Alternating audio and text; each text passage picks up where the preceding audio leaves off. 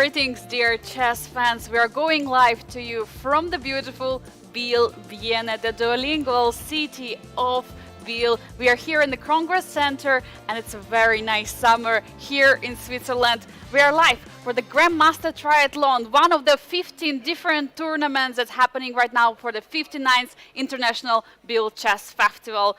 And we are your hosts for today and for the whole tournament. My name is Angelika Valkova, and so happy to be joined by Grandmaster Arturs Nations. Arturs, it's already round 3 of the classical portion. Are you excited? Of course. Classical tournament is probably the best part of the triathlon. There's 3 events in total: the classical, rapid, and blitz. This is essentially the second stage of the 3.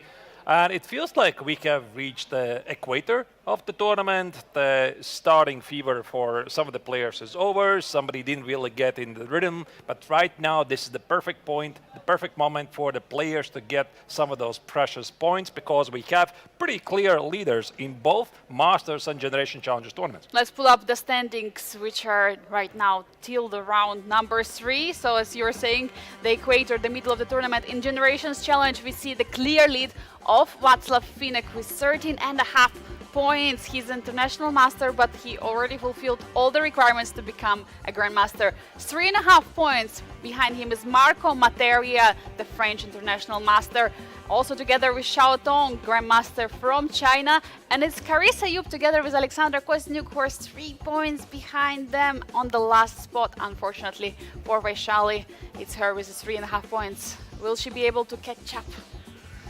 Tough question to answer. Well, a lot of questions will be answered, obviously, today.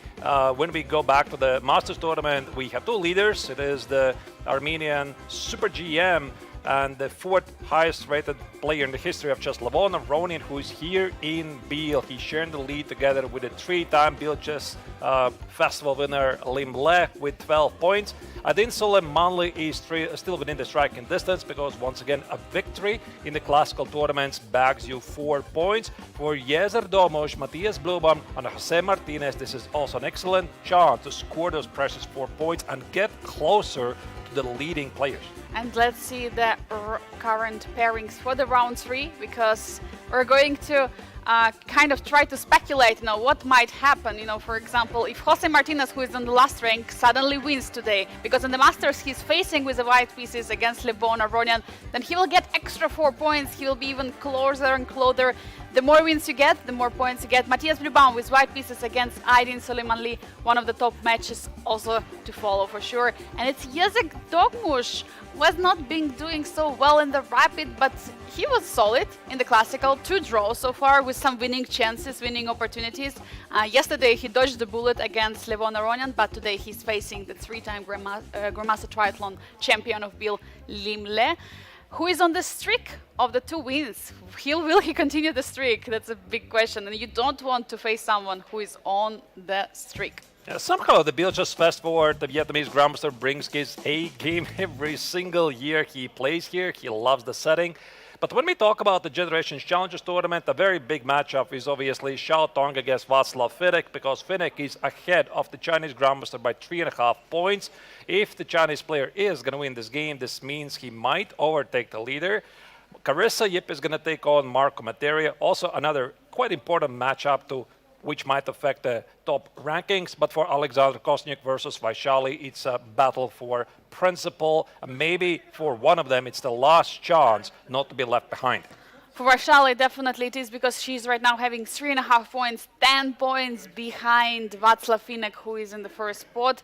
So yes, so many tough matchups, and as we were mentioning, the format of the event is implying that players will try to play some, risky lines, go all in, maybe in some positions to get those precious 4 points. 2 draws together will be just 3 points, which is 1 point less than 1 victory. So it's better sometimes even to lose 1 game and to win another to get more points. Arturs, what would be your strategy? Yeah, I don't know. Probably take some calculated risks and see how it goes. Speaking about Alexandra Kosniuk versus Vaishali, this is not their first encounter. However, Alexandra has been playing really well against the current World Championship challenger because, I mean, Vaishali is going to face the world champion June later this year for the World Championship match. So far in the classical games for Kostanyuk, it's 2 victories and 2 draws. But what I find it really to be interesting, she has played all the classical games with the white color. Oh, that's very interesting. And today, Alexandra has white pieces against Vaishali. We also see in the playing hall a lot of people gathering. As we were mentioning, a lot of events are happening. Right now, in the playing hall, it's MTO Masters Open tournaments. It's ATO Amateurs Open tournament. There are also other events which are happening at the different times. For example, in the morning, there was a freestyle chess open event. Later, there are going to be also the Wix tournament, the events which are lasting only 5 days. If you, dear viewers, if you would like to experience the atmosphere of the beautiful Biel Chess Festival, please join us next year. I mean, if you're still here, you can also, by the way, join next week, because that's when the tournament is starting. If you don't have 2 weeks of time, because that's how long we are here, you can just be here just for 1 week. Yeah, I think it's really a great opportunity because, I mean, it's not all about the Masters and Generation Challengers tournament because, like Angelika, you said, 15 tournaments in total. Pretty much any chess fan can find something here that he truly enjoys. Also, the next year, by the way, the Biel Chess Festival is going to be celebrating 60th anniversary. So I'm pretty sure that the organizing team is going to try to find something exciting and special. Another extra reason why you should come here to the chess capital of Switzerland, at least this summer.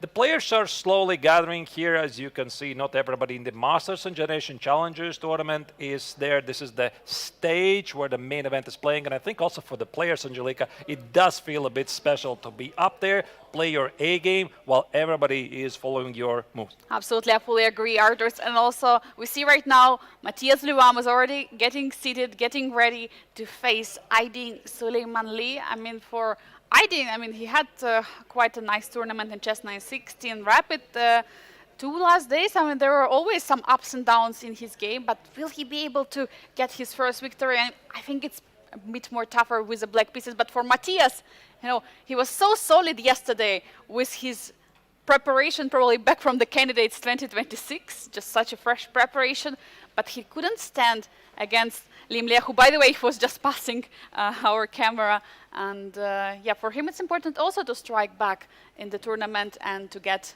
more points. Yeah, so the players are getting ready. The time control is a long one, 2 hours for the 40 moves. By the way, no increment, which typically leads to some excitement. Typically, when the players get to the move 40, then they get extra half an hour if they have successfully made to move 40, and also extra plus 30 seconds per move. And here we see Jezer Domush. This time, by the way, I think this is the first day I'm not seeing him in a suit. And he's going to take on the 3-time winner, Lim Le, who is in a great shape here. Yeah, that's what I also wanted to mention. You know, Jez is coming fully dressed in white today, or at least, you know, light colors, playing white pieces, and Lim Le is in the dark. Okay, it's not black, but you see handshake, the game is starting. What we'll see as the first move, which approach will Jez or Dogmush go for? They have not really played any prior classical games before, but yeah, we are going to see what's going to be their choice. By the way, C4, I see the English opening has been played before. Their rapid game, you might remember that Lim Le convincingly won with the white color. This is where Domush was trying to play some Benko, some Gambit. It quite didn't really work, but yeah, okay, here, C4 English opening. Is it going to be E5, trying to get reverse Sicilian, or something E6, D5? Actually, I think Angelika, the Vietnamese Grandmaster, prefers the E6, D5 setup in his most of his games. Yeah, definitely going for more flexible approach. See what white wants to do. We have seen already a similar pawn structure already yesterday. We had a lot of the openings which transposed to the D4, also starting with a C4. And Lim Le is for sure one of the... Ooh, and we have C5. After 1 minute of thought, he plays C5 in this It's not position. a bad move, yeah? Ooh, of course it's not a bad move, but it's surprising, isn't it? Yeah, I mean, some people like to play like this. It's a very solid choice. B3. Okay, like It feels like Yes is inviting his opponent immediately to have some sort of improvised chess because maybe Limle has played his c7, c5 fair share of games. I don't immediately recall, but c4, c5, b3 is not your main way. How do you play it here? I think instead of the b3, some of the most typical ideas for white is to play knight f3, play either d4, knight f3, knight c3. Sometimes you play g3. Sometimes you play knight f3, ed4. There's naturally many setups that the white can choose, but b3 is not the main continuation here. And we see Liam is now taking his time. You see he moved closer to the board and he's trying to recall. And if some player did, surprise us with some unique preparations, it was Limle. He also surprised in some rapid games. And yesterday, the first round of the classical. So in the classical, he was absolutely amazing. In the first round, finding these ideas with the g5, then later some novelty with rook h6. Yesterday, trying to outplay and outplaying finally Matthias Blübaum in some very, very solid lines for black. And now he is surprised. Yeah, I mean, I don't even immediately recall like what is black supposed to do here. Definitely there's a couple of moves. There's moves like knight f6. Do you go for d5? Do you play knight f6 and g6? Do you play knight f6, b6, bishop b7? Do you play knight f6, c6, d5? There are many continuations and not necessarily there's like one correct continuation. I have a feeling that this is going to be one of those games, Angelika, where the players will be improvising quite early on. And I think it's also a very good opportunity for us just to jump to the next game and see what's happening there. Yeah, absolutely. Let's go immediately to the next game. Do we have Jose Martinez against Levon Aronian? Levon Aronian is the leader of the tournament, and for Jose Martinez, since he lost the first round, it's also a good opportunity to try to strike back. But yesterday, we have seen he was in the trouble against Aydin Suleiman Lee. He was much worse, and eventually he managed to survive that endgame. So I think this is a good moment for him also to recover in the tournament and try to strike. But how do you do it against someone like Levon Aronian, one of the most experienced, the most experienced players in the field here, and one of the most creative chess players in the history of chess? Yeah, probably just play your A game and don't really worry about how to complicate things, because definitely Aronian is going to help you in some way because he's such a creative player.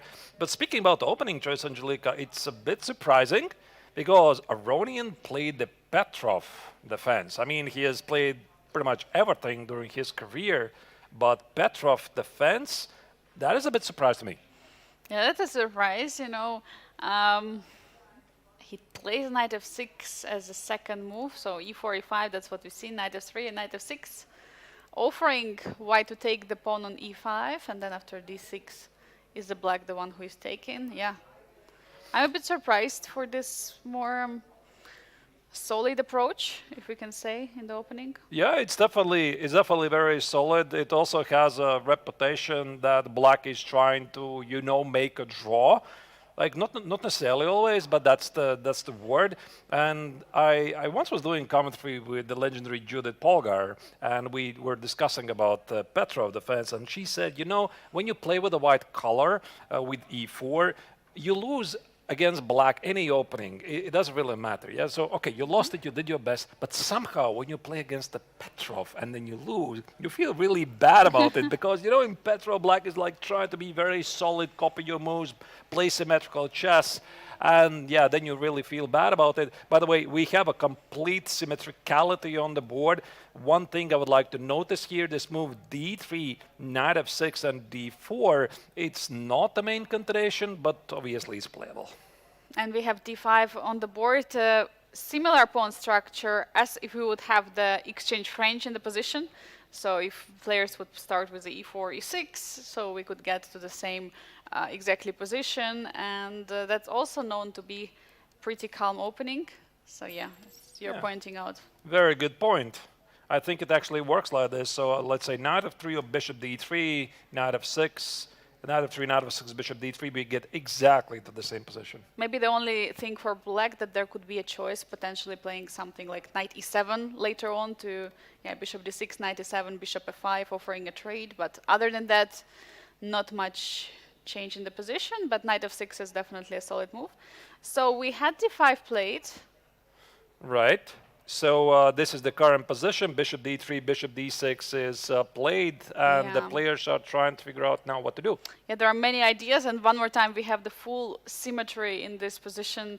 Bishop on d3, bishop on d6, knight f3, knight f6. I mean, all the pieces are being fully symmetrical, and now the big question is, because now is white's turn, will white try to differentiate in this position? Will white try to do something else? Because I see that there could be definitely castle, castle. That's how we can continue. And again, position is going to be equal. So if both sides castle, again, we have the same symmetry. But also there are such moves as h3, pretty tricky, not to allow any kind of bishop g4 in the position. And that's what you want to do. You want to play against that light squared bishop on c8 from white's perspective, and from black against the bishop on c1. Yeah, it's a very reasonable idea. I think that typically in these positions, especially white, I'm not sure if black will be able to do it in time. Black is having some problems with this bishop, because you see these squares are not really so good. f5 already is contested, and bishop g4, very often, even in some Caricans, black tries to solve this problem playing bishop g4, bishop h5, bishop g6. Also, it's one of the themes in the Queen's Gambit Declined exchange, where the so-called Cospet structure variation. And yeah, h3, it's absolutely a thing. And again, let us not be fooled about the symmetricality of the position, because you see white still has an extra tempo. There's many setups to choose, and everything is re-evaluated. Of course, not king f1, but short castle was just played by the Mexican grandmaster. Will we see another short castle by Levon Aroyan to have complete symmetry for one extra move? So definitely it's possible, and he's immediately castling. He does it, he does it. Okay, so we keep on having symmetry in the position. It's funny, you know. I'm just wondering who will be the next person to break the symmetry in the position. Will it be like some bishop g5 or h3 or...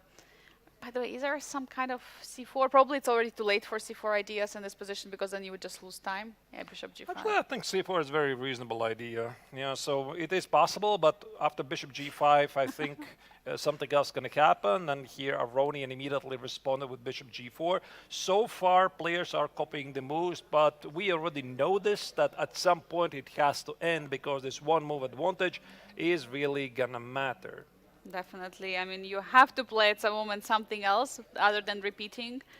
And yeah, bishop g4 has been played. Again, everything is in a full symmetry. But while the player is still not breaking the symmetry, I would suggest to move on to another game that we haven't checked in the Masters tournament yet. And it's Matthias Blubaum against Aydin Suleimanli. All right.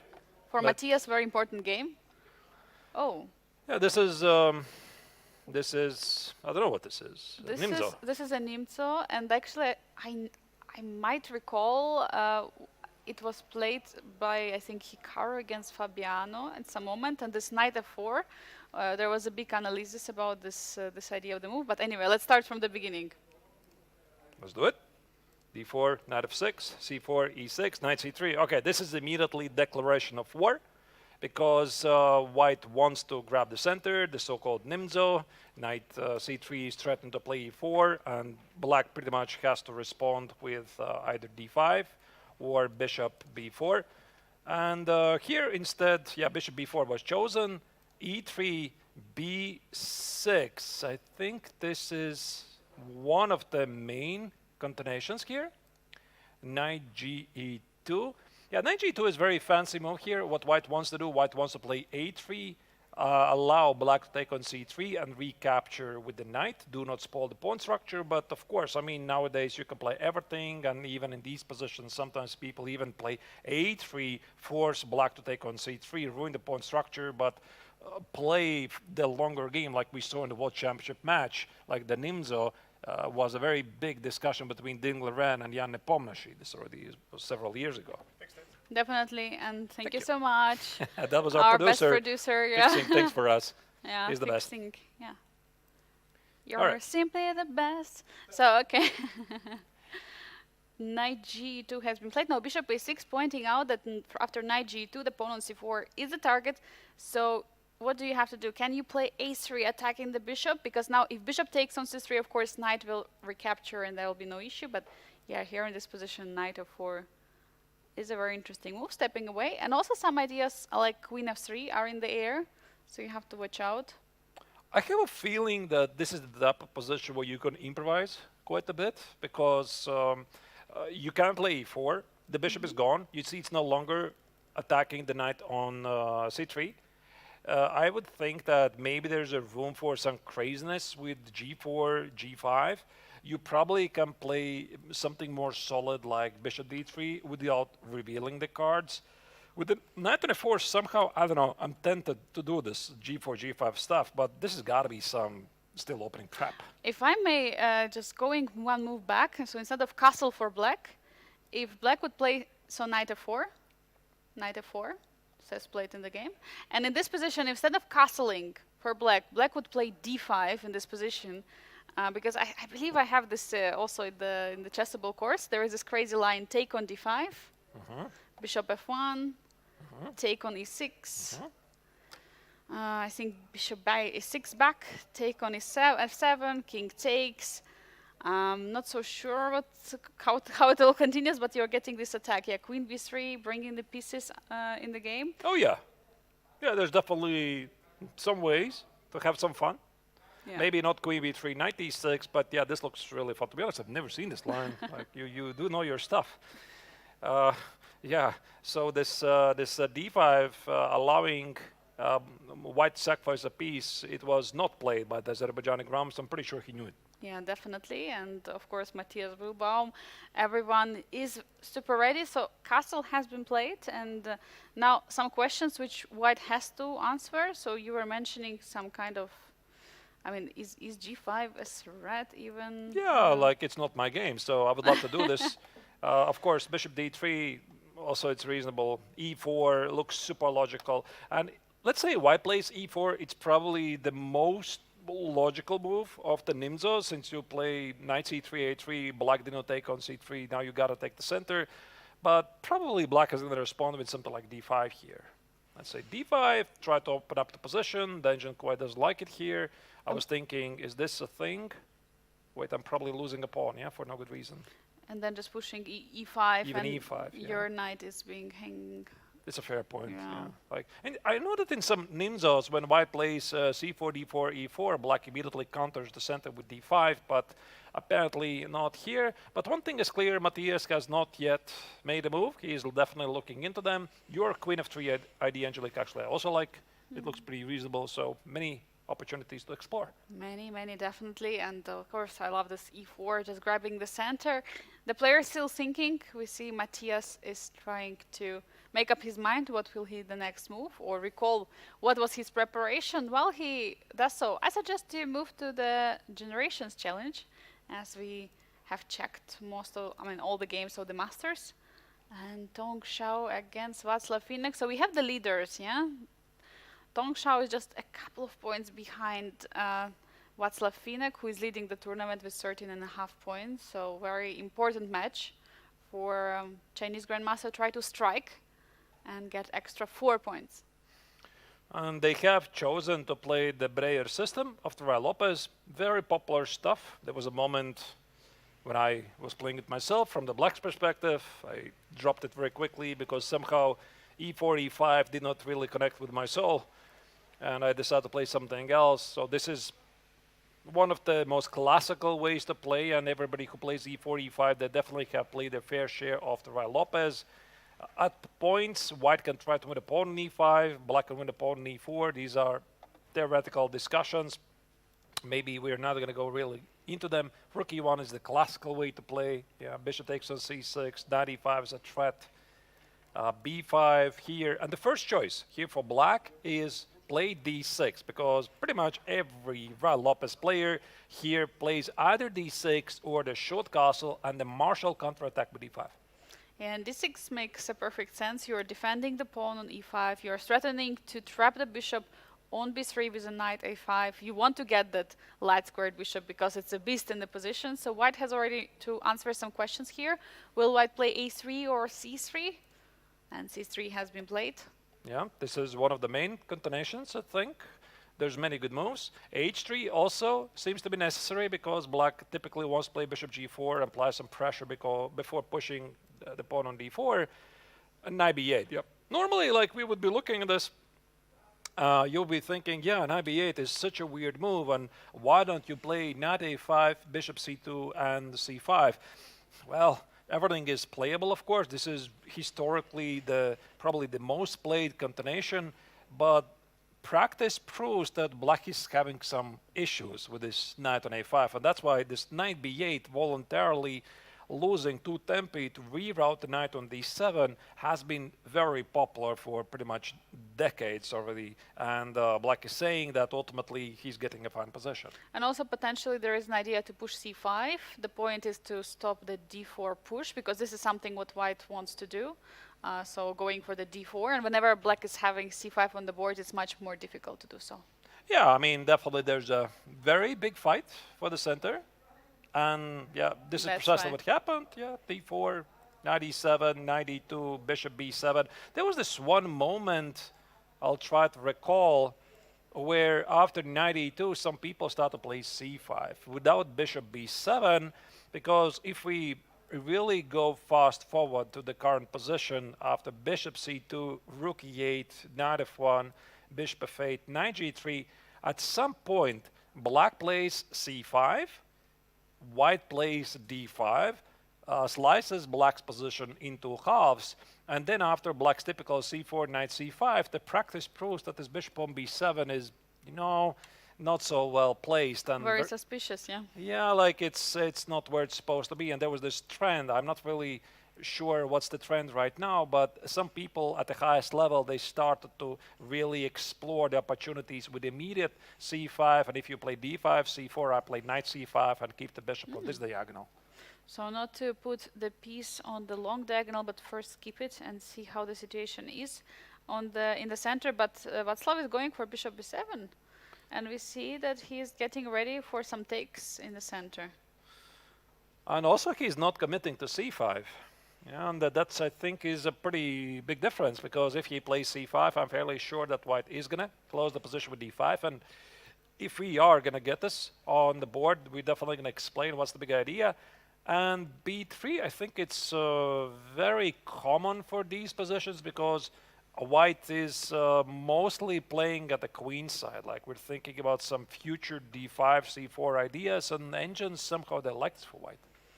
Yeah, definitely. When for c5 you allow it, and then you have to commit to those kind of pawn structures where your bishop is going to be out of the game.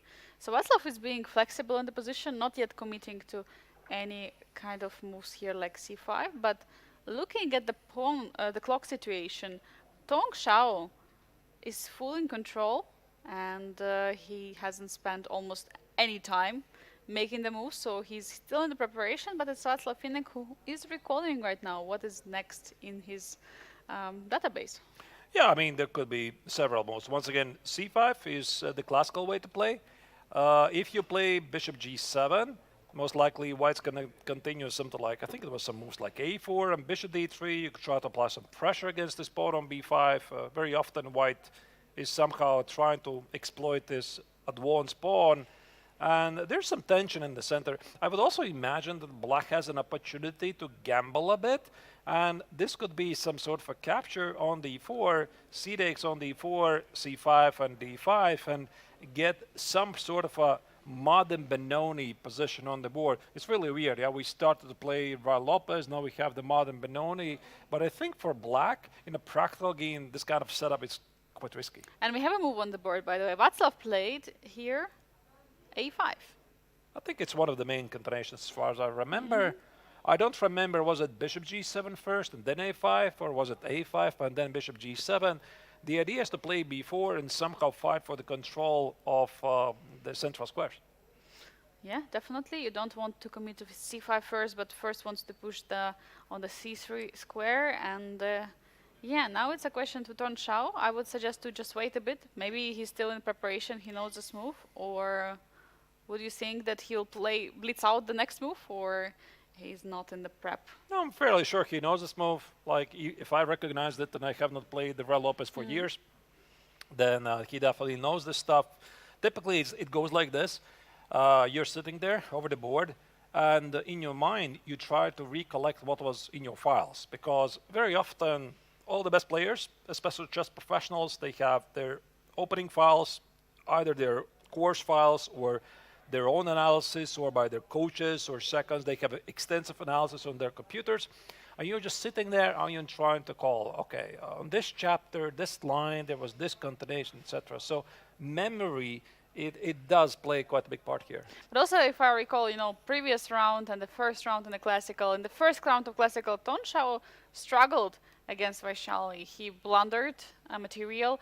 In the second round, yesterday, he was under huge pressure from Marco Materia, but he managed to survive one more time. Do you think it plays some kind of role in the opening and approach that Václav Finek is choosing, that he sees there could be an opportunity that he could seize in this matchup? Yeah, I think so. I don't really think that he is out of the prep right now. Maybe he's slightly surprised. Maybe he expected something else. Again, we don't really know the backstory of these two players. What was their prep? What did they expect? Did Finek surprise him with the Red Lopez? Did he surprise him with this line? Maybe he's like a martial player. You never know this, because when you are preparing for the game, like, you're trying to predict it as far as it goes. But Angelika, to be honest, I have already given up on this myself, because I don't really remember when was the last time when I was able to predict the game like the first 50 moves. Because everybody prepares, and first focus of every competitive player is to make sure that the position you prepared, your opponent doesn't have it on his computer. You want to make sure to surprise your opponent first, and that's the trickiest way and to go in the openings. But it's so tough, so many lines have been analyzed, and you never know when someone will step away from the line that you prepared. Yeah, absolutely insane in preparation that we've seen in this tournament so far from Liam Le. First, he's going for some absolutely craziness. Then in the second round, he's going for this very solid line, but then punishes Matthias Blubaum. And okay, today Liam Lee, we'll see what he's going to show against Cesar Dogmush. But 2 more games in Generation Challenge we haven't checked. I suggest to move on and go to the overview of the tournament, because our best producer prepared for us to see what else is happening. So here I see in the bottom middle board, Carissa Yip against Marco Materia. There is semi-open E and F file. Somehow the pawn is not there anymore. I'm not even sure what was the opening there. We're definitely gonna check it. Definitely, yeah, some crazy position.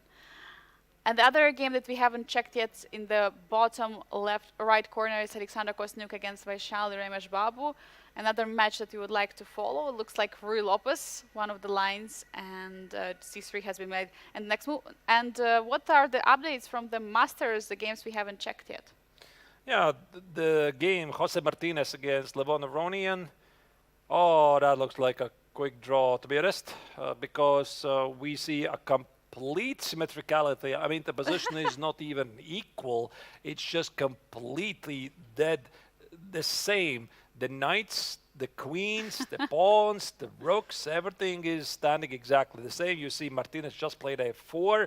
Is Aronian going to respond with a5? I have a pretty good feeling it might happen. I think this game, Angelika, probably is going to be the quietest game of the round.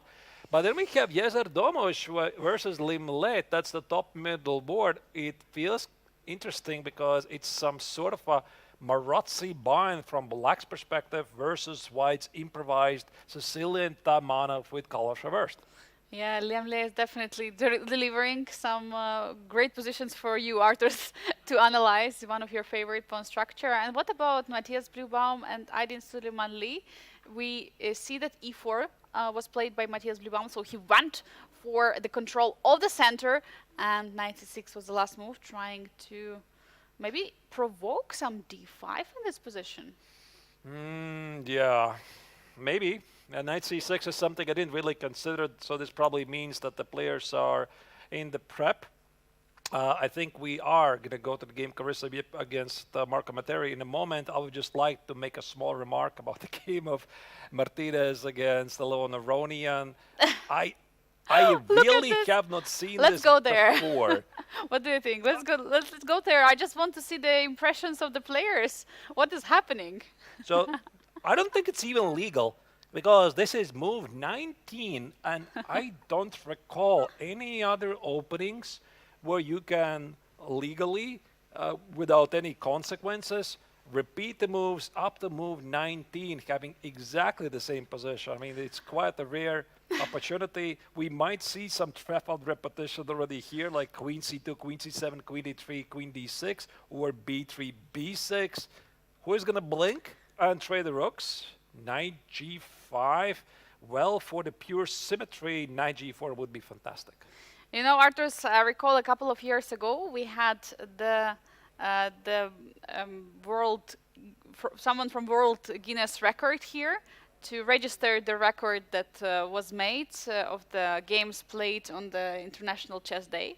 And I think if we still have contact with this person, we should invite him as soon as possible to see if there has been, you know, a record for the most symmetrical position game, if we can do so. But unfortunately, from the first moves, there was a bit of asymmetry, but they were always catching up with each other, move by move, because we have e4, e5, knight f3, knight f6. So yeah, it should be actually some kind of asymmetry. Only knight e5, d6. No, I mean, the symmetry is going to end right here. I have a feeling, unfortunately, I mean, maybe it's already a world record, but knight g4 doesn't feel right because white's going to play queen f3, and if you play queen f6, I play queen g4, and your repeating of the move simply ends right there. You can't really do this. But jokes aside, of course, I mean, Levon here is thinking, what's the fastest way for me to equalize the game? I think that he's not very ambitious. He just played knight f8, and I have a good feeling that a lot of pieces will be disappearing using the e file. Oh no, I'm very upset. No more symmetry. But of course, you do it as long as the game allows it, because you don't want, of course, to blunder. But this is still more exciting than the Berlin variation: queen e4, queen e6, queen d4, queen d6. You gotta agree. Yeah, exactly. So we still have a game here. Of course, some pieces might disappear in the e-file.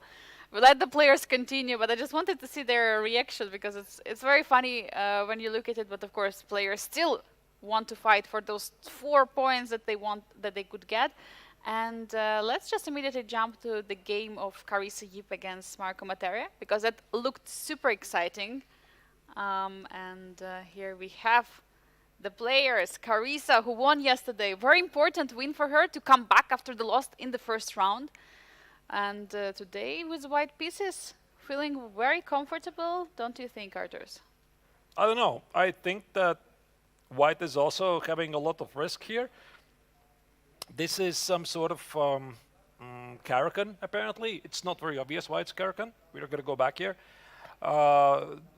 White can misplay this position because I definitely could see trumps for both players. I see the relation bar, but I'm not sure it really matters at this stage. Black can organize, black already has, 2 connected pass pawns in the center. White can do the same at the king side. So it's going to be really all about the quality of the next move. So for Carissa, having already spent 23 minutes at this stage, I think it's a bit worrying for her because, I mean, Marco still has 1 hour and 52 minutes, so this means he's probably in the prep. But let's go back to the starting moves. Yeah, I just want to see what was the opening, because if I don't see the pawn on c6, I might suggest it was some e4, e5 opening, but it was not. So it was Caracan. Yeah. We have seen Caracan already. Alexandra Kostniuk played Caracan. Was it yesterday that she played Caracan? Yeah. There's several Caracans so far here in Biel. This is one of the classical ways to continue these days. I mean, there is a big wave of fans who like to play h4, especially online. You know, when I play online, 90% of the games, they tend to play h4. They want to crush the bishop. Yeah, like they want to trap it, but all of this is pretty normal. a5, okay, now I try to recall who was the biggest practitioners. Was it Pavel Ulyanov? he released a course or even couple of courses. I even might have it, even though I have not studied it. This is one of the latest trends of the Caracan, and I think it's also very characteristic for modern chess in general. You don't develop your king side pieces, you grab space at the queen side as quickly as you can, just to maneuver and know where to position your pieces later. So only really good players can play like this. Yeah, definitely. And the c5 break is something that you're also watching out to. And a4, not allowing any pawn pushes. So he first tries to break with the f6 pawn. So It's a very common thing, yeah. Okay. It's a very common thing in the Caracan, super aggressive. It's a very sharp line. E6, C4, I think I've seen this line. C takes, E takes, D takes on E5, bishop C5, and the players are here. Now it's a big question, how to proceed with the development for both sides. And I think more questions are asked to the king side of black. Does black actually want to castle king side? Because I don't see them castling long side. I don't know. I don't No, know. because knight, if you develop knight on e7, it will not have so many squares. But you want to reroute it probably to the g6, right? Knight e7, knight g6, targeting the pawn. I have a feeling it's a bit too early to tell, really, because we don't know much about white's setup. I think that for white to have some sort of a play here, you need a pawn on the 4. Like, otherwise this pawn is going to become really loose. Maybe, as you said, Angelica, whichever side the king goes, knight e7, knight g6, bishop g4, maybe eliminate the knight, collect the pawn. Yeah, so I would think that f4 is reasonable at some stage, and this hints towards some sort of a knight e4. Like, I don't know what are the next moves. Is it knight c3, knight e7, knight e4? I think we are commentators, we are allowed to do this. Knight c3, here, some sort of a knight e4, play f4, although engine says that you can probably just take the pawn. Arthurs, I checked briefly the position. As you're mentioning, knight d4 is the main move that has been played so far in 7 games out of, there are not so many games that were played in this position, but in most of the games, knight d4 was played. Also, okay, knight c3, bishop d3, knight b2. But the thing what's interesting me most, I just checked results of the game, and most of them are won by black in this variation. Yeah, that's So what I'm saying. Like, I recall this, I think, is there a certain Latvian championship game? Because I recall one of my fellow grandmasters from Latvia playing this in the current Latvian championship. It was a very, very similar game. Maybe this is not the same line. Yeah? Is there? Not really sure. Okay, maybe not the same position, but I see some Polish players definitely are I can't here. speak for Polish. I only know my guys. Yeah, knight e4. I think it's reasonable. Yeah, f4, knight c3. You see, you're hitting the bishop. Let's say if black commits to bishop d4, queen d4, knight e7, knight c3, short castle, some sort of an f4, g4, f5. Black's gonna try to do the same. c5, d4. It has a potential to be really sharp.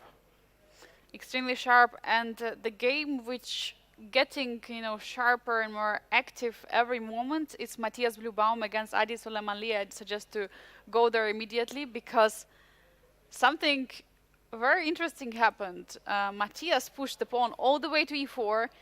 He got the space in the center on the queen side, but he hasn't castled yet. And Engine likes black's position better here. Okay, so we have to go back to the moment when we left it, just to see what were the moves were missed. e4, okay. That's what we expected. You said that e4 is logical. Yeah, e5 gains space. By the way, Engine doesn't like this move immediately. Okay, 98. b4. You're threatening the fork. And now bishop b7 looks like a logical move, so it should be the move that Matthias anticipated. By the way, 1 hour, 47 minutes for Adin Suleimanli. He must still be in the book of the variation, or his moves were just simply to force into play. I think bishop b7 was the only move he could have done. It's quite a gamble by Matthias, because one thing I can immediately see is that he has only 2 developed pieces. He has a considerable space advantage, but black is fully developed. Black can play f6 or d6, open up the position. Matthias knows what he's doing. He's taking the risk. I'm really sorry. Let's go right now to the game of Jose Martinez against Levon Aronian, because we see we are back to the symmetrical position, and we might see the repetition in this game, and we might see a handshake in just a few moments. Wow, lovely. Okay, So the clock is stopped. Yeah, I think they played. This was the position 9G. Wow, this is really amazing. Look at this. So 9G5, knight F3, knight G4, knight H2, knight H2, knight H7, knight H7, king H7, king G1, king G, king H2, king H2, king G1, king H2, king H2. They're discussing something, laughing right now. It's the perfect symmetrical game of chess, the best symmetrical game I've ever seen. And we have Anna Srebrenic coming to the game right now. Yeah, because they have to check. They have to check. Can you agree to a draw? Because we already had one funny moment here a couple of rounds ago where a player decided to call it a day at move 27. This happened in the Generation Challengers. The arbiter had to intervene and say, you don't do this in Biel. The only exception to the rule that you cannot agree to a draw is there's a threshold repetition, but normally you have to make to move 40. And this is where the players are trying to convince the arbiter, we have made it, there's a threshold repetition. Yeah, and here is a handshake. The draw is, I'm not agreed, but there was a three-fold repetition claim, and I think this game should get an award. The most symmetrical game in the history of the Biel Chess Festival tournament. A very beautiful game if you look at it with, optically, everything was symmetrical almost till the very end. But of course, we still have other games. You see, the players are laughing. Players are laughing after the game is over. And thanks them for the good mood for us, right, Artus? Yeah, of course. It was a pretty funny moment right there. But I mean, jokes aside, there was not much happening. I think Levon just equalized the game. Martinez tried something. It quite didn't work. And very early on, the players decided, okay, draw is just a good result. You can't really blame the players. It's a very long tournament ahead of them. And they're taking their hydration break right there at the table, and I have a feeling that, Angelica, we should do the same. Yeah, absolutely, I agree. We have to go for our first hydration break here at the 59th International Biel Chess Festival. One game has finished, but 5 more are still happening. Grandmaster Triathlon. Dear viewers, stay tuned for more exciting chess from Biel.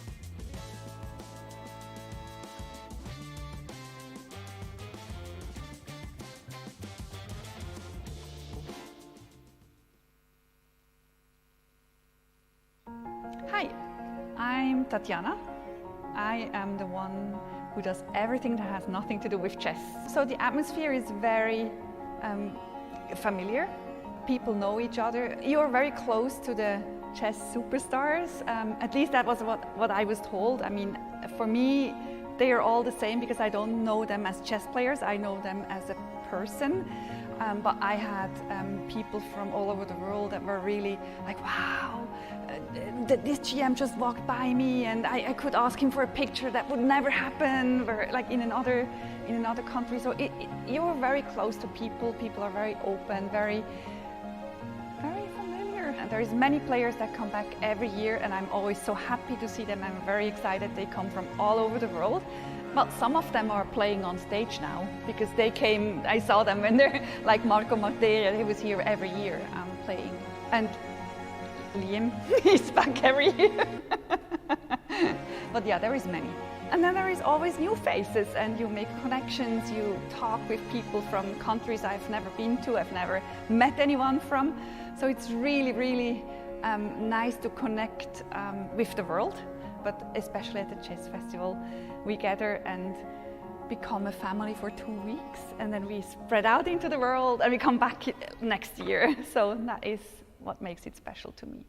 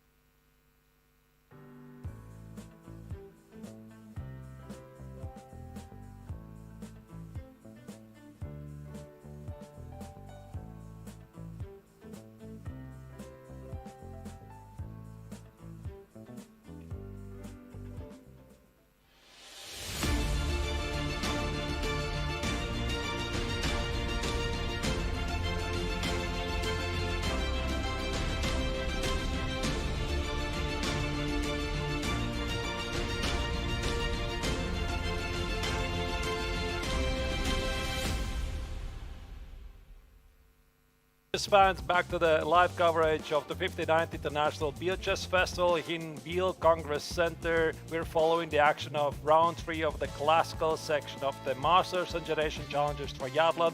As you can see, I've been replaced. Angelika is gone for the moment. She's filming me with a phone right now, but we have a very special guest here with us, the legendary Grandmaster from Armenia, now representing the United States of America, Levon Aronian. Hey, Levon. It's great to have you here. So, Levon, before we jump into the action, I have a feeling I could use your expertise. I'm looking at those games that I have no idea what's going on.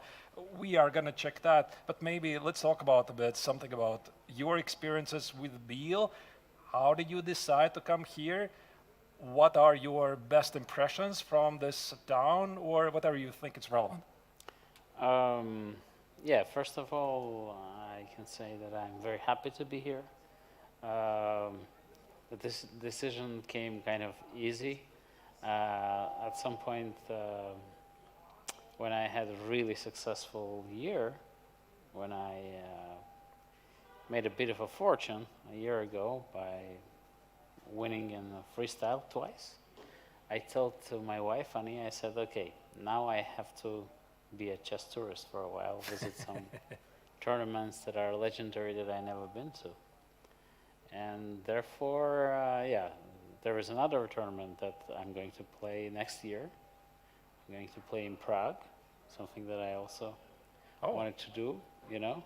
So now I'm being a bit of a chess tourist, not so concerned with like the financial side of the business, just taking some time off, enjoying chess and enjoying cities. And therefore, I decided to come here. Switzerland is a really wonderful country to visit generally, you know, with the lakes and everything. The only issue is when I came here, at first I was joined with my family, but then they had to leave. But I caught a bit of a cold from my daughter. So, yeah, I'm still not 100%, I can say. But you're feeling better now? Yeah, I'm feeling better, but not 100%. All right. And yeah, so we had already our first rest day. We talked a bit privately. I think this was during this appetizer when everybody was gathering before the start of the tournament. You said that you might go do some sports-related activity. Did you do that, or still this cold managed to affect your plans? Yeah, cold, man, yeah. Because I was planning to go for a swim in the Biel Lake, but yeah, so far I have to postpone it. All right. Let's use you for chess right now. And I would like to ask your opinion, Levon, about what's going on in the current positions. I think we probably can skip your game. I thought it was symmetrical perfection, to be honest. Yes, yes. No, I realized in my preparation, I was mainly expecting something else, but I told to myself, you know, Jose doesn't have so much experience playing Petrov, so, and he kind of avoids it even in the blitz games, so I should kind of go for it, and turned out to be an easy game for me. Mm-hmm. All right, so that game is finished. The draw was agreed. But now we have the following games. So you can see the viewers also on the screen. And Levon, I hope you can see that far. If not, I will be maybe selecting the games for you on the small screen. Maybe we can start with a game of Zardomos against Lim Le. Or Yes. if you spot like something really spectacular that catches your attention, go for it. I'm going to go there. I think this is some sort of a theory. Because, I mean, c4, c5 is so annoying that people try, you know, to come up with something for white. But this b3, I think this is the main problem of it. Black just has a decent, comfortable position. So this is like the latest trend they play here. No, I mean, people try anything, but this particular position is well known. This d5 is kind of strong, yeah. Takes. Knight f3, knight c6. e5, yeah. Yeah, I think you can take on d5 and play e3, but then even bishop e7, bishop c4, queen d6, I think that's fine. takes, and e3. Yeah.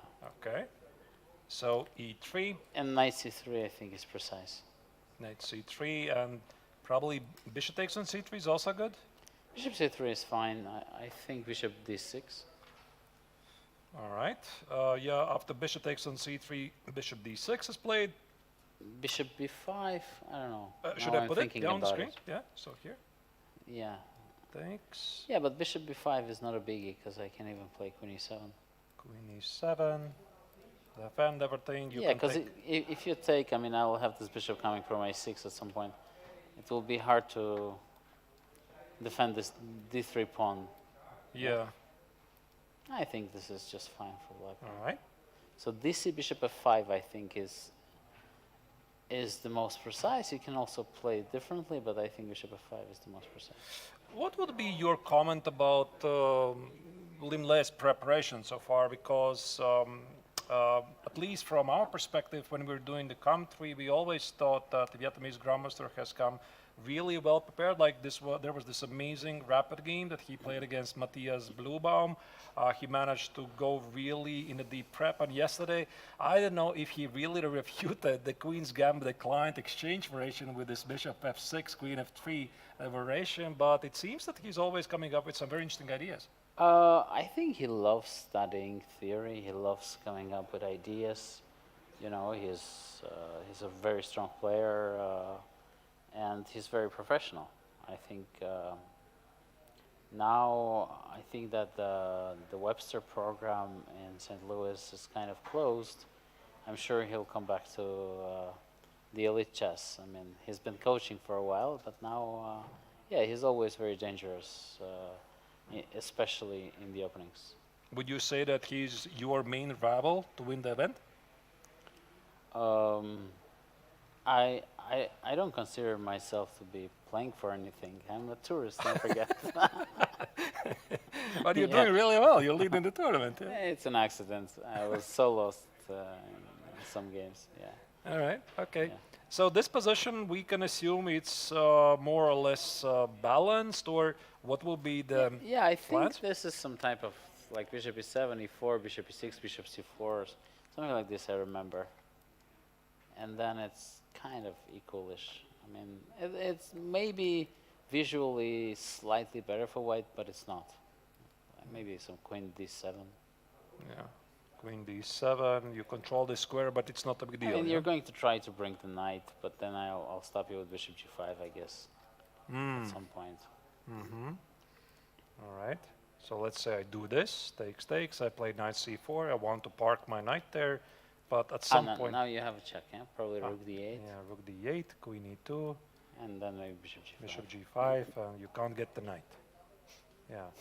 This is also, by the way, something, Levon, I have noticed in some other openings, like I think even in the king's in and attack lines, when black happily plays d takes on e4, d takes on e4, and e5, and says everything is fine. Yeah. So it's amazing how theory moves on. Yeah, if you were to show this type of position like 50 years ago to somebody, they would say, oh my god, this whole on d5, you cannot play just like this, knight will get there. But nowadays, I think a lot of openings have been proved to be solid. I have a question to you. So I asked this question once to Vichy, an aunt, and I always thought that he is the inventor of the quote, I don't care if it's weird, if it works, it works. But then I asked to him, he said to me that this is not his quote at all. So do you know who invented this, or it's like common knowledge that is floating around? I guess many people said that at some point. So nobody can be Yeah. attributed to this, right? All right, so maybe we can leave this game Yeah. and select another game. So let's pull up all the overview of all the other games, and we could select one of them, or we could also immediately go straight to the game of Matthias Bluebaum. Maybe actually we do that. Yeah. Yeah, let's- because that's the most exciting game all right. from the opening perspective, yeah. Is this still an opening theory? I've or never seen this position. Is that even possible? Yeah, of course. Because like what I really liked it about this opening, Levon, is that it really showed how white is aggressively pushing the pawns in the opening phase, Like this happened, d4, c4, knight c3, some Yes. nimzo, Yes. pushing a lot of Yeah, pawns castle is kind of rare. D5 is the move. here. Yeah, after knight f4. And what is the status of this line? Because Angelica, she said that there's some fancy stuff Bishop f1. and sacrifice a piece. Yeah, this is kind of fine for black. Okay. Because e4, yeah, this used to be known to be a strong kind of refutation, but not anymore. I think black plays bishop c4, b3, bishop a6, and black is fine. I think bishop c4 is an important. No, bishop Oh, back. immediately, yeah? Immediately. Yeah, you no, mean. no. e4? No, you did correct. e4, Yeah, sorry, this is my silly yeah, analysis bishop here. c4. Bishop c4? And the point is to meet b3 by bishop a6. I have to take away the b3 square Oh my from the queen. goodness. Who plays like this? Well, that's like common knowledge. Not to me. Yeah, this bishop c4 move is the move that actually holds the position together. Because they used to try some c5 before. Instead of bishop c4, Yeah. yeah? Yeah, Here. but it's not good, I think, because of e5, I think. And Yeah, there's this is some this issues. is not great for black, yeah. Okay, so apparently theory is moving on here. Yeah, and then yeah, d5 is the move actually. Yeah, d5. Yeah. And then people, instead of CD, people also. No, CD is correct. CD, bishop f1, king f1, edg4. This is some old Botvinnik stuff. Right. And now I think castle. Yeah, the point is to meet g5 with knight e4, I think. And this is apparently fine for black. Mm-hmm. And if white goes, yeah, white can go like something like queen f3 instead of g5. Mm-hmm. Yeah. Queen f3, then c6, g5, knight e8. It's kind of a battle. h4, and then black tries some. I think bishop d6 is an important move here. Mm-hmm. Weirdly enough, this knight on f4 is too good. You kind of have to restrain it. Mm-hmm. And this is apparently okay for black. Then black plays a5, Mm-hmm. brings the knight through a6 to c7, and plans to play f5. Oh, to slow down the attack, yeah? Yeah. Mm-hmm. It's it's a complicated position, very interesting. But shot castle must have been a surprise to Matthias. I don't remember this move actually. I definitely analyzed it, but I probably came to a conclusion this is dangerous. So can you maybe tell me, or the viewers more specifically, from your perspective, how does your mind work? Let's say you're sitting there doing the game and you're trying to recall the variations. So do you try to, like, in your mind, picture the files that are in chess space, or you're calling some certain training camps, or how does it work? How do you remember? Okay, so the issue with me actually, I have a recurring deja vu. Okay. So it really doesn't help because I'll be playing something that I've seen the first time and recalling the time that I've seen it and the exact moment. But this has been the case not just with chess, but everything. So, so I'm not the right person to ask. Okay. 'Cause I always forget or recall something that I've never seen before. Right. But generally, you try to remember the move. You're kind of looking, oh, what was the move? What was the pattern here? More or less, sometimes you just remember one distant move in one variation, and then you kind of reconstruct the whole line based on this. And if it's, okay, so let's maybe go to the current position. So e4, e5, b4, bishop b7. I have no idea what was happening here at this. Yeah, this is very interesting. Yeah. So white was forced to play b5, or I don't know. because let's see what happened after e4. I just want to see. I mean, when white played e4, You mean here? yeah, and black played knight c6, huh? Yeah, knight c6, yeah. Yeah. So I just want to pause for a second, just to understand what's going on. Okay. So basically, does black want to play e5, or what does he want? What if I just play like bishop e2? A good question. e5. But then I just take and play b3. I think that looks very comfy, no? how would you rate the strength of the Marazzi bind? Because I'm very biased. I really love the pawn structure. Or would you say it's a really great pawn structure, or what would you say? I think it depends on the amount of pieces that are on the board.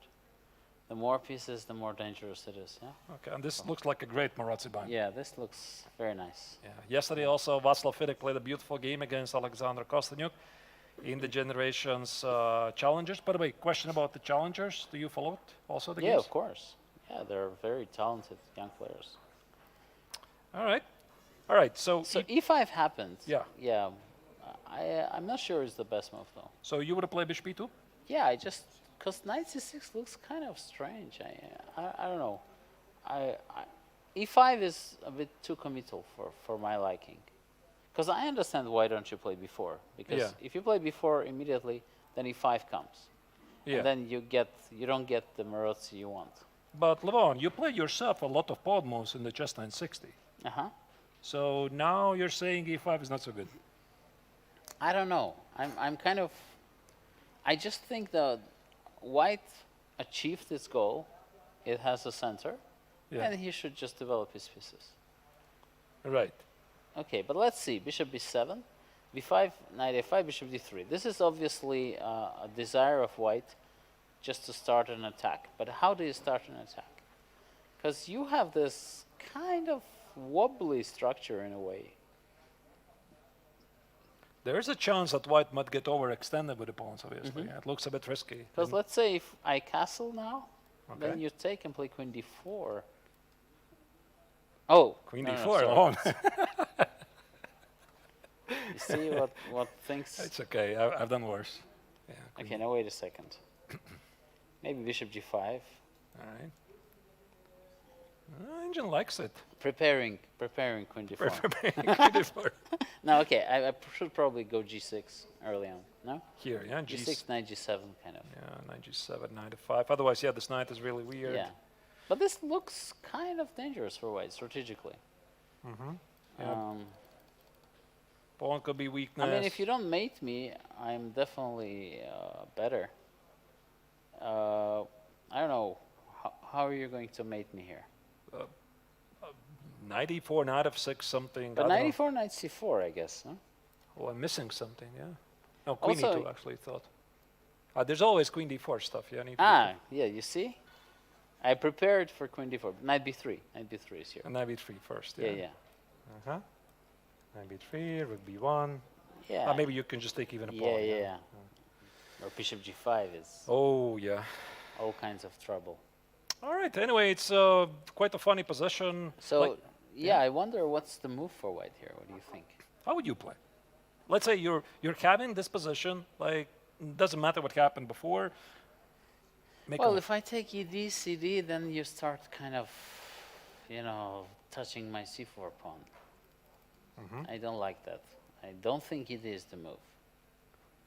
At the same time, I mean, I have to commit with something. I mean, castle is Sure. one move. Yeah. What else? Can I play H4? Let's try h4. I mean, looks. I very just want to play dangerous. against your G6, yeah. Yeah. Let's say I take. And now.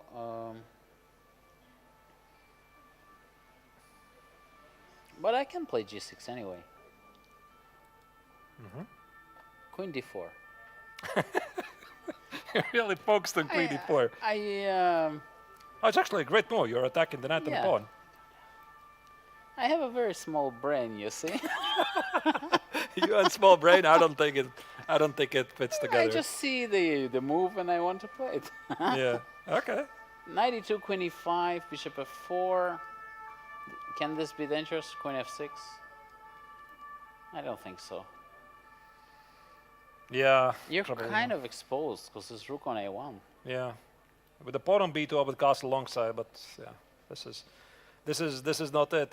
All right. So yeah, should I castle. think it's definitely a moment for White to play. I mean, it's a decisive moment more or less, because he's going to decide how the game is going to continue. just the spirit of the game. All right. Okay. It's a fun game. We'll definitely keep an eye on it. So, Levon, if you would choose, which game would you like to check? Is it somebody from the Masters, or if we have a look at the overview of all the other Let's games? look at some of the Masters games. Yeah. Okay. For example, Carisa's game is interesting. This is also kind of known, I think. Aha, Bishop G4. The computer thinks it's a mistake. Yeah, I mean, I was after the book, and when I was doing the commentary with Angelika, we were thinking about this move A5, and I tried to pin the achievements to Pavel Ulyanov that he made some big analysis here, but maybe I don't remember things correctly. I think it was him, right? Or not? Maybe. Maybe. Many players I'm probably not have worked on this. not too familiar. I know this move. The main point is that after A5, A4 inclusion, F6 is playable. That's Okay. the whole thing, yeah? And how does it help Black? Yeah, because then you don't get mated when your king gets castled long. That's the idea. Yeah, because when white goes for the C4 business, yeah, if the pawn Right. was back on A7, it would be very dangerous, yeah. Right, then you cannot castle the long side because Yeah. white can open up the queens, and now it's Yeah. much more difficult. I see. So black played bishop g4 and the computer showed the mistake. Why is it a mistake? Is h3 g4 a problem? h3 e6 g4? I'm wondering. And this, yeah? Yeah, and then maybe g4 first. Okay, g4 here and e6. Yeah, looks a bit dangerous. Well, according to an engine, we are making some inaccuracies, but for black, the king is quite exposed. Maybe e6 is not the right move, yeah? Yeah, probably Bishop g5 maybe instead. here. And go for development, try to keep the king in the center.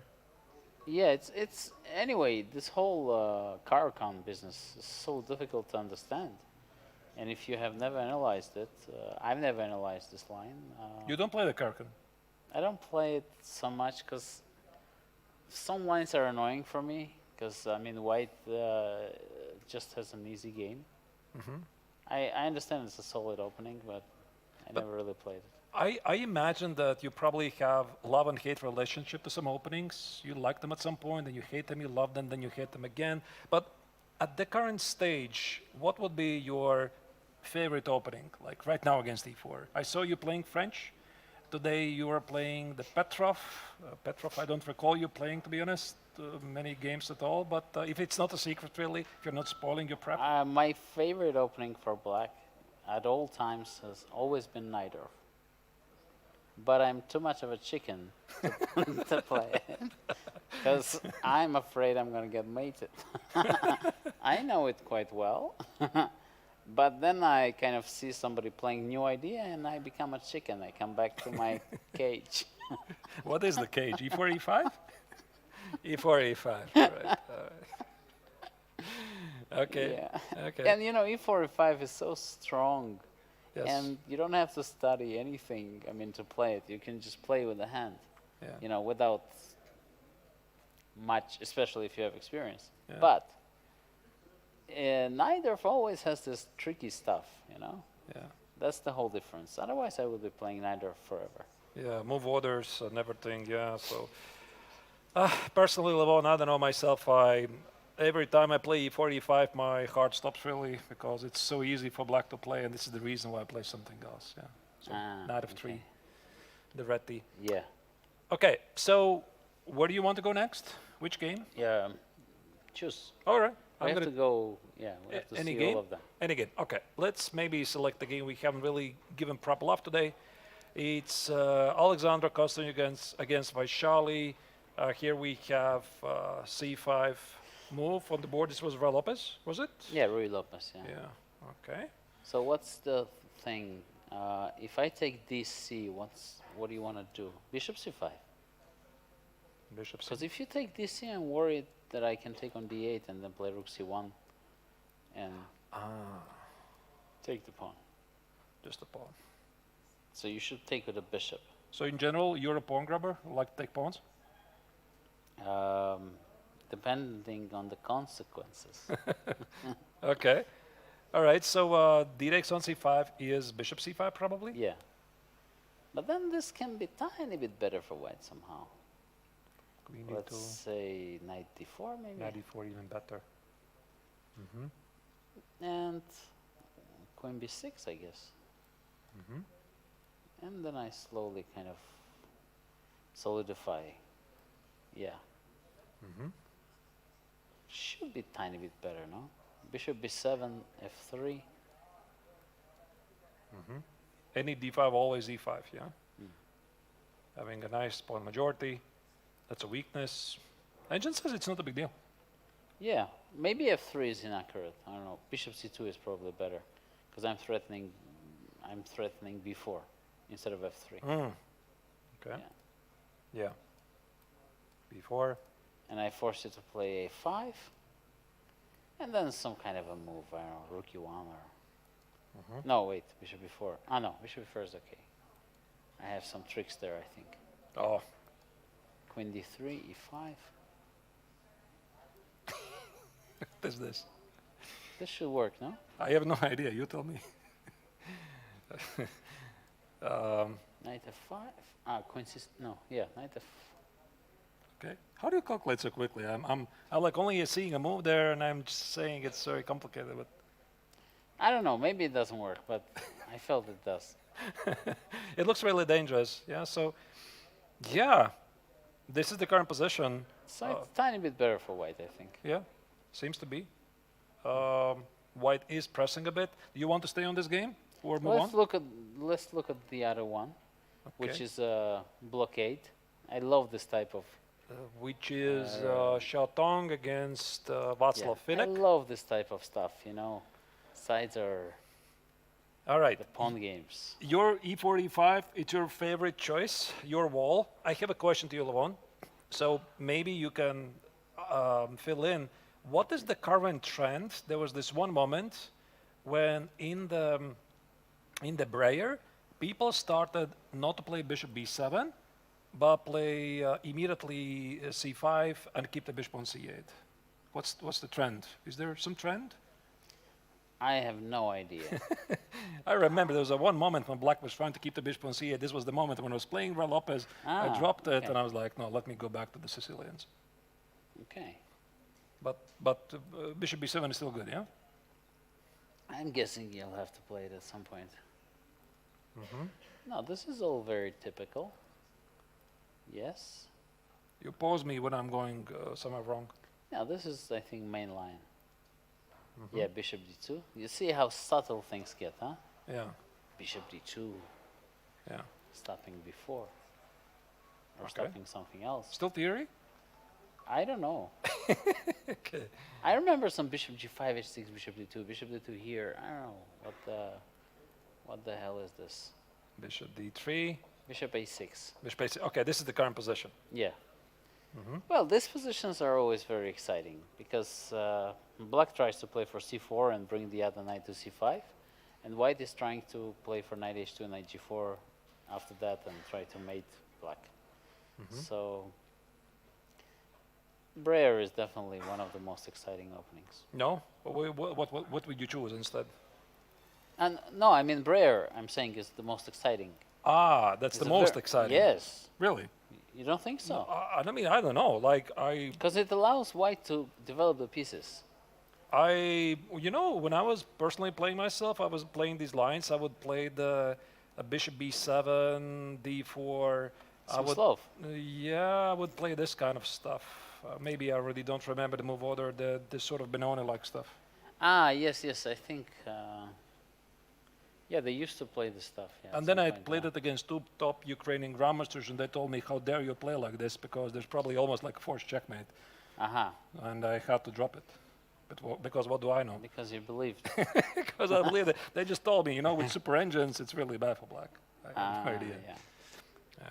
Maybe the point was to stop you from playing because it's so good.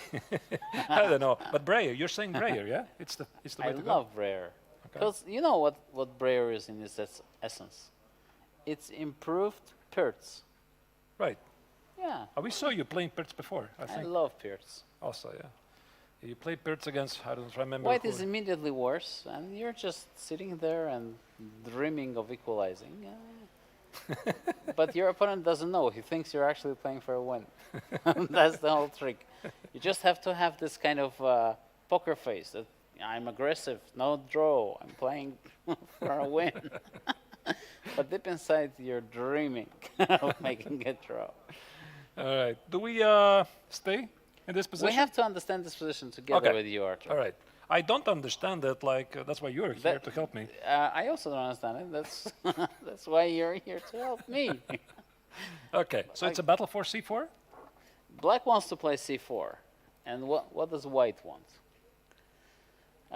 What would you play if you were white? I would definitely throw in some bishop g5. I don't know why.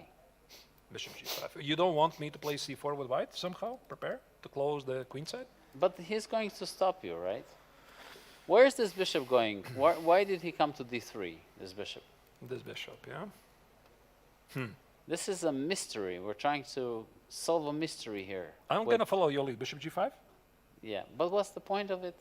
You also don't know. I'm trying kind of to weaken you before I start attacking you. You know, like h6, bishop e3, and then to do the typical business. And if you go bishop g7? h4? No, that's too much. The 4? Knight h2? Knight h2, I guess. Knight h2. Knight h2, knight g4. And if I play h6, go back, try to exploit this. So bishop h4 will never work, right? Oh, g5. I Yeah, know. this is too much. Takes. No. Okay, let's not fool ourselves, my dear Watson. Let's go back to e3 Or d2, yeah, yeah. to e3. Okay. Let's say black plays c4. Yes. And now what? How do we act? Let's take knight c4. I have to take it again. And did we achieve anything substantial here? Some queen d2. Yeah, we should play for f4 at some point, no? I think, yeah, in the Real Lopez, they typically play this f4 at some point to get access to the d4 square, yeah? Yeah. But here it might not work so well. Now, queen d2 is a preparatory move. Hit the pawn. King Defend. h7, And now f4. and now? No. Still not good, huh? I don't know. It looks very logical to me. Like, threaten to take, get the knight to d4, take. The bishop is silly here. I kind of like it, but maybe there's some Knight concrete- d7, knight d5, knight c5, knight to d3 quickly. Yeah. Ay. You cannot take on d6, that's a check. Yeah, it doesn't look too healthy for white. I agree. Therefore, king h7, we should come up with a different plan then. Knight g4 is a move you want to play, but... Yeah, Are you not even dropping a knight pawn? g8 he can go, yeah? Oh, even knight g8. Yeah, I was worried you're dropping a pawn there. I'm even drop... But g5 I can always play. Yeah, g5 and... You're playing against this bishop. Yeah, I'm trying, but I don't think I'm succeeding in my efforts. Yeah, well, Take here. yeah, black is fine. I think it's a very complicated position, a position that I honestly don't understand too well, because although I analyzed it, but I just don't remember all the subtleties. I just know the plans. Yeah, so somehow bishop g5, queen e2, try to apply pressure, create a weakness, fall back, exploit Maybe it. this bishop is going to f1, but what is it doing on f1? I want to understand. So we still go for bishop g5, yeah? I have another plan now. Sure. Can I go a4 here, or is it too much? It And now stops maybe c4, yeah? c4 bishop f1, this type of thing. c4, I think you can even take. But Okay, then you retake. there's a pin, yeah, I was trying to exploit it. But you're right, maybe c4 bishop f1. Yeah. Ah, but wait, you can take ba then. No, I should take on b5 and then come back. Take. Here. I defend the bishop somehow. But now bishop e3, Here. but I take the pawn. Take on b6, take And on then c4, you c5. give it back, yeah? Let me just maybe show it to the viewers. Then Takes, it's takes. finito. Take strategically. Oh yeah, even the pawn on e5 is dropping, yeah? That's nice. Pawn on a5 is dropping as well. Yeah, probably, yeah. Yes, so maybe a4 makes sense. A4, C4, takes, bishop F1, have some pressure, play bishop E3, try to win a pawn. It looks reasonable, I like it. Oh, sorry, not C4. And of if course. black, let's say c4, ab, bishop b5, bishop f1, black goes a4, then b4, yeah? A4, B4, This should kind of be okay for white. get the knight to A3. Yeah, because it's passive. Yeah. Okay, I think I had enough of this position. Okay. Let's go back to the exciting game. All right. Which is the exciting game? Is it blue bomb? Yes, Okay. by all means. By all means. I mean, you are the guest. Your wish is my command. I have to be entertained by you. No, and I'm definitely entertained. So, c5. Yeah. Wow. by the way, This yeah. move I didn't expect at Show all. castle and he didn't take on E5. Like we're I discussing. would here. have. You would have taken on E5. And played g6, yeah. Mm-hmm. It looked kind of strong. This move looks... wow, they are very creative, these guys. Look. c5. So, what are my choices here? I have a choice to take on c5. You don't intuitively want to take on C6. You kind of like this knight here, yeah. Yeah, I don't know why, but that's my feeling. So take. Take on e5 and then c6. I don't know what the hell is this. Probably very stupid for white. Yeah? I don't know. Takes. Takes on b7. Yeah, I was black hoping for some Pinsky. No pin. bishop No, E4. makes no sense. No, because you have knight d6 in the worst case scenario. Yeah, always knight E6. Keep the pawn, by the way.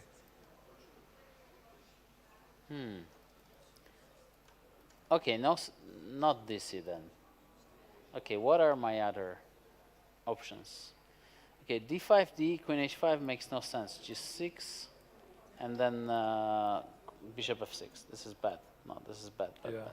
queen E5, bishop F6, so that everybody follows. Yeah, Okay. this doesn't work. So ed is the most natural move. And then some sort of d5. Like this. Oh wait, but queen f6 is kind of annoying. No, this is too annoying. Mm-hmm. Okay, so it's time to turn on my brains. What can be done here? I was thinking, like, is there a way to provoke a weakness on G6? Is this something we want to provoke? Because black at the same time wants to put the knight on G7, but I wanted to weaken some dark squares. Does it make any sense? Probably not, yeah, because C6 on D4 is a big problem anyway. Queen c2 cd, no, none of this works. Oh wait, maybe it does. Queen c2, cd, bishop h7, king h8, rook d1, takes rook d3. Okay, I love it. Probably Engine doesn't work. Engine doesn't work. All right. No, I think there are too many problems. Yeah. Well, then C5 is a really good move then. Maybe you have to take on Maybe C6. I have to take on c6. Yeah. Takes, and play the Takes. hand And take on d6 and play d5, yes. And Wait, maybe I could play d5 like a move earlier even. No, take knight c6 and d5. oh. You Because want? if you take, I play e6, no? Yeah, I thought also. That's very annoying for black. The king is really weak. He takes an f7. Yeah, yeah. Tactical This cannot ideas. work. Yeah. Looks So really- you have to take knight d5 and then d, and I kind of get some squares, you know? Because this knight on f4 is so kind of pointless yeah. when the pawn was on e6. Yeah. That's why d was actually a strong move. Yeah. I mean, d g6, because knight was becoming a liability for white. Yeah. So this is probably how the game could continue with the perfect play. Yeah. Like. Yes. So b takes. I think the black has to take with the knight. I mean, keeping the knight on a5 doesn't look logical. Yeah, and then d5. And d5. Wow. I like it. Wow. And I cannot take it here. Probably. It doesn't work, yeah? No, it doesn't work.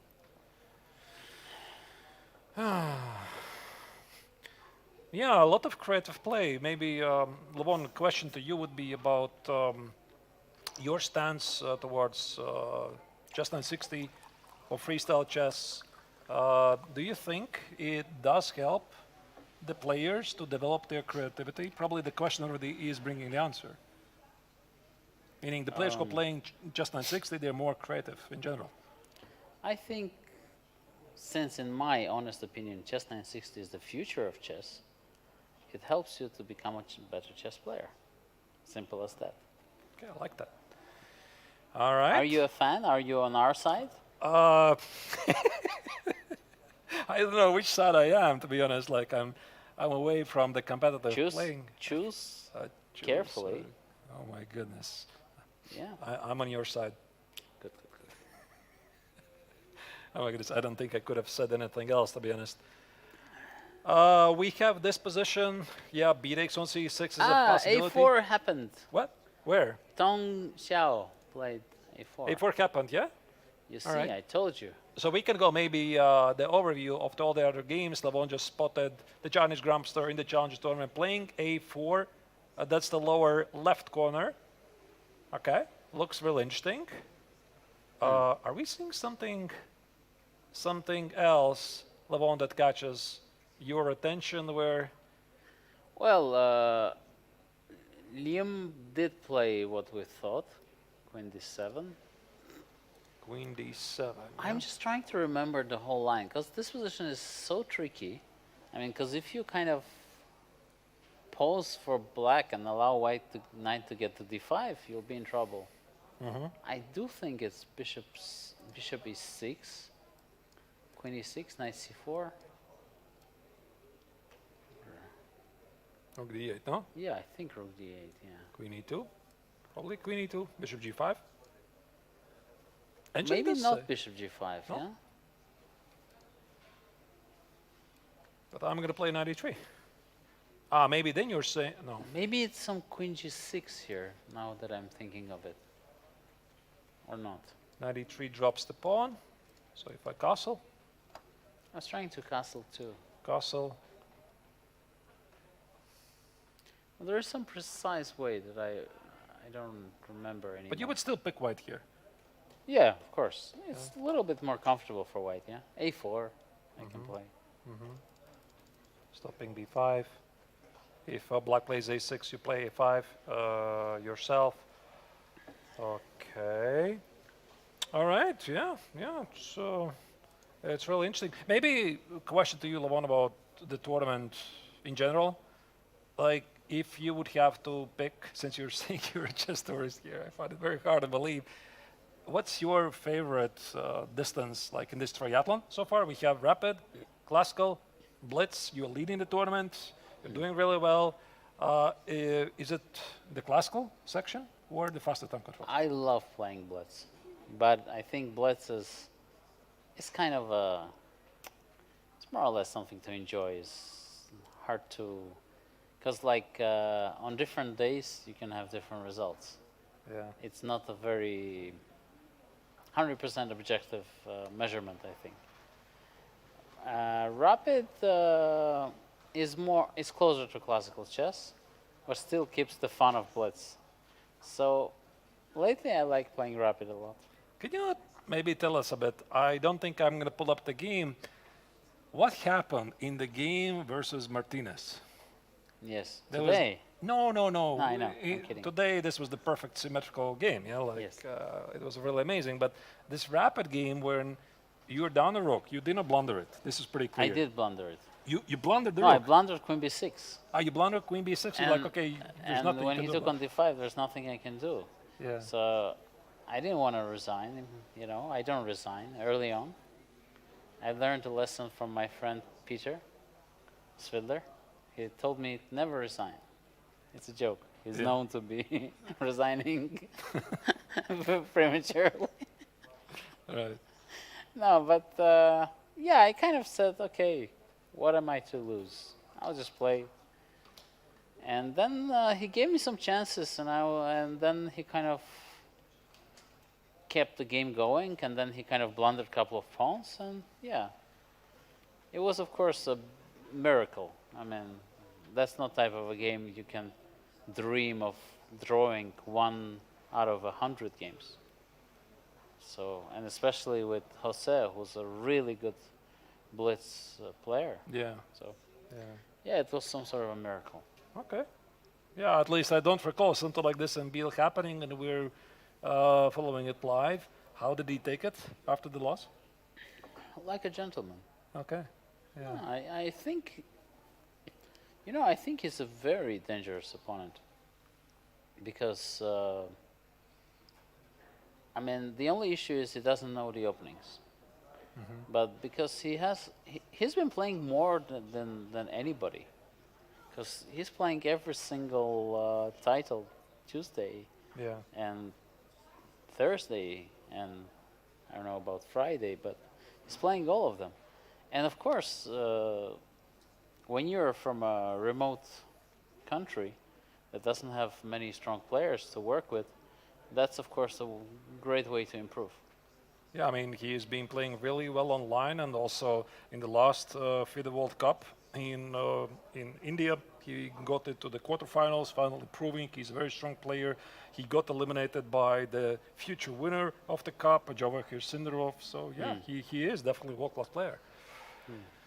All right, Levon, do you want to look at any other games, or you want already to leave us? I'll leave it up to you. What do you want to do? Now let's take one brief look at the most exciting game, is Blue Bounce game, Sure. and then once we're done, I'll go on my merry ways. You got it. All right. So D5. By the way, it's on the board. What you recommended, Birex on C6, D5. Exciting stuff here.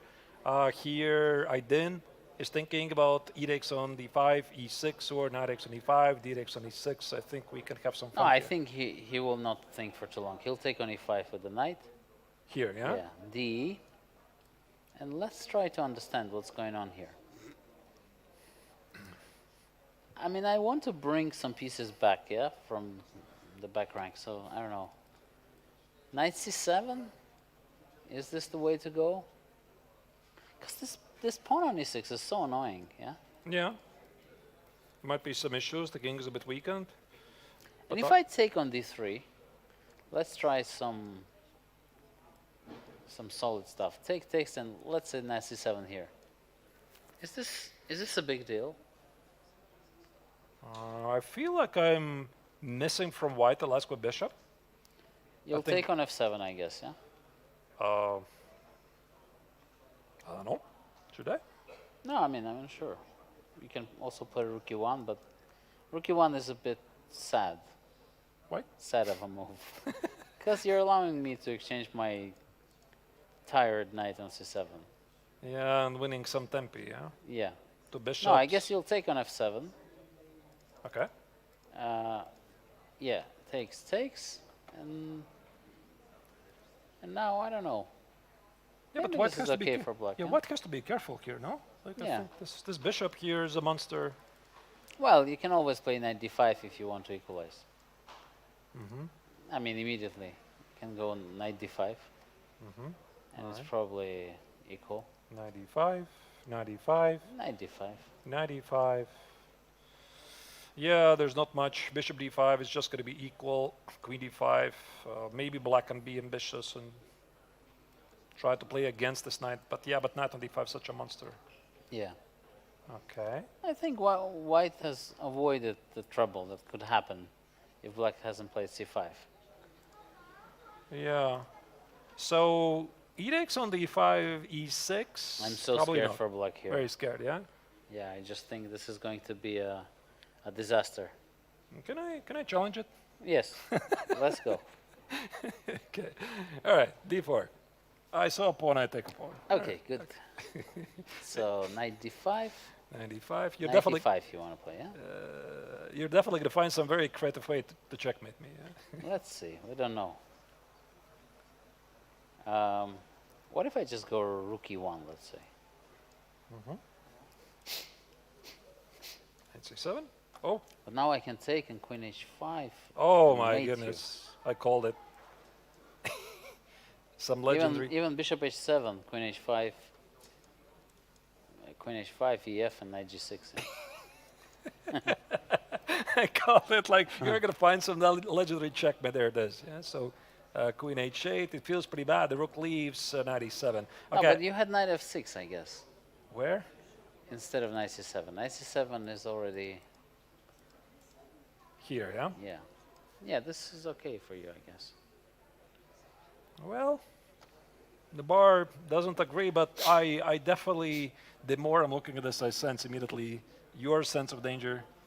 It, it feels really risky. So I think we can agree. Yeah, that d-takes on d5, e6.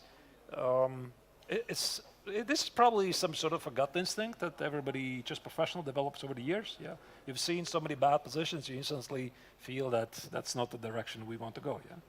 Yeah, I guess I think it's more or less about the activity of pieces. Yeah, you're kind of you've been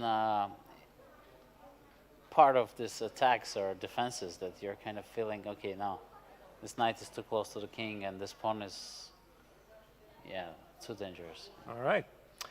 All right. Okay, let's wrap it up right here. So, Levon, your analysis was very, very amazing to hear. Thank you. I think I learned a couple of things. I also learned that I am in the camp of freestyle chess. Yes, yes. I had not really clearly defined it before, but you looked at me that way like, Yeah. I understand. That is the way to go. If you want our relationship to continue in the same way. All right. Yeah, no pressure, no pressure. So, Levon, some final words from you. Like, since you're here, I'm sure we're going to still see you here in the commentary section. You play really exciting games. It's always an absolute pleasure to follow you. Thank you. Maybe something about Biel in general, something you have observed, some funny stuff, and then I'm going to let you go to have your lunch. Well, I mean, this is a traditional tournament. There are many players, and every single time I am playing in a festival, I'm very happy because this mix of amateurs and professionals, that's the way I imagine tournaments should be. And here it's done perfectly. There are many tournaments happening, so I hope this tournament will continue staying the way it is, getting better. And yeah, just follow the games, see these young talents playing, and support the chess festivals participating in them. Levon, one more final remark. Do you know that typically we invite the winners of the master section again next year? So if you're going to win, are you coming back?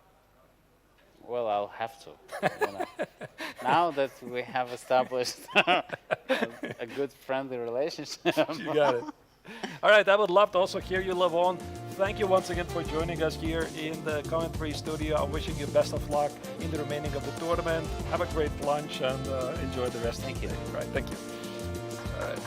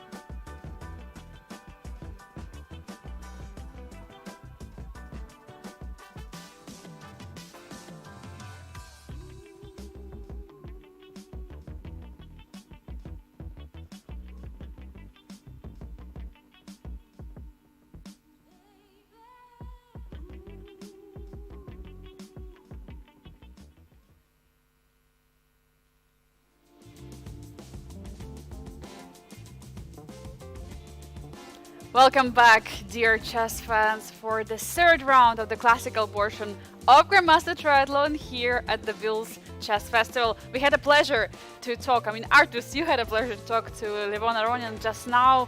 Also, see his insights, what he's saying about the games, and also one of the probably or the most symmetrical game that ever happened in the history of the Biel Chess Festival, maybe the whole chess. I mean, Arturs, please share with us how was this conversation? I mean, it was really amazing to hear the insights of Super GM.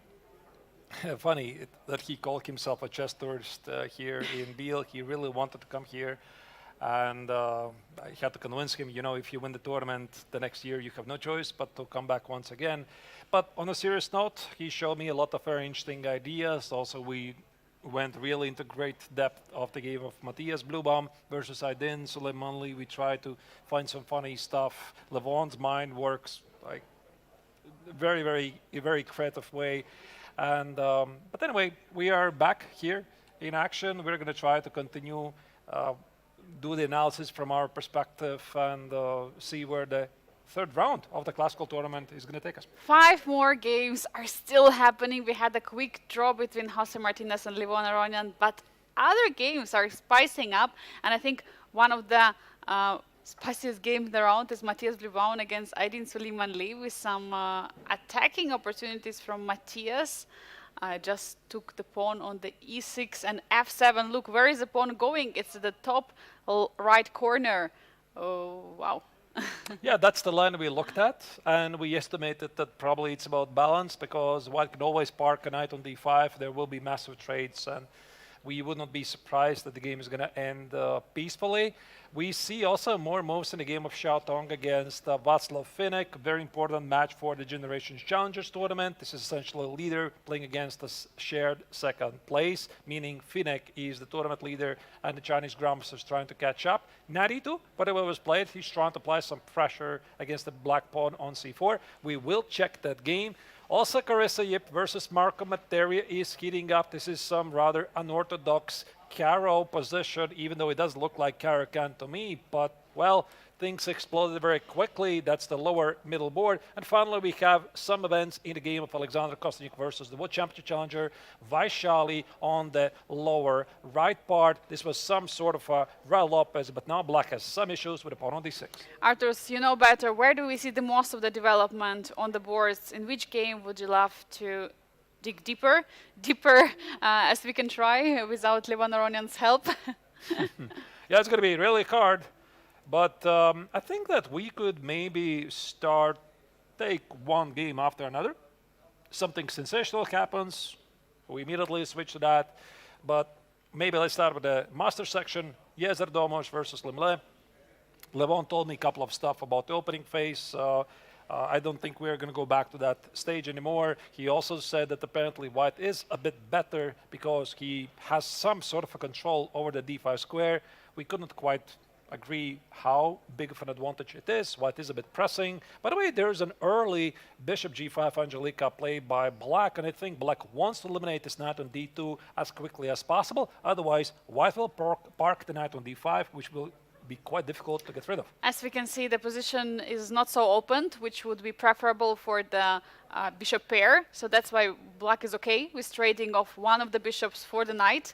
And as you're mentioning that it's not, you know, handing all the way to the d5 square. For white, it's a great position because white has a pawn on c3, which is controlling the d4 square, where the black's knight is aiming to go. But yeah, what could be a plan right now? How would you react here with white? Do you want to trade the knight? I mean, probably you would like to keep it, but how do you keep it on the board? Can you play something like knight f1, but then you're allowing all kind of trades on the d file? I think there's also going to be an issue with the pawn on c4. You know, like takes, knight a5. This pawn is, even if you don't lose it, it's very difficult to defend. You see the knight on e3 or d2, it's immediately contested by the black bishop on g5. So I'm afraid that knight f1 only is going to be trouble through to white. But now that I'm looking at this, I'm not entirely sure how white is supposed to keep the knight, because black is going to play queen takes on d1 and bishop takes on c4 anyway. So I'm thinking if I take on e6, there could be an intermezzo move. Maybe not necessary, but I start to like it. Bishop takes on d2, rook d2, queen e6, and it doesn't look like white has anything here. But now a big question, if you take on d8, the problem is if you take with the knight, there is going to be some queen b5 idea. So is it some kind of trying to stop black from castling? But yeah, queen c6 there is, of course. Yeah, to it's stop. actually a fair idea. Like I also saw, I initially thought that you're winning a pawn, but queen c6, black is just fine. And on top of that, I think I can also take with a king. Doesn't really seem to be much of a big deal. And I think that here white might also have to be a bit careful because the bishop on b2 is not doing anything. If you try to activate it, you give away the d4 square. You would have to play something like bishop c1 and bishop e3. And if black at some point is going to be able to move this pawn away, some future b5, b4, maybe he gets access to the d4 square. The knight can be real unpredictable here. Also could be ideas with a bishop a3 trying to go from another diagonal. There are ideas, but definitely, I mean, Artus, you are right. The bishop is much worse piece in this position than the knight. But yeah, we are currently at this situation where white has to make a decision, and bishop d5 Wow. has just been played, allowing bishop d2 take. But what is in the mind of the Turkish superstar? Wait, what is this? So if I take it, he wants to play knight f3. Because I thought that e takes on d5 is queen d5. I don't see any compensation. So he wants to play knight f3. What a tricky move. Very tricky.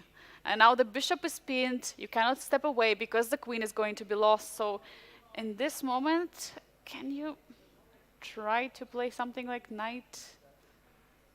I thought knight e7, but okay, then there is c4, right? Knight e7, I think you can C4. either take it or play c4. You play knight d5. Too many moves. Yeah, I think you're just leaving the center here. So knight g5, by the way. Yeah, you just take a piece. Oh. and Too many pieces are hanging. yeah, I'm to be honest, I was thinking after knight f3, if there's a room for some craziness with bishop c4, meaning you can't take with the queen because the rook on d1 is under attack, and if you take on c4, you ruin your pawn structure. So this literally forces white to take it. It forces white to take it. The bishop is under attack, so probably I have to defend it. King takes on e2, and now the question is this enough? Because white does have this d5 square, but again, like the knight on f3 went the other way, because the big idea for white was to get the knight on e3, park it on d5, and then in some long game claim the advantage. It just looks like it's an equal position here. Definitely, but you can still prepare this knight maneuver, and also black has to finish the development for that. But bishop d5 looks like a surprising move, also looking from the body language of Lim Le. If not taking the bishop on d5, is there an idea to immediately smash that knight on d2, just trade it? Absolutely. This is something I'm sure that the Vietnamese grandmaster is looking into. Bishop d5 probably drops the pawn on e5 with no compensation, so I think the black cannot do this. Let's say he castles short, I castle short, because at some point you have to develop. No, I think here black has some issues, because rook d1, white has some pressure, white controls the d5 square, and if at any moment you take it, I take with the pawn, I attack this pawn on e5, maybe play c4, I think black is just worse. Oh, that's a tough position. But if you play something like queen c7, knight e7, you try to remaneuver your pieces, No, how the game could continue? I mean, I could even take it, and I'm claiming that I have some long-term pressure here against your pawns. Maybe this. Let's say you trade it, play b6, bishop e3, f3, put the bishop on g3. yeah, this is an issue. These Yeah. double pawns are an issue, for Yeah. sure. A bit problematic. No, I think, Angelica, that bishop takes on d2 is it's a playable move, but it's inaccurate. And since white wants to play knight f3 anyway and establish the perfect control to d5 square, I'm fairly sure you gotta do this. I don't think this is a move. Yeah, you just take a free pawn. Yeah, you have to play knight f3 to keep the pin on the queen on d7, and the bishop is pinned right now. And now the big moment, What do you do in the position? But I think also bishop c4 is the only move. Like, is there even something else? Otherwise, I just take on d5 or knight g5. What do you do? Like, or even rook d5, e takes on d5. It's just a necessary move. Yeah, you cannot really do so. So It's a forcing sequence. If I'm not terribly mistaken, really. So takes, king e2. Maybe get the king on e6. Some rook d1, king e6. some knight d2, knight c4, knight d3. Yeah, but it's very slow. You see, you're never going to get the knight on e3 because the bishop on g5 stops it. And if I trade the bishop for the knight, the position is just equal. No, I think that Yes came up with a very creative idea, tried to get something out of this position. But to be honest, if black is going to spot bishop d5, bishop c4, then he's going to solve all the problems in the opening. But also, as we recalled, yesterday's game of Limle against Matthias Blubaum, we also were considering that the game was, it was very solid, but Limle somehow managed to find his way in the game and squeeze that victory. So can something similar happen out of this game, but now from Yes' perspective? Maybe. Yeah, like maybe also this endgame is not entirely harmless. I think that I'm not entirely sure. Maybe the Vietnamese Grandmaster missed this move because bishop d5 is, like, if you go back to this position, it's not super obvious. Like, you're looking, first and foremost, you're looking at bishop e6. You're looking at maybe bishop b5 move and then walk away with the knight. But boom, playing bishop d5 or knight f3, this can be missed, this kind of sequence. So first there might be some initial shock. You overcome it. You're like, okay, now I got to work with what do I have here. Then you start to spot bishop c4. You realize that probably there's nothing better you can do really than go for this endgame. And then you're trying to figure out the most precise way how you are going to equalize this. I still say it's king d7, king e6, and he is just looking at this right now. I think he has this line already in his pocket. Literally, if he's going to find nothing, he's going to go there. But it's also maybe he's a bit thinking, okay, I don't really have any winning chances in this position anymore. But ultimately, I don't really see a choice for him. And as we can see, both players might go down this line, trading most of the pieces in the position. But while Liam is taking his time, I suggest to pull up the bird's eye view to see what else is spicing up in the other games. We haven't yet checked the game of Matthias Blubaum against Aydin Suleiman Lee. There, Matthias established a nice knight on d5, but is it enough? That's going to be our question. What about Generations Challenge, Arturs? In the Generations Challenge, there are some movements in the game of Shatong against Václav Finnick, the Battle of the Leaders, lower left corner. The Breyer variation, by the way, the favorite variation of Levon Rodian, who was earlier here in the studio with me. We will check that game. Carissa Yip versus Marco Materia. The game is still very sharp, very unclear, very unusual pawn structure, lower middle board right there. And in Alexander Kostenik versus Vaishali, White appears to have some sort of a pressure against the black pawn on d6. That's the diagram on the lower right corner. The World Championship challenger is suffering a bit. White is pressing, but I think ultimately the game is about balanced. But yeah, let's go to Blubaum. I suggest shortly to go back to Yes against Limle because the moves are incoming. We might get the same endgame as we were discussing. Maybe just shortly to stay there till they reach this position, and then immediately we go to Matthias. All right. Because the line Arturs is even saying this bishop c4 incredible move was found. We see the queens are off the board in the position. Yeah, I think here bishop d8 is going to happen because why would you leave the bishop on g5 under attack? Typically, it's also a good sign of good players. You pause for a moment. I think that the Vietnamese Grandmaster already has decided what he wants to do. You always double check. You want to have some fresh set of eyes at this position. So he's going to take, of course, with the bishop. It's what he does. White's going to take with the king on e2. Again, a small pause, like 30 seconds. See, maybe my assessments of the position changes. One thing about this position I would like to mention, Angelika, black does not have to castle short. Of course, king d7, you activate the king, put it on e6, because when the endgame arises, the king becomes a very important piece to fight for the surrounding squares. So we're going to have very exciting endgame battle. Exactly the same position, Arthurs, as you've been discussing. You fully predicted it. So let's go to Matthias against Aydin, because that's what where we wanted to go. Just wanted to make sure that these ones are heading for the endgame, you showed. All right. And bishop f6. Okay. So I think that we can definitely draw the first conclusions. Here, this is also the position we're having a lot of fun with Levon.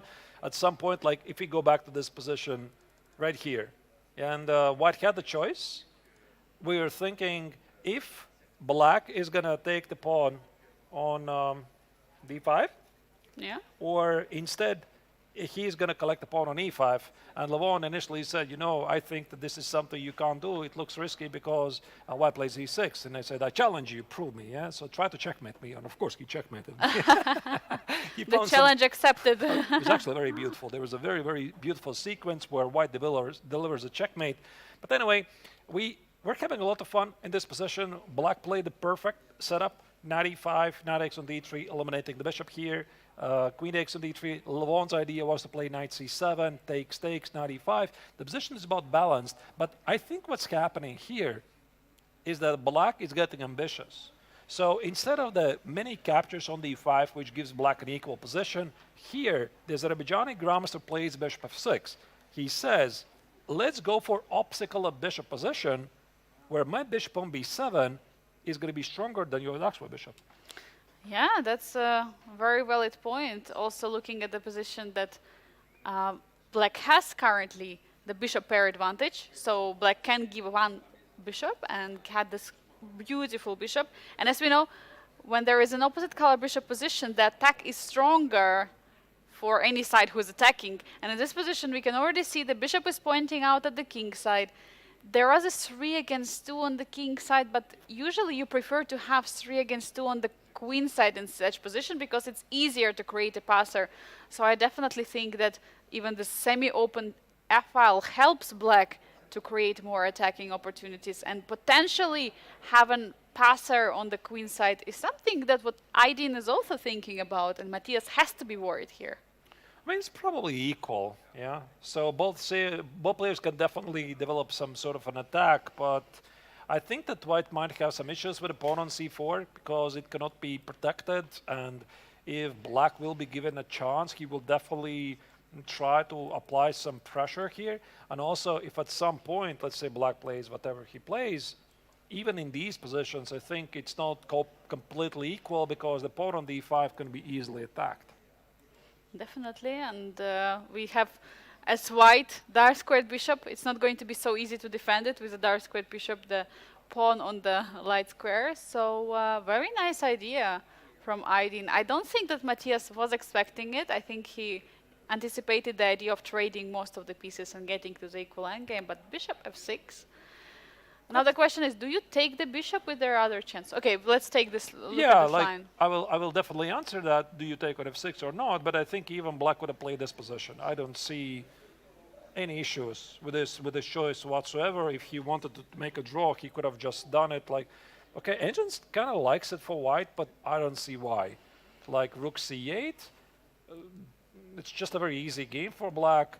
Or c8 on d5, you do control the weaknesses on c6 and e6, but why would it even matter? Because now Black has a chance to organize an outside pass pawn, while White's pawn majority, the king side, feels to be non-existent. It's not even in play right now. So I think so. I could be wrong that Aydin is a bit ambitious here. He played bishop f6, but ultimately it's still balanced, I would say. Now a big question for Matthias, to take the bishop or not to do so. But the problem is rook on a1 is hanging.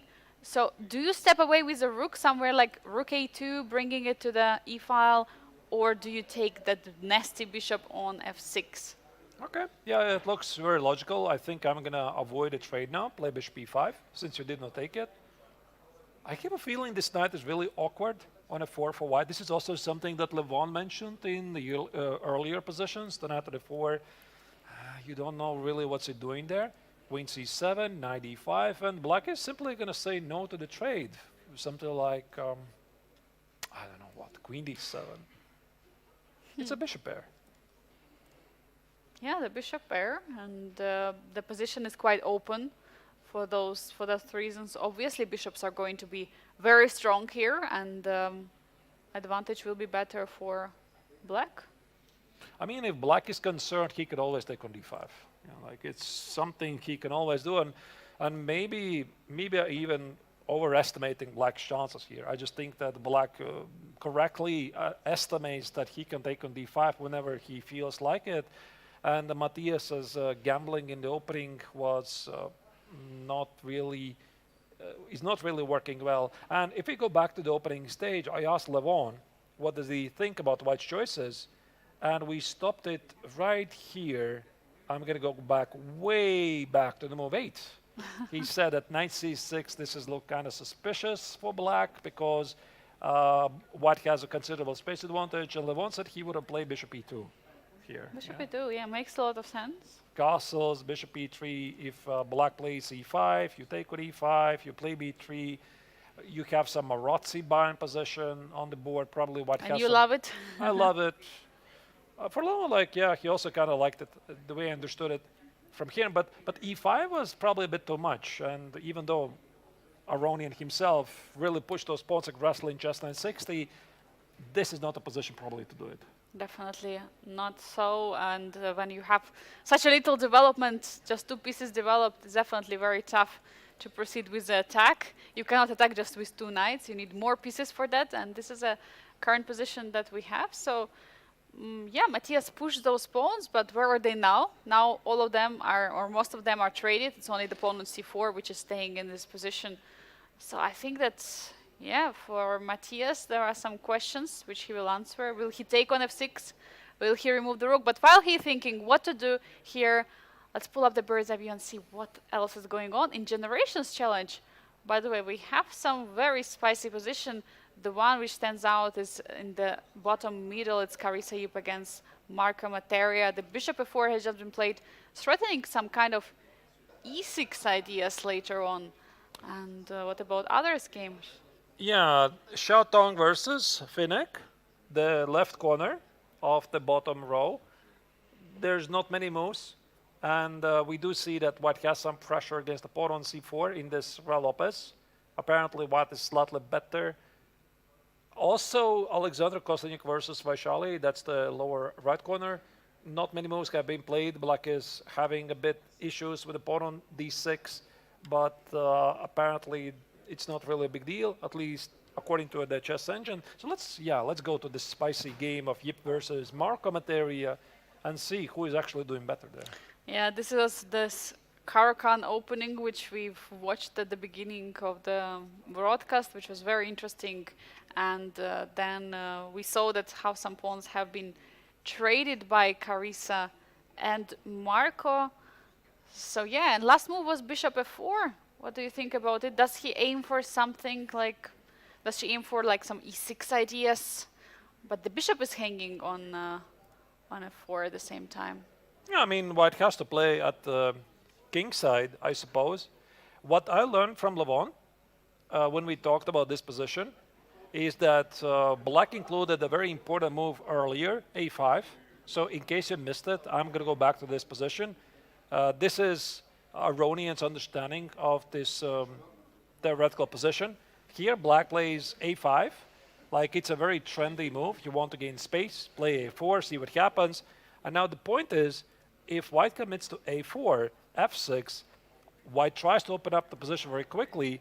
In these arising positions, it's much safer for black to castle the long side.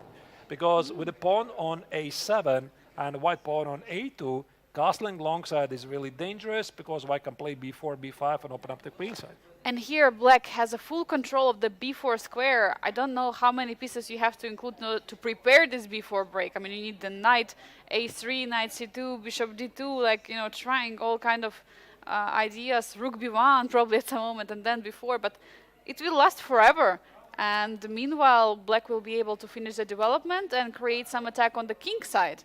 Because that's where the knight on s3 is standing. You looking, and you have to watch out for some ideas like h6, g5, g4, just pushing the pawn, or even h5, or even h5, h4, h3 maybe, yeah? In the future, yeah. We cannot rule it out. I think first black most likely needs to get the king to the safety.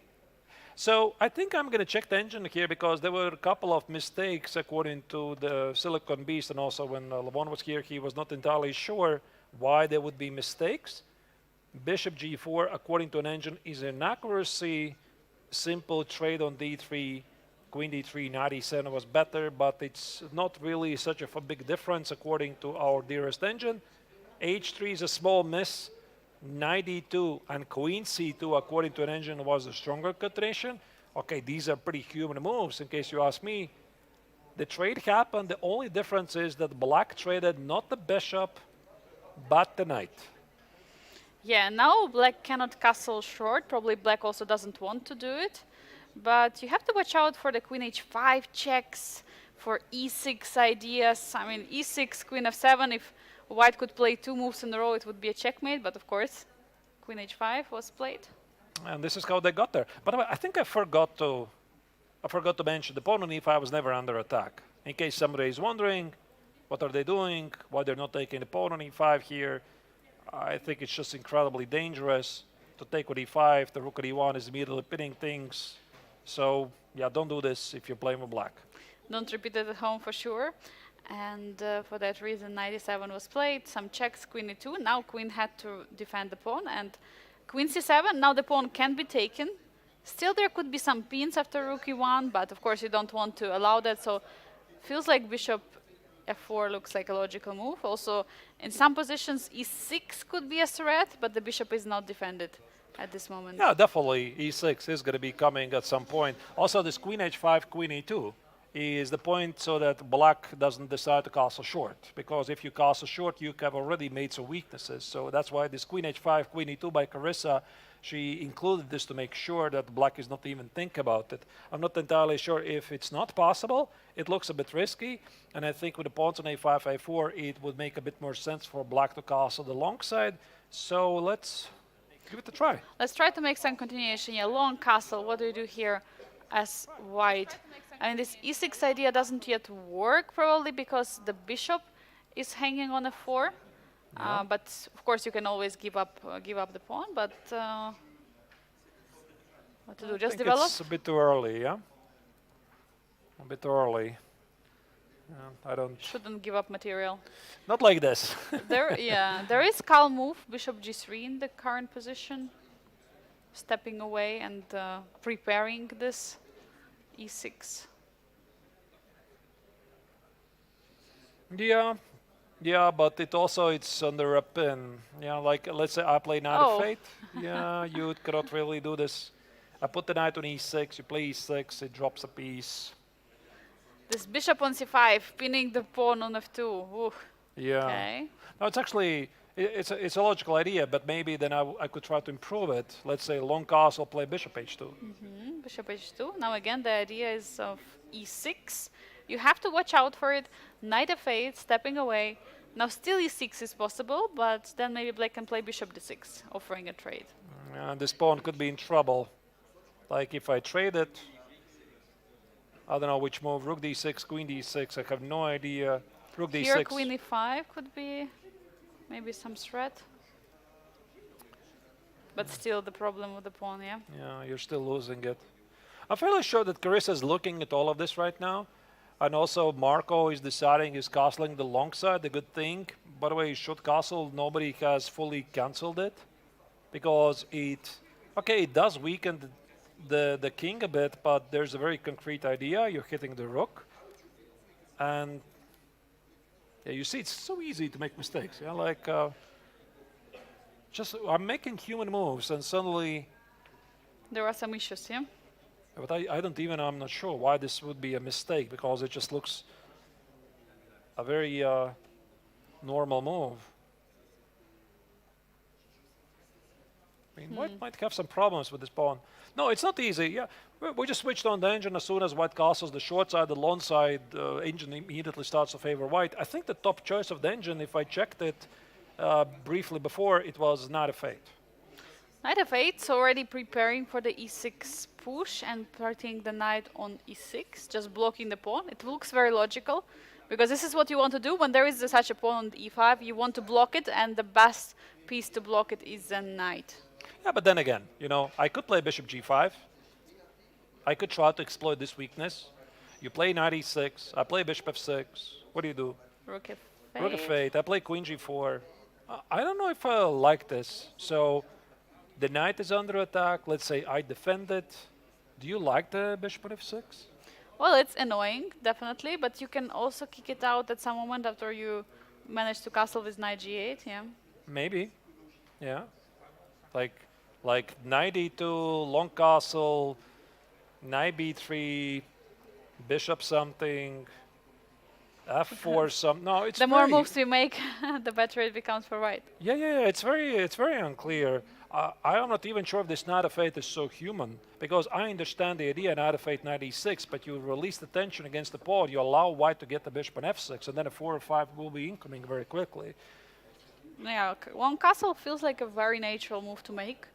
Just you long castle, there's no e6 in this position, so definitely Marco is looking somewhere in that direction, because also you don't want to castle short, as you explained earlier, because of the dark squared weaknesses on the king side, so you want to castle long side. Bishop d4. Yeah, like I'm trying to somehow get to the pawn. Yeah. Bishop d4 also could be a move, rook e1 and knight c5. I'm trying to figure out if this is another way to get there, because now is there a difference even? Like I still might play bishop g5. The engine doesn't like something. Yeah, but at least I like this position a bit more. Yeah, the bishop on d4 is a bit more aggressive. Maybe some castles. Maybe you can take actually with a queen on e5. Can you take it? Can you do it? Okay, apparently not. Because there is problem with the pin on. Yeah. I wanted to take a bishop on d3. Yeah, but It's not working. Yeah, unfortunately you're losing a piece. But what about if I go here, I hit this pawn, and after bishop f6, I have no idea what this is.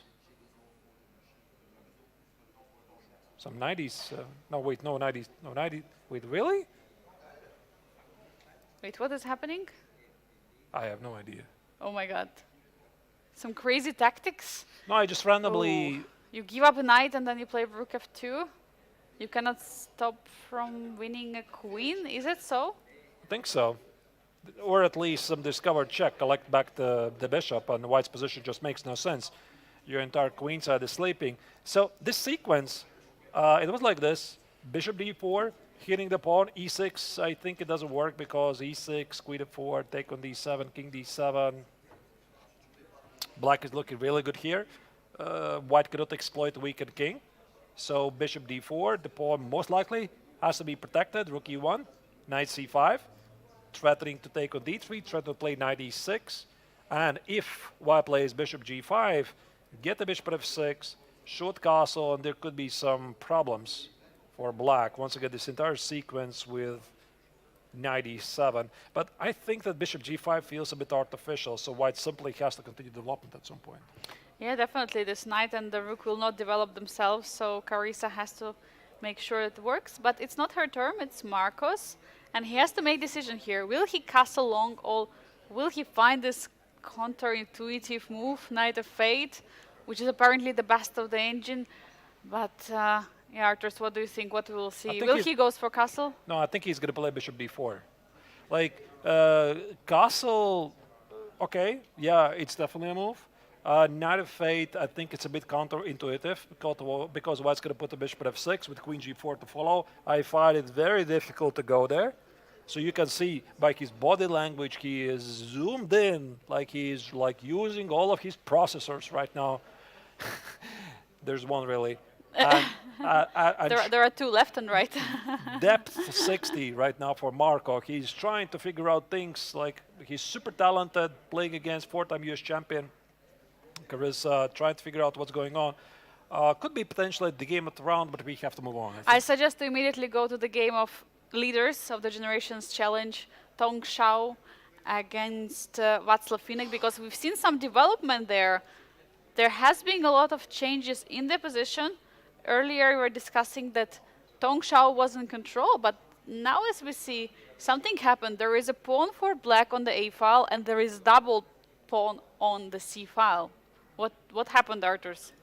Well, I think to give you some context, we have to go back.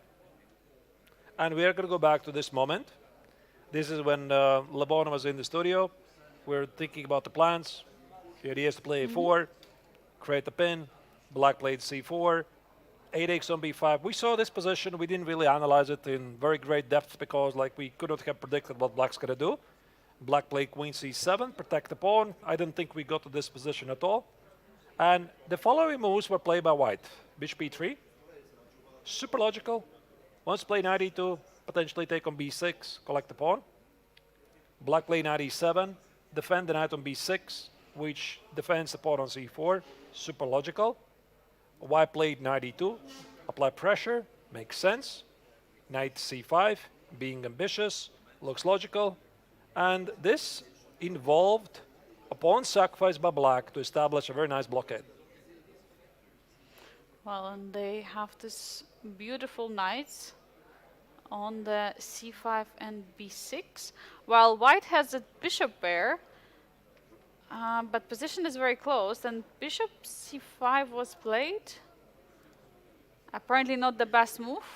Do you think it is because the light squared bishop on F1 is going to be just out of the game, and the dark squared bishop on E3 was the only active piece? I think it's a sequence of moves. I think that the Chinese grandmaster thinks he's doing well. In this position, I think I understand what he wants. So, bear with me. After bishop c5, queen c5, knight b3, I think he wants to play c5, either immediately or at some point later. And after d6 on c5, establish himself a better pawn structure.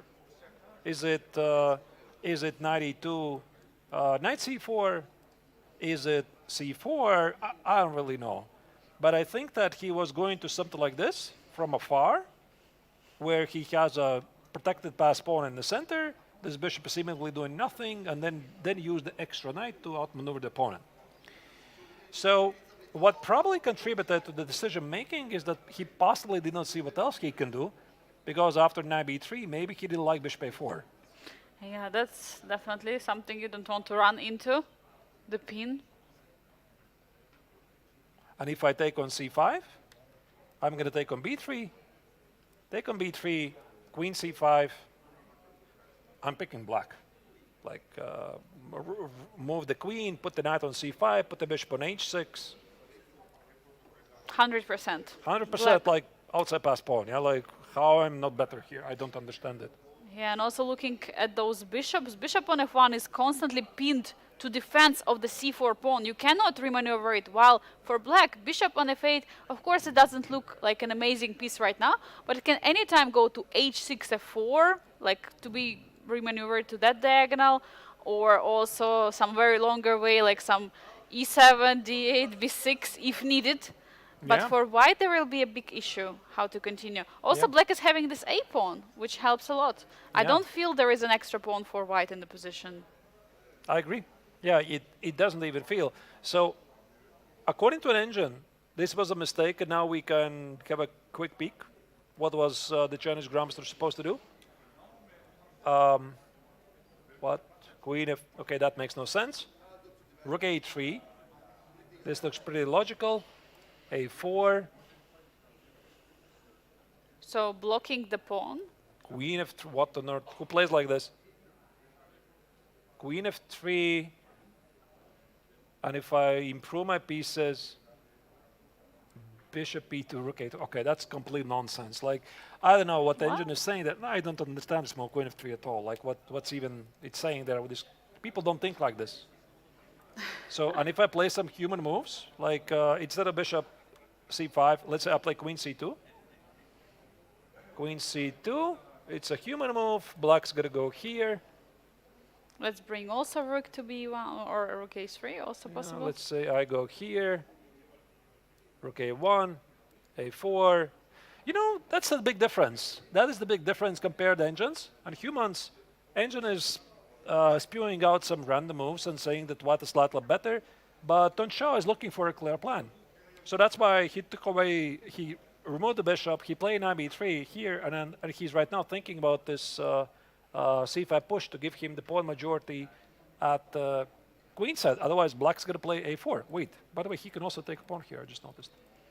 Taking the pawn, but how are we going to continue here? Is there bishop a4 in the position? Or it doesn't make sense anymore? Maybe. Bishop a4, pinning the knight. After you take, I take. How are you going to unpin? Or you don't want to? It looks really good for black. Yeah. Very good Getting back compensation. the pawn. Yeah. Yeah, very good compensation. Like so for example, what was it? Rook a5. You said bishop a4. I suggest knight c4 immediately. It's pretty much the same, yeah, like takes and takes. Just getting the pawn and enjoying the life. I mean, black has a very good compensation. The bishop is going to go to h6, maybe first include h5 to fight for some squares, for space. Beautiful, well-positioned pieces. And this is why Tonshaw is thinking right now. He is not grabbing the pawn. Like, I think he went for this position to have a choice. One choice is either collect the second pawn on a5, or the second choice is to play c5 and play for the better pawn structure. Which one is he going to choose? I have no idea. And what Václav is doing in this tournament, I mean, this is absolutely craziness. He's sacrificing the second pawn right now to Tong Shao. Yesterday scoring an absolutely brilliant victory against Alexander Kostyanyuk, leading the tournament right now. And yeah, very, very nice for him. Actually, he won the Challengers tournament of the Prague Chess Festival earlier this year. So he knows some secrets about winning such event, challenger event. But this is different. There are so many formats. You play Chess 960, you play Rapid, Blitz, you play Classical. Then there are going to be also finals of the Classical. We'll move to that a bit later. But so many events in one, and he's the leader of the tournament. And looking at this game, he is dominating. And the pawn, by the way, was just grabbed by Tong Shao. Are you surprised, Arturos, or No. you were expecting this? Oh, I don't know. Like, I didn't know. I felt like it was a 50-50 chance. He's going to play either rook a5 or c5. I think that he was also undecided until the moment when he played it. Like, he thought, okay, I'm going to get there. I'm going to figure things out. Both of the moves are perfectly playable. Currently, black is down 2 pawns. He does really feel like it. Is he going to go for this bishop a4, knight c4? On top of the ideas I'm also spotting, there could be a room for the trade here. Now play rook a8 and collect the pawn on c4, or perhaps go like this.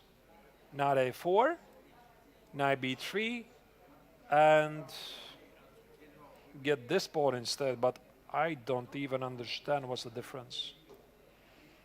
Yeah, there you have to watch out for the c5 pushes later. You Yeah. have to control the c5 square. I think the most human way is rook a8, knight goes here, and knight c4. Just That- grabbing the pawn. Yeah, that's the most human I can think of. Probably the move order is the same. Yeah, I think we absolutely. already saw this. I agree, and Václav Finek is taking time. I suggest to get an overview of the current round number 3 already of the Classical and see what else is going on the other boards. We have some updates, and in the bottom middle board, it's the game of Carissa against Marco. That's what we've just been seeing. Bishop d4, Arturos, your move have been played in the position, and then also the short castle, so we definitely will follow closer that game. In the top boards, in the top middle one, yes, against Limle, they're getting to the sand game. Bishop is on g5, stopping all kind of knight e3, and black wants to trade the bishop for a knight. In the top right corner, we see that the game simplified into this endgame where black has 2 against 1 on the queen side and white has 3 against 2 on the king side. What else do you see in the other games that we haven't yet covered? Yeah, so the only game I think you didn't really mention was Kostyanyuk against Vaishali. That's the lower right corner. This is the Raul Lopez. Also, I feel we haven't checked this game for a long time. And I think we should go there because all the other games seem to be quite balanced, and in this game at least, Kostyuk has some pressure, Black has some problems. It's also a fight for perhaps the last chance for either the player to catch up with the leaders because once again, the one of the main features of the Biel Chess Festival Masters and Generation Challengers tournament is that there's going to be a final stage. So right now, this is round 3 out of 5. Then the players are going to play a double round-robin blitz tournament with reverse colors, obviously, 2 games against each other. There's going to be a second rest day. And finally, there will be a final stage. And if you are more than 12 points behind the tournament leader, you are eliminated. And that's why I'm saying for both Vaishali and Kostyuk, this is essentially the last, maybe one of the last chances to catch up because they're unfortunately at the bottom of the Generation Challengers tournament. And the victory gives the players 4 points and chance to be still in the pursuit. Eliminated, but not like in a Squid Game. You're just being eliminated from the tournament. And in the Blitz, the players are getting 1 point per victory. And okay, half a point for a draw, 0 for a loss, and they're playing double rounds. So Blitz can still change and shake up the leaderboard, but so far we already have Rapid behind us.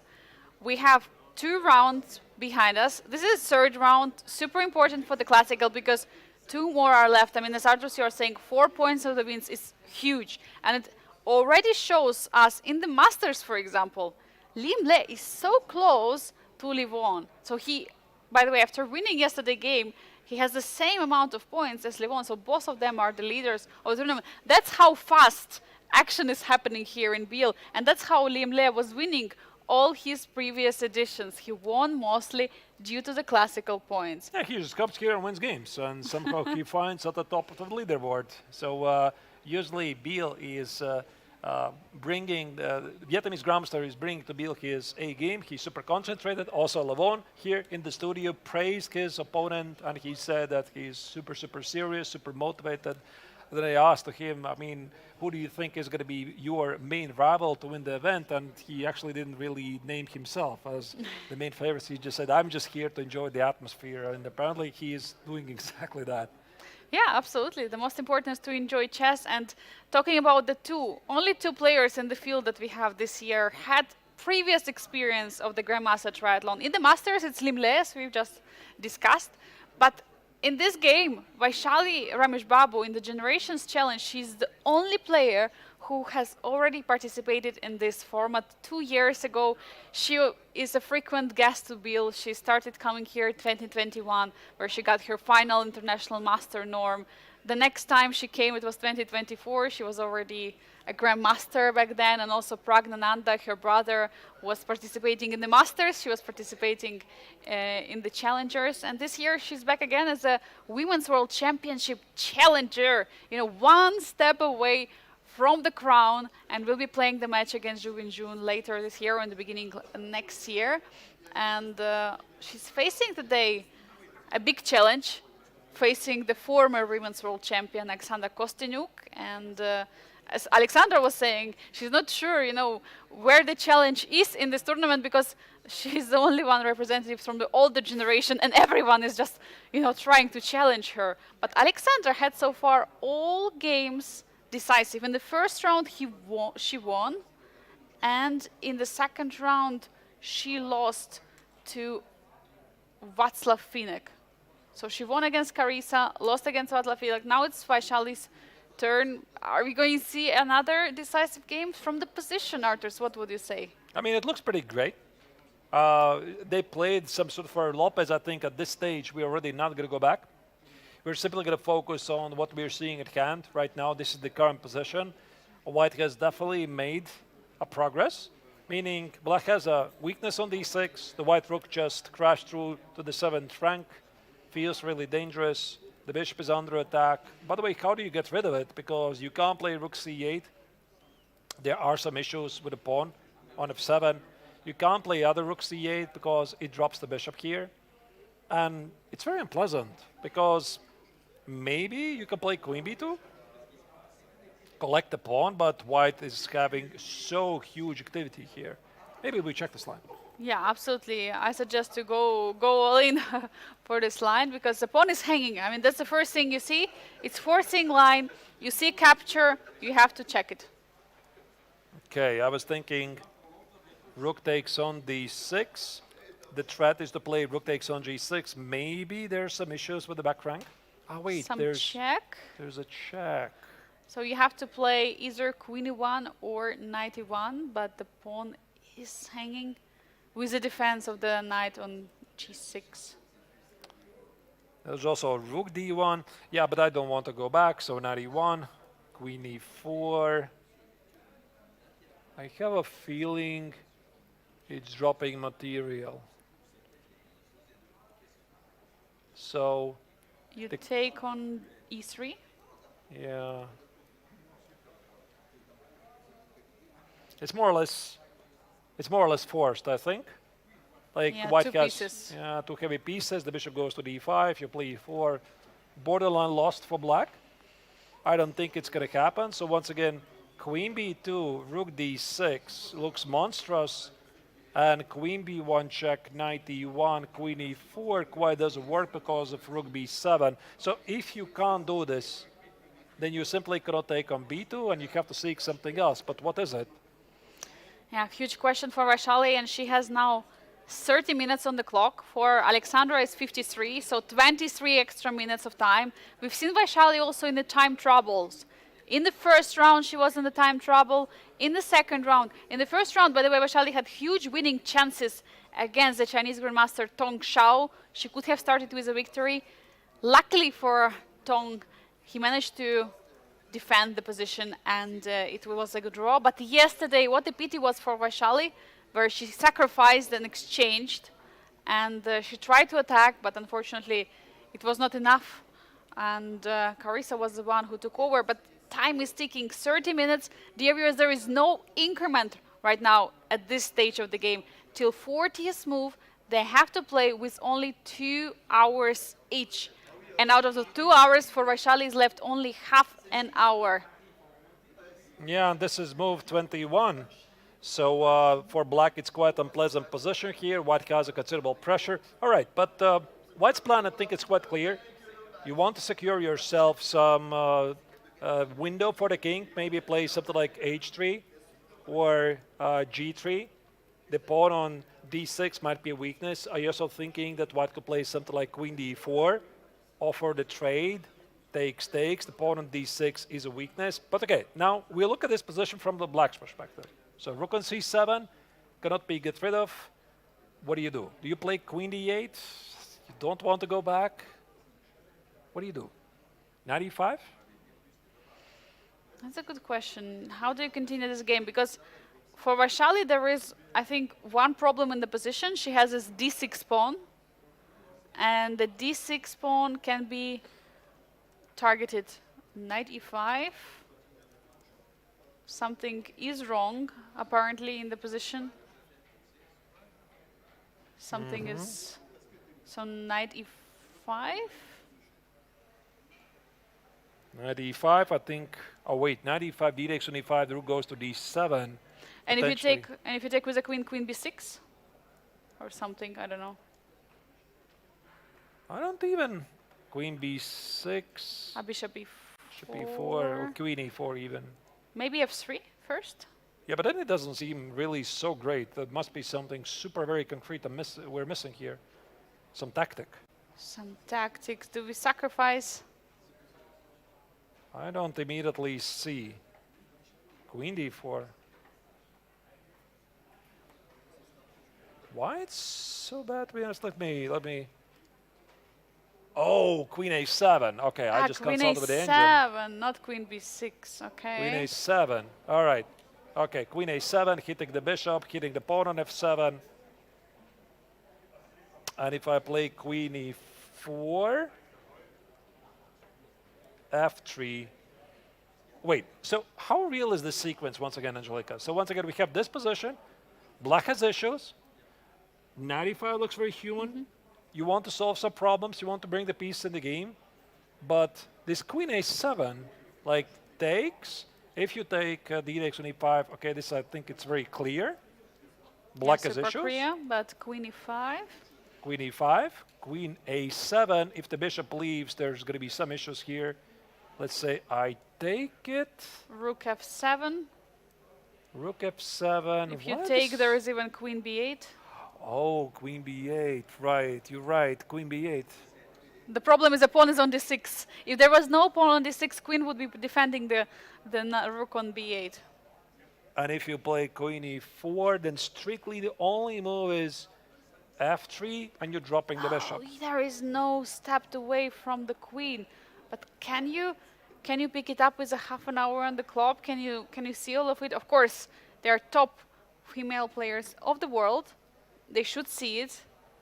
Well, apparently Black has only really one good move here. So I checked an engine, and engine say it is the move Queen d8. But if you have to play such a sad move, you know, you don't really want to continue. I don't see Vaishali going for this move. And what I believe is happening right now, that she's trying to calculate all kind of opportunities for her. She simply does not want to make the move backwards. But she might be forced to, Arthurs. What do you think? It might be the only way for her to continue the game. I mean, out of luck, good opportunities, you might have to do this. But let's say even if you play Queen d8, I play Rook c1, what's the big deal? I don't get it, because I still play Queen a7. It just looks so counterintuitive move to go back Queen d8. You see Rook c1 like, oh no, I don't want to do this. Well, according to the engine again, the only continuation is a5, and I still don't get it. So what is it? I play a3. What is it? a4, bishop a2, and you go back. People don't play like this. No, this is not. No. It's a nonsense. It's a nonsense sequence. So now you want to play Queen b2 and Queen a7 is not a threat. I think Vaishali here is in a very big trouble, even though engine doesn't say that her position is so bad. Apparently Queen d8, Rook c1, a5, a3, a4, bishop a2, Queen f6 is literally the only way to stay in the game. 95 literally loses by force, and I just don't see any of the moves here. But Arthurs, it's so tough to pick up. And for Vaishali, this is 24 minutes right now, and she doesn't have so many, you know, she has a lot of moves to play and not so much time. So I suggest for us to go on a very short break while we are going to still follow the action and see what Vaishali is going to do. We have one game which was finished already in a draw. It was Levon against Jose Martinez, but all the rest of the 5 games are full in the action. So dear viewers, stay tuned, don't go anywhere, bring some snacks, refreshments, and we'll see you in a few minutes for more from round 3.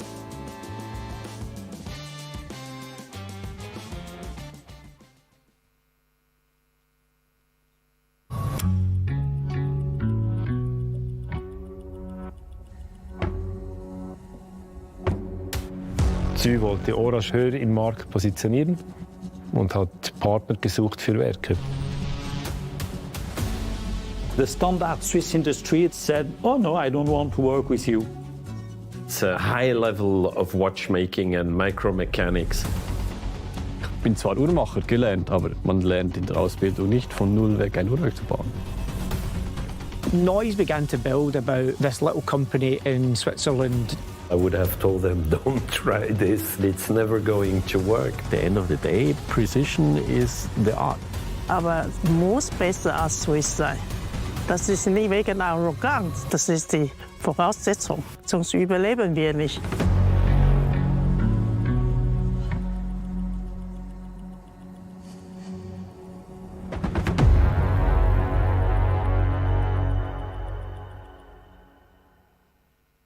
First of all, let me say a word about Biel. I mean, this is the annual chess festival. It's a wonderful event. So many different sections, whether you're playing in a youth tournament, a seniors tournament, there's a Masters Open, which is has a very strong entry actually. There's an Amateurs Open, there's Fisher Random tournaments, there's a Doctors Tournament, Simmels, problem solving, all kinds of tournaments going on, and it's in a really great location, the Congress House in Biel, and of course the location of the city of Biel itself is wonderful. There's a beautiful lake there are the hills. I used to love walking up into the hills. I never actually played there. It always clashed with the British Championship, that was the problem. but I have been a commentator at the Biel Chess Festival over several years and always really enjoyed it. It's just a wonderful atmosphere. So maybe next year, do check it out.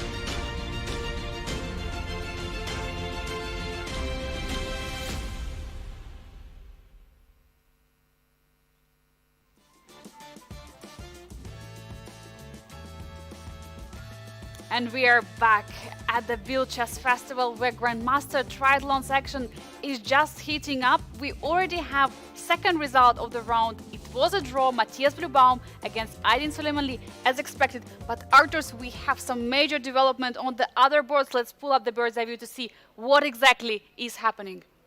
Wow. Evaluation bar just shot sky high in the game of Alexander Kosteniuk against Vaishali. That was the game I predicted that the current World Championship challenger from India, Vaishali, might be in trouble. She did take the pawn on B2. She did not find Queen D8 because people simply do not play like this. And instead of Rook takes on D6, Angelika, Knight D4 apparently was an even stronger move. And Black is in big trouble there. Let's go immediately to that board to try to break it down. What happens, because Vaishali currently has 17 minutes on the clock with many more moves to go. By the way, we have the school feature in the top left of the corner, 20-second move. So it means 18 more moves have to be played for Vaishali in this position. And she's already in the trouble, according to evaluation bar. Yeah, White has a beautiful piece coordination. The queen on B2 seems to be disconnected. By the way, dear viewers, very small note. If you saw, there was another result in the tournament. This was one of the very equalish games where Matthias Blubaum versus Aydin Suleimanli. It finished in a draw. But yeah, let's just proceed as we planned. And wow, I'm looking at this and I'm trying to figure out what is even Black supposed to do here, because Angelika, I mean, knight f5 is incoming, possibly knight h on h6, queen h6, rook d6, all of White's pieces are standing really so great here. Yeah, the pieces are super active, and one square of Black, I think, which is screaming for help, is f7. I think this is the key of the position for White, trying to put even more pressure on it. Knight on g6, by the way, potentially could be under attack with moves like queen g3, you know, trying to target it, but as you're mentioning, Knight is aiming for f5. And the problem is it's not so easy to bring the pieces back. And the queen on b2 is being, as you're mentioning, Arthur, so disconnected. But how can Vaishali fix it? Can she do something in this position? Can she try to bring the queen back in some way? No. Not really. Oh. I'm afraid that queen x on b2 was a very big mistake. And you could also see the body language of the Indian player. She's like, oh, all right. So we have this terrible position. What should I do now? And also the clock situation doesn't really help, because this is only move 22, ladies and gentlemen. And Black's position was already difficult before. Now came the big mistake. They do say that mistakes come in pairs. The clock situation for Vaishali, this is big, big trouble. And for Kosteniuk, what a game so far against the current World Championship challenger. She's doing really well. In the previous 4 classical games, all with the white color, Kosteniuk had scored 2 victories and 2 draws, and this might be the 3rd victory. That would be absolutely amazing for Alexandra. So, you know, and we were also discussing it. It's better to score, win, and then loss than to play draws. Because when you play draws, in this format, you're getting 1.5 points. So 2 draws out of 2 rounds will be 1 out of 2 points. But if you have a victory in one game and another loss, you have 4 points against 3. So maybe it's actually a perfect strategy to try to move up the leaderboard in the Generations Challenge for Alexandra. So again, big opportunity. And look at the clock situation. She spent not so much time, and she has 51 minutes right now, very comfortably advantage on the clock and on the position right now for the former Women's World Champion. And I just noticed a threat, Angelika. How do you stop rook c2? It's not even about knight f5. It's about rook c2. Like, how do you save the queen? Because queen a3 is going to be bishop takes on f7, so it's not even about the domination. There's some immediate tactical problems. What it means, there is no way for queen to return. Queen a3 will be followed up by bishop f7 instantly. Rook f2 is an immediate threat, yeah. I think actually here, instead of the bishop f7, rook f7, queen a3, which naturally wins, of course. Maybe like, rook f7. Yeah, or even rook b7, I think, whatever you choose. Yeah, rook b7, the bishop takes on f7, have even more material. No, you can't play queen a3 at all. And if you can't play queen a3, what are you doing? You have to walk away from this threat, rook c2, and you have to walk away from bishop f7. So it's got to be some sort of a king h8. Rook c8 drops material. No, black is just dead lost here. But Vaishali spent so much time on this queen b2 move. She must have seen, she must have calculated all this line. I mean, Arthur, do you think she just simply missed this knight d4 move? Is it just, was it some kind of hallucination for Vaishali, or how would you explain her not seeing it? I think it's just a terrible game for her in general, but maybe again I'm underplaying a bit the performance of Alexandra. She played really amazing game, applying pressure at the right moment, but this is usually what happens even to very good players. You get under a lot of pressure, you get unpleasant position, and if your only sequence to stay alive in the game is to make some computer moves, people don't think like computers. You make a mistake, boom, next mistake, your position becomes very difficult. Add time issues on top of that, and this is the current situation. So for Vaishali, this is not the best game she has played recently, but for Kosteniuk, what an opportunity for her to be back in contention. Definitely, it is a huge moment for Kosteniuk, but for Vaishali right now, 12 minutes, 44 seconds. I've just pulled up the previous move that she played. This queen takes on b2. She spent more time that she has right now on the clock. Almost 17 minutes were spent in the queen b2 move, but now she's surprised and stunned. After knight d4, she spends already 8 minutes on her clock. What does it mean? I mean, it means it was completely missed? It was completely out of her radar? I think it was missed because she was expecting only rook takes on d6, and this is what we were discussing before, and knight e4 just slipped her attention. But by the way, also rook takes on d6 for white was pretty great, and maybe she was going for the sequence we were discussing before to have 2 minor pieces for the rook, and maybe she felt that, in this position she has some chances. But here, it just it feels like it's lights out, because let's look at the black's moves. Like, how do you stop this threat? If you move the king, it's going to be immediately bishop takes at f7, which comes with a threat to take on g6, and you trap the queen. There's no rook c8, you collect the bishop. There's no rook f to c8, you collect bishop f7. King h8. Was played. Maybe the only move. I was wondering if there was a way to play d5, but maybe it also doesn't bring too much to the position. No, but now you just play bishop f7, no? Yeah, now bishop f7. No? Or is there something better? You're just picking up a pawn, targeting the knight. No? I'm missing something, yeah? What I'm missing? So the threat is to take on g6 and win a queen. Oh, wait, you're not winning the queen. Queen b4. Wait, you're not winning the queen. Wait, then we have to think. Yeah, and there are many ideas in this position.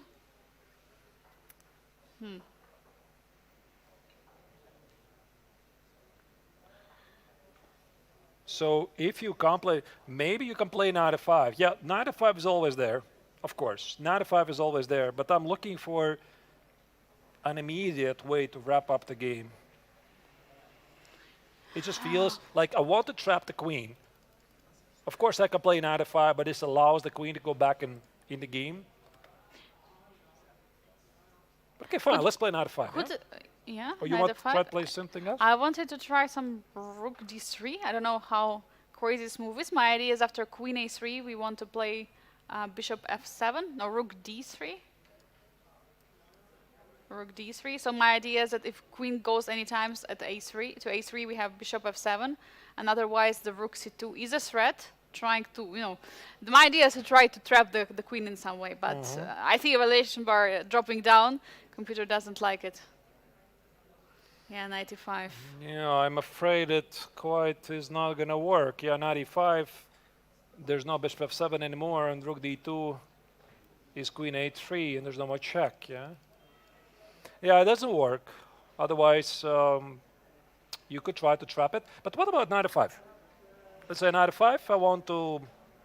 What do I want to do? Sacrifice. Knight f5. Yeah. So let's say we bring the queen back to f6. Can you immediately sacrifice on h6? Knight h6, pawn takes, queen f6, queen h6. Is there a way to do something on g6? No? No. Let's no see. rook d3, nothing. Too It's a slow. bit slow. It's a bit slow. It is a Okay. bit slow. So I think after knight f5 queen here, you probably can just wait on the spot with something like knight e6. Or rook d6? Yeah, knight e6. Ooh. Just feels very forcing. It's a double attack. We walk away, give a check. King H7. Oh, okay. Oh. All right. Who wants to do a puzzle? I know it. You know it? Yeah. You I solved see it already? Yeah, yeah. How many seconds did it take you? I don't know. How fast did I say? 2, 3 seconds after? So what is it? Queen takes h6. Pawn takes. Because you cannot take. And knight g5. King Beautiful. has to go back to h8 and rook h7. Yeah. Incredible. Yeah, if this happens, this could be potentially one of the most beautiful combinations of the round, and we might see something like this. Imagine this, defeating a World Championship challenger like this. Yeah, sacrificing a queen.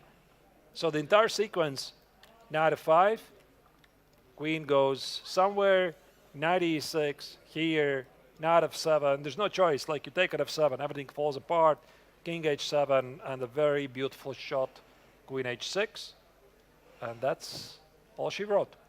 And let's not forget, it is Alexandra Kostyniuk. She's a chess queen. She has been playing chess for so many years, the most experienced players in Generations Challenge tournament. She was a women's world champion. She was competing at so many candidates tournaments. She was participating in the previous, so 2024 candidates tournament. 2026 she did not qualify, so she's still in content. She's always motivated, and she shares this passion for a game. And by the way, before the tournament started, I asked Alexandra, I was asking some questions to the players, and I asked her, if your chess style would be a movie genre, which one would it be? And she said something like a horror movie or like something. Somehow you immediately thought of a horror movie. I don't know why. And that's what we see also at this tournament, right? She started on a high note, scoring important victory against Carissa Yub. Second round, something didn't go her way, and it was Václav Finek who scored the victory. But today he has a chance. She has a chance to score another win and get 4 extra points. By the way, we see rook c2. She attacked the queen. And now she plays knight f5. She doesn't want the queen to come back to f6. But it's still good. It's still good. Like the queen on a3 is disconnected from the game. We didn't really discuss this, but I think it's also much more human what we looked at, because if you play knight f5, you allow the queen to go back, you don't want to do that. And Alexandra thought, with the queen on a3, I will be able to focus on this kingside attack, because now you see this queen cannot easily get to f6, get to control some of the critical squares. Knight d6, still a massive threat. We might see potentially the queen sacrificing some lines. Knight takes to h6 is happening. I still don't see any good moves for black here. Yeah, and it looks so human, right? First attacking the queen. Queen has to step away, cannot return to f6. Now knight f5. Now there are big questions to Vaishali. She has 10 minutes on the clock. But I think she will think for a while here. I suggest Arturs to move on to the other games, because the action is keep on happening on the 4 remaining games. We have 2 draws.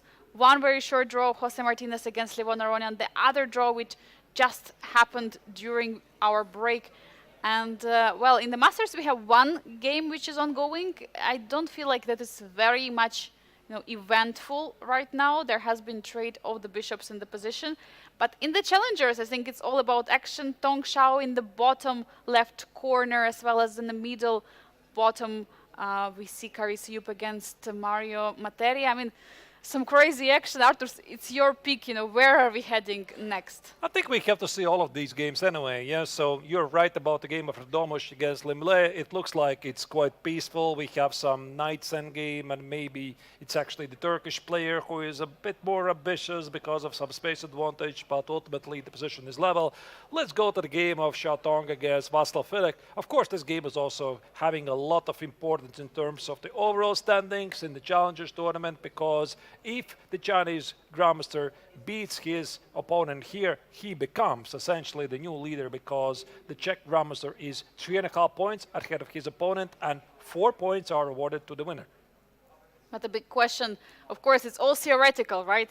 Of course, if Tong Xiao gets 4 points, he will surpass Václav Finek. But looking at this position, and looking at this beautiful, stunning knight on c4, do you really see it happening?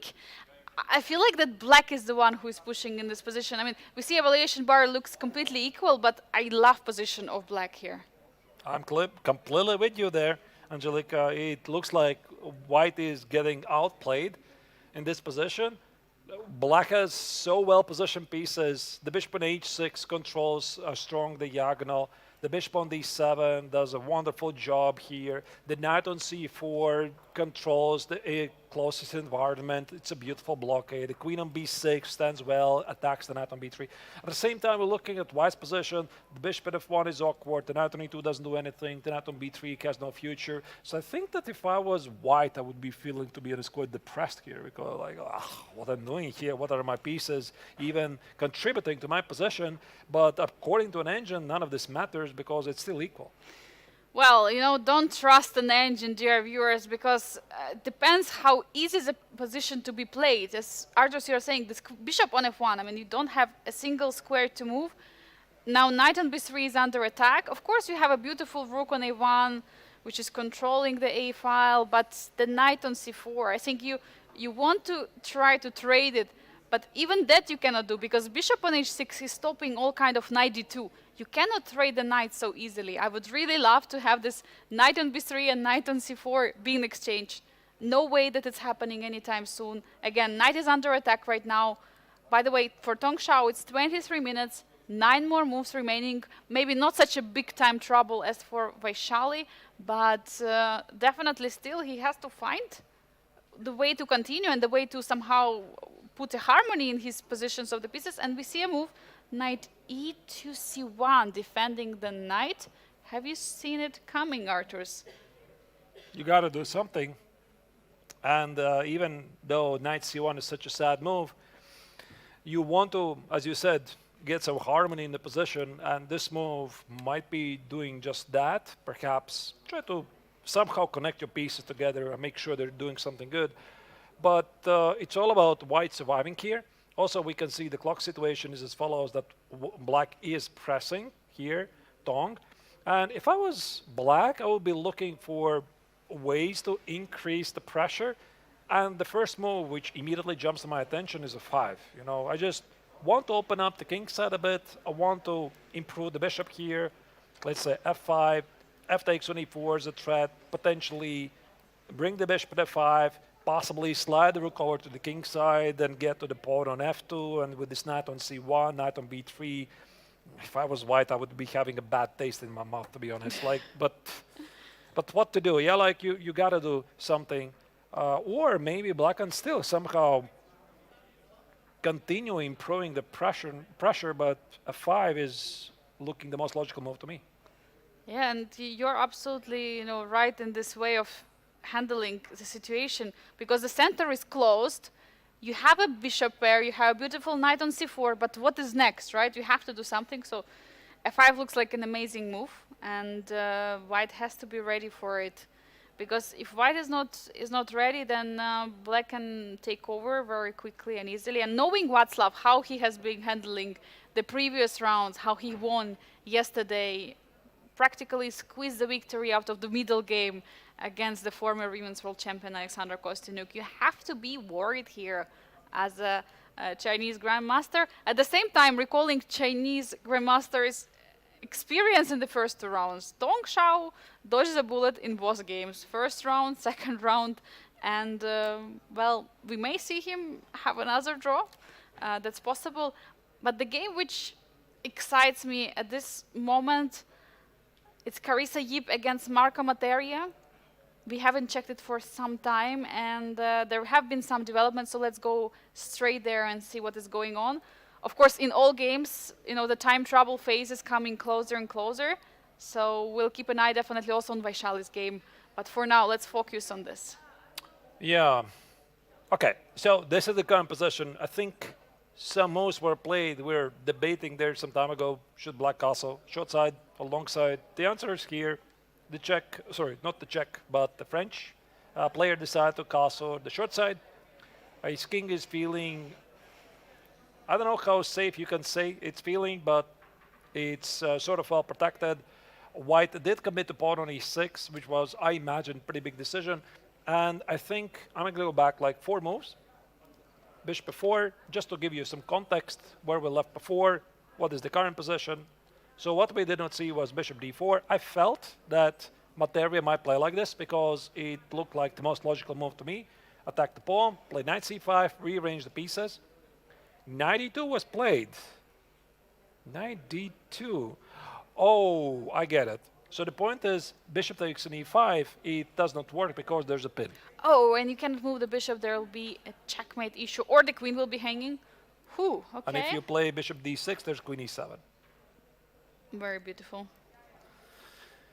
Yep. Very nice, very nice. That's the reason. Yeah, knight e2. Carissa immediately spotted this. I suppose this is why you do some puzzles, obviously. Bishop h6, rook e8, the pawn is under attack, you don't want to give it up. You play e6, looks very human. Agent says something else should have been done, but I think that white is playing very, very human chess so far. Knight f3, bishop f6, black retreats, and I think that all of the last moves that both players played, they look incredibly logical. And now we have to assess what is going on in this position. Arturs, I absolutely love, the engine. We've just returned from the game Tongshao against Václav Finek, where there was computer was saying, it's all fine, it's all equal, it's all great, peaceful. We come to this position again. Computer is saying, well, it's all great and peaceful, but Carissa has 11 minutes right now on the clock, so we're feeling already this time pressure that she's experiencing. At the same time, position, there could be some questions. For example, later on, black could target the e6 pawn. So it might be not such a strong pawn, but rather a trump in the position, some weakness. How would you assess this position for Carissa? Because we see that she's spending more and more time, already spending 6 minutes, by the way. It's only move 20 for her. Very dangerous for her. And this is also the thing that nobody has taught engines so far, how easy it's to play for either side. I have a feeling that for black, it's a bit easier to find the next moves because you are looking at the direct threats at your opponent, at your king. You're going to deal with them. And then you're looking at the pawn on e6. How do I take this pawn? At the same time, white has to play all over the board. By the way, bishop c2 was just played. Protect the pawn on a4, maybe avoid some trades, and white has to play very creatively here. And every single move that Carissa is required to make, it takes more and more time. And that's why, of course, this is also reflecting on the clock situation, because 10 minutes for what? 20 moves to make? This is not a great position to be in. Artur's pawn on b2 is hanging, is it? What will happen if bishop takes on b2 right now? Because this is what happens after bishop steps to c2. The defense of the pawn is not there anymore, or there's some tactics that I'm missing. Bishop g6? Yeah, I was looking at bishop g6. I'm not even sure if this is the necessary. Knight takes on g6, queen takes on b2, knight takes on e6, and I cannot immediately evaluate what is this position. Yeah, like I see that Angel likes it. I see him down a pawn. I see that the black king is a bit exposed. Probably bishop takes on g6. But I think also for Marco, he is looking at this position from overview, from general perspective. The pawn on b2 doesn't matter here at all. And instead, I think he's going to be more focused on the pawn on e6. So if I was black, if I was Marco, I would be thinking, how do I eliminate this pawn on e6? Yeah, that's a big question indeed. But Arturs, I would like to go to the game of Alexandra Kostyniuk against Vaishali-Lagrave for a moment, because there have been some development. We have seen just now Alexandra played queen c3, threatening a checkmate. She's activating her pieces. Now Vaishali plays rook e5, trying to stop it. 6 minutes on the clock only for Vaishali at this position. The last couple of moves were rook c2, queen a3, knight f5. This is what we saw. Rook b e8, queen c3. Checkmate threat. Checkmate threat, and rook e5. Okay. Rook e5. So now the problem for black, you cannot return with the queen. But is it actually a threat? Queen c5? Can you go for it? How do you continue the attack here as? Oh, just 96. Oh, 96. Yeah?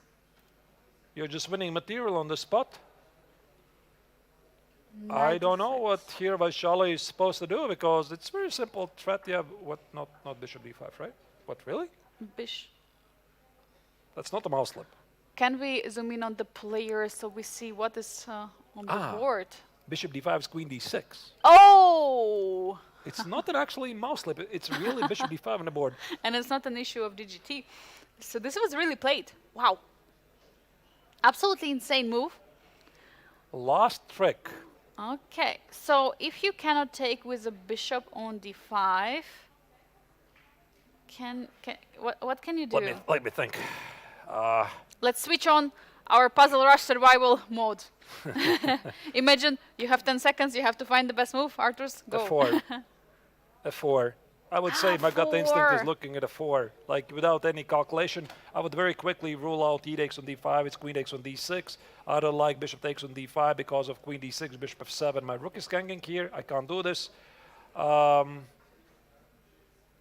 I see a 4. I push back the rook. I collect the bishop on d5. I think I would just push this. Like, I would start to calculate from here. You play queen d6. I collect rook on d5, and maybe black has to play down the exchange. Let's say queen d6. F takes on e5, queen b6 check. That's what I would see. King h1. Maybe black is somehow staying here in the game with bishop takes on e4. Anything else, I don't really think could happen here, because after f4, rook e6, it feels that there's going to be something immediate lights out. Maybe knight takes on f7, intermezzo move, rook takes on f7, bishop takes on d5. The queens are under attack. Sorry, part of my mouse slip. That was really a mouse slip. slip. This was real, actually. This was real. And I think that here, black is probably going to drop something. Even though, by the way, somehow black still lives for the time being, but not for long. So Vaishali is still trying in this position where it feels like her pieces are completely disconnected. Queen is so far away from her pieces. Knight on d6 is under attack right now. Alexandra has to find some precise moves in this position. Or are there many moves which are winning here? If you just move the knight, what is happening? Knight, Back to but f5. where? I mean, knight b5 is also a move, of course, but knight f5, then I think there's going to be a trade on b3. Yeah? Like, I think that now f4 comes a bit slow, you have to address this, and maybe I have the time to play some rook g8 or something, I don't know. Yeah, it still feels pretty bad, but I think that the 4 is just immediately. Yeah, f4 is immediately. Yeah, you cannot take with a knight because the rook is hanging, and most likely we're going to get to those kind of positions. What about, okay, so according to the calculation technique, you have to check forcing moves, captures, checks, threats. So I'm thinking knight f4 doesn't work because of the capture. Bishop takes on b3, by the way. We also have to address this. You take on e5, you could take on c2 because the queen on a3 is under attack. I think this is pretty straightforward. What are the forcing moves? Intermezzo moves. You remind yourself, I have to check the intermezzo moves. You play b4, but now this queen's completely disconnected. And I think, again, white can just play something like queen g3. You collect the bishop for free. Again, bishop takes on b3. Wait.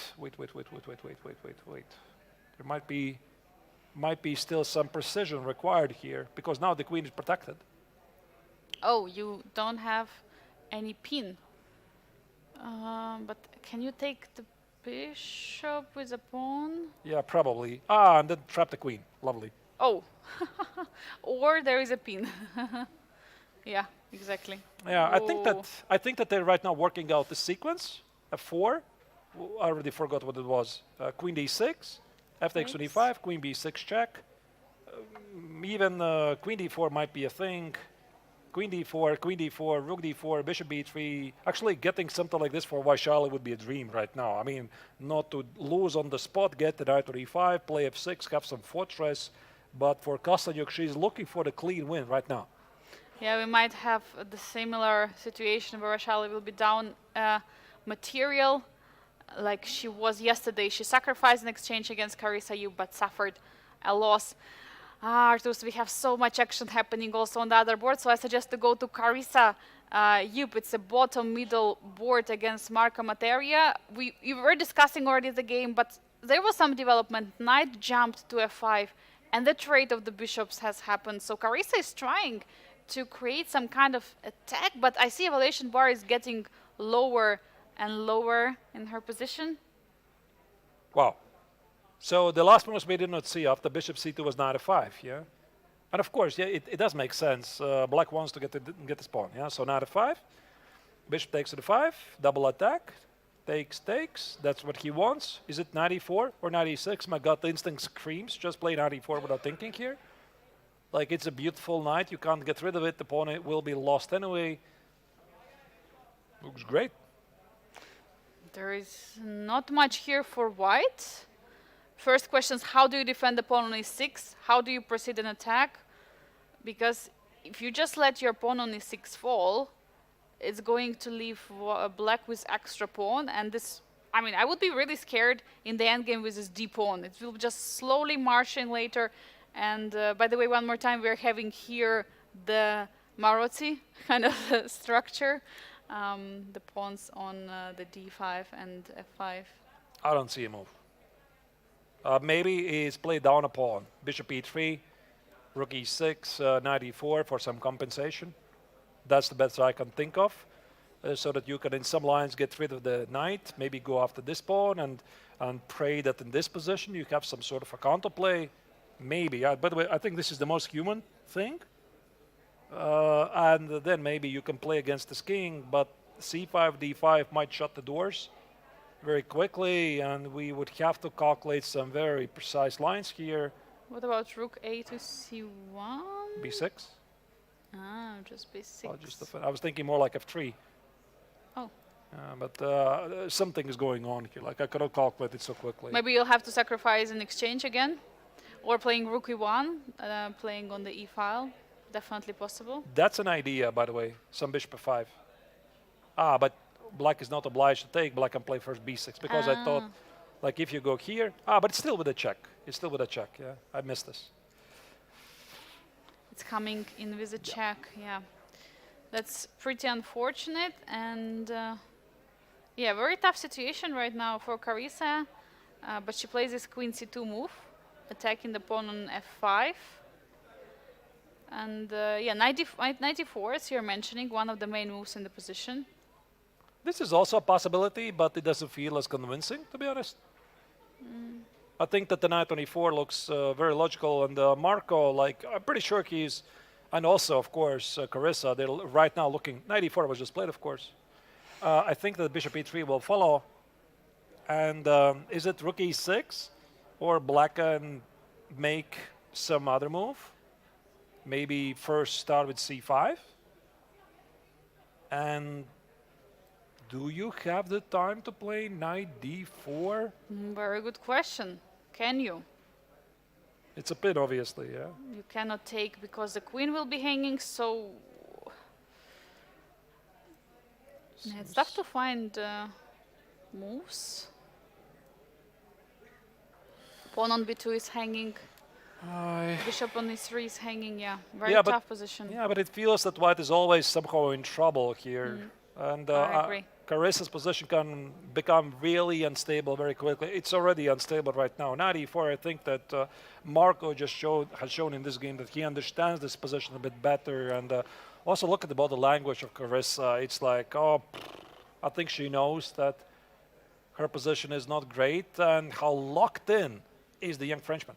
Marco is super confident here and focused on the position, but while he is thinking at this position after rook a to d1 has been played, one game that we abandoned for some time, but I think it's a good moment for us to catch up, you know, what happened there. It's the only ongoing game in the Masters.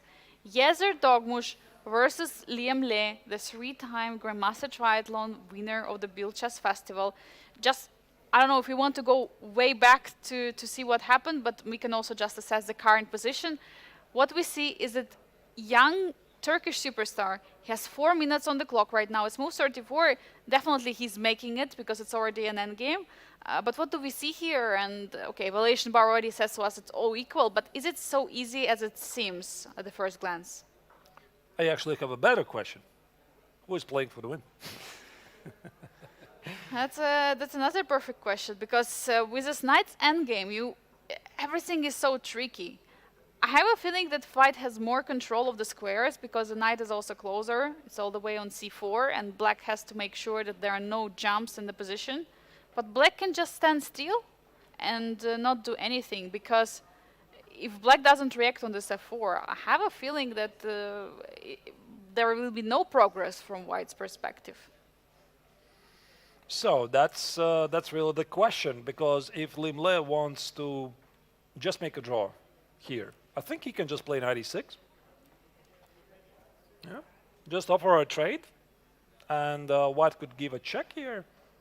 Here, King D3, and we just probably call it a day. Even if White gets the King on D5, I play King D7. There's no tricks here. It's just a draw. So knight E6 is definitely an opportunity here. And maybe he's looking at this and thinking, can I trick the young opponent here? You know, because there is a very famous saying among chess fans, take the youngsters to the endgame. I think actually originally it comes from the Russian community. But I mean, these days I'm not really sure it is that of a relevant thing because especially for Yaz, he's so good at the game. And yesterday he already escaped in an endgame against such an expensive player as Levon Aronian. So I'm thinking, can I do something like this if I'm playing with black and try to ask you some questions at the queen side?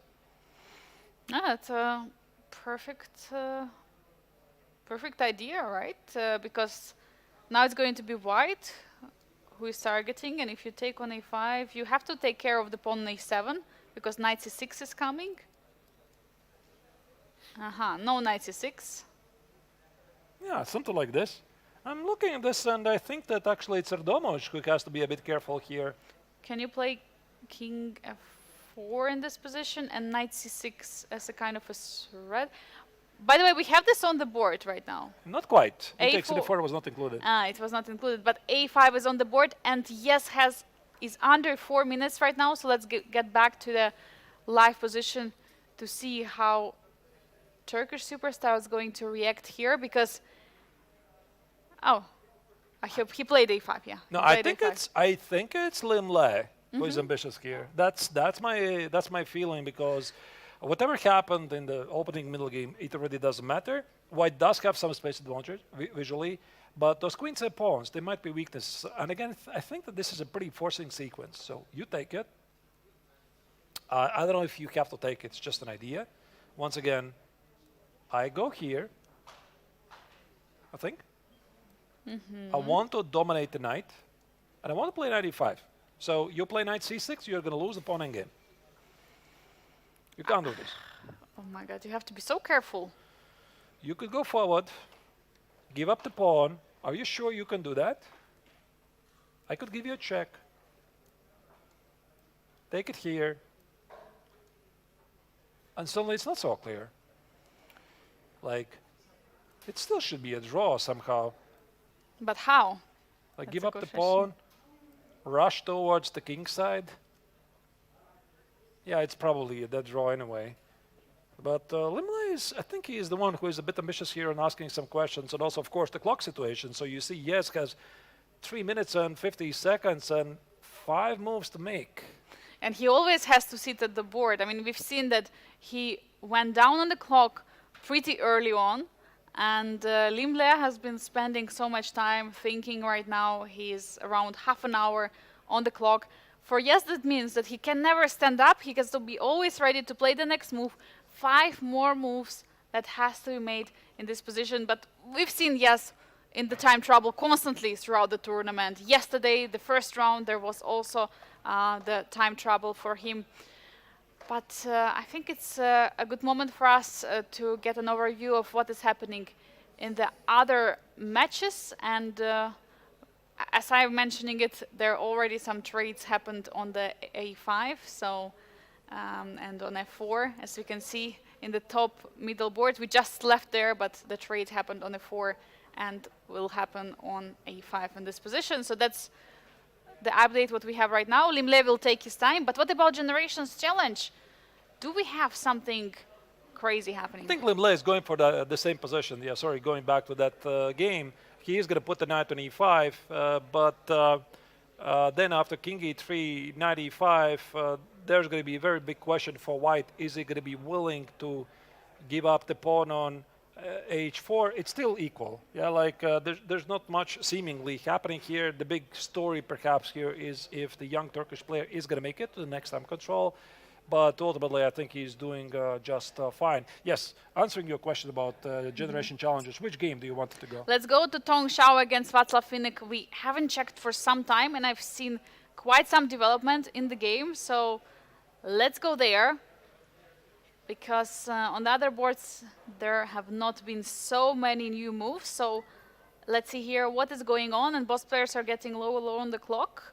We see some updates. The pawn moved all the way to h5. We see that white doubled on the a file.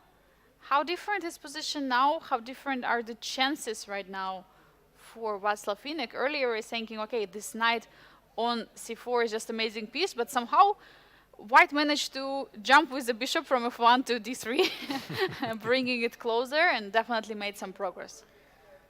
White at least has managed to stabilize his position, and Finek did not commit himself to f5. That's what we can see here. He's taking it slow, carefully.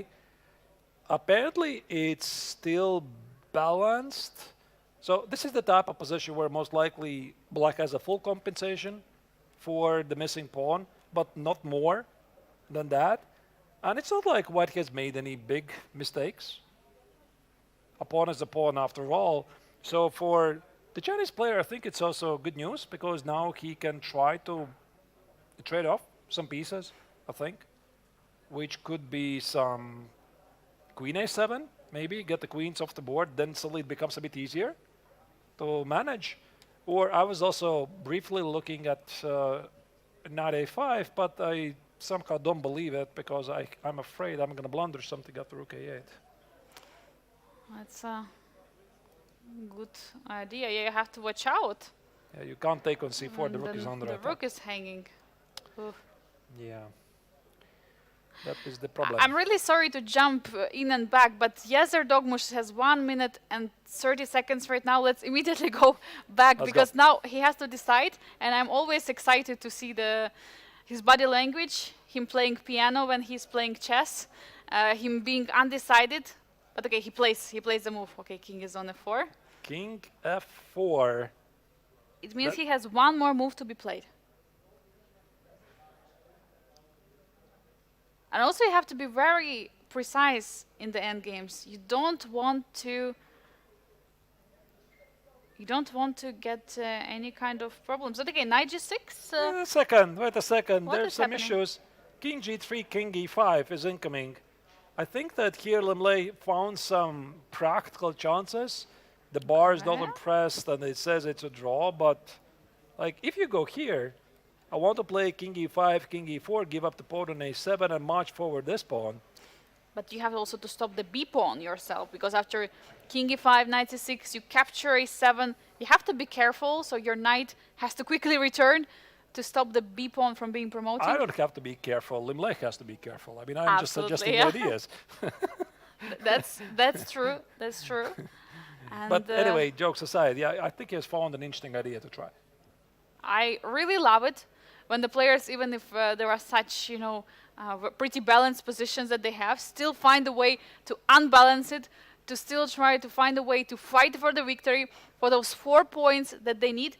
And we see king g3 has been played, officially reaching move 40 right now for Yezer Dogmush in this position. I guess we return back to our other games, because Limle can sing here for a while. But no, he plays a move, king d6. Okay. Oh, such an unfortunate moment for him. I wish this was move 39, because after king d6, knight c6, his idea is to play a6. Oh, and now Yes has time. But immediately, let's go to the game of Alexandra Kosniuk against Vaishali, because in this position we have some updates. Alexandra finally, she was singing for quite some time, because when we left she had around 50 minutes on the clock. She sought for half an hour, and she went for a continuation where we see she has extra pawn in this endgame. Maybe just a couple of moves back, if we could check. How did she decide to continue? She decided to take on d5 with the rook, take on f7, and take on d5, simply having an extra pawn, or also black has some back rank issues. I don't know what was the reason why she didn't like a 4 push. So we were discussing this position briefly before, and this was like my first instinct. If you go back to the previous position, this is a 4. I thought it was very forcing. But I think that here Alexandra did not like this sequence. Takes, queen b6, And maybe she felt that she has to play queen d4, but to be honest, after king h1, yeah, this is the position, yeah? It And is. she probably felt that this position, maybe black has some chances to save, but that's why, like, good players typically look at the lines, they compare them, and they decide that this is probably where they're going to have more realistic chances. Look at this queen d6. You can't take the rook. There's going to be back rank mate. Wow. And you have to be so careful about this. And Alexander calculated all of it. Let's return to the current position to see, because we have the move, which is already on the board. Yes, this is the current position of queen d6. Very, very tricky from Vaishali. 20 minutes for Alexandra, but for Vaishali it's 4.5 minutes for remaining 11 moves. Will she be able to secure the next time control? I mean, Vaishali was always in a time trouble from the round number 1 of the classical, where she had issues to convert the position against Tong Xiao, and that was a critical moment where she could have won, starting off with the victory and 4 points in the round 1. But then yesterday it was a tough match, and she sacrificed an exchange, didn't work out. She lost to Carissa. Today she's also in the time trouble, having big issues against the former women's world champion. Is the tournament simply not going well for Vaishali? What do you say? How many chances will she have after apparently losing today? Well, what is winning this part is clear. I think that queen c6 is a good move. But Alexandra might be a bit startled by the last move, queen d6, because I'm pretty sure she didn't expect this. Like, this is typically like you're not feeling so well yourself. You play a move like you think you calculated everything. Boom, there comes queen d6. Like, I missed this move. You're like, okay, let me have a fresh look at this position here, and everything is still good. You're still winning. But I think that queen c6 is immediately winning more material. If you trade, the knight is under attack. There's nothing to be done here. Maybe black can try to keep the queens on the board and play queen b4 like this, but these two pieces are still under attack, and I think white can just play some quiet move like g3 here. I don't know what black is supposed to do here. She's looking for the forced way to wrap up the game. She definitely does, and still taking time. Yeah, queen c6, as you were mentioning, looking very forcing. It's a threat, right? It's threat. I want to take the queen on d6. Yeah. So it's, as you were saying, checks, capture, threat should be checked in the position. Queen c8 probably doesn't make so much sense because king is defending. And we have a move on the board. She plays g3 in this position and threatening to take the rook on f7 because there is no longer the back rank checkmate. This is how Alexandra goes on. And queen c6, by the way, still she has in her mind, she can still go for it. There's also queen c8, bishop f7. There are so many threats for Vaishali. Will Vaishali find a way to stop? I think it's probably even cleaner. Yeah, like, why have some back rank issues? Just play g3. G3, you want to protect the back rank. Now comes queen c6. You force the trade.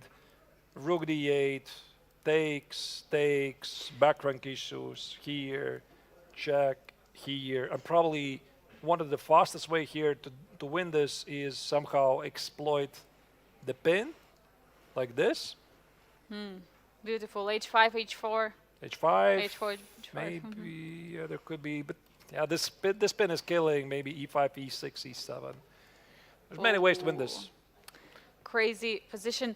And we have Rook F8, by the way, on the board. So already played, stopping the check. But as you're saying, Arthur's queen c6 is something to watch out. What happens after queen c6 and rook f6? What do you think It's about the same.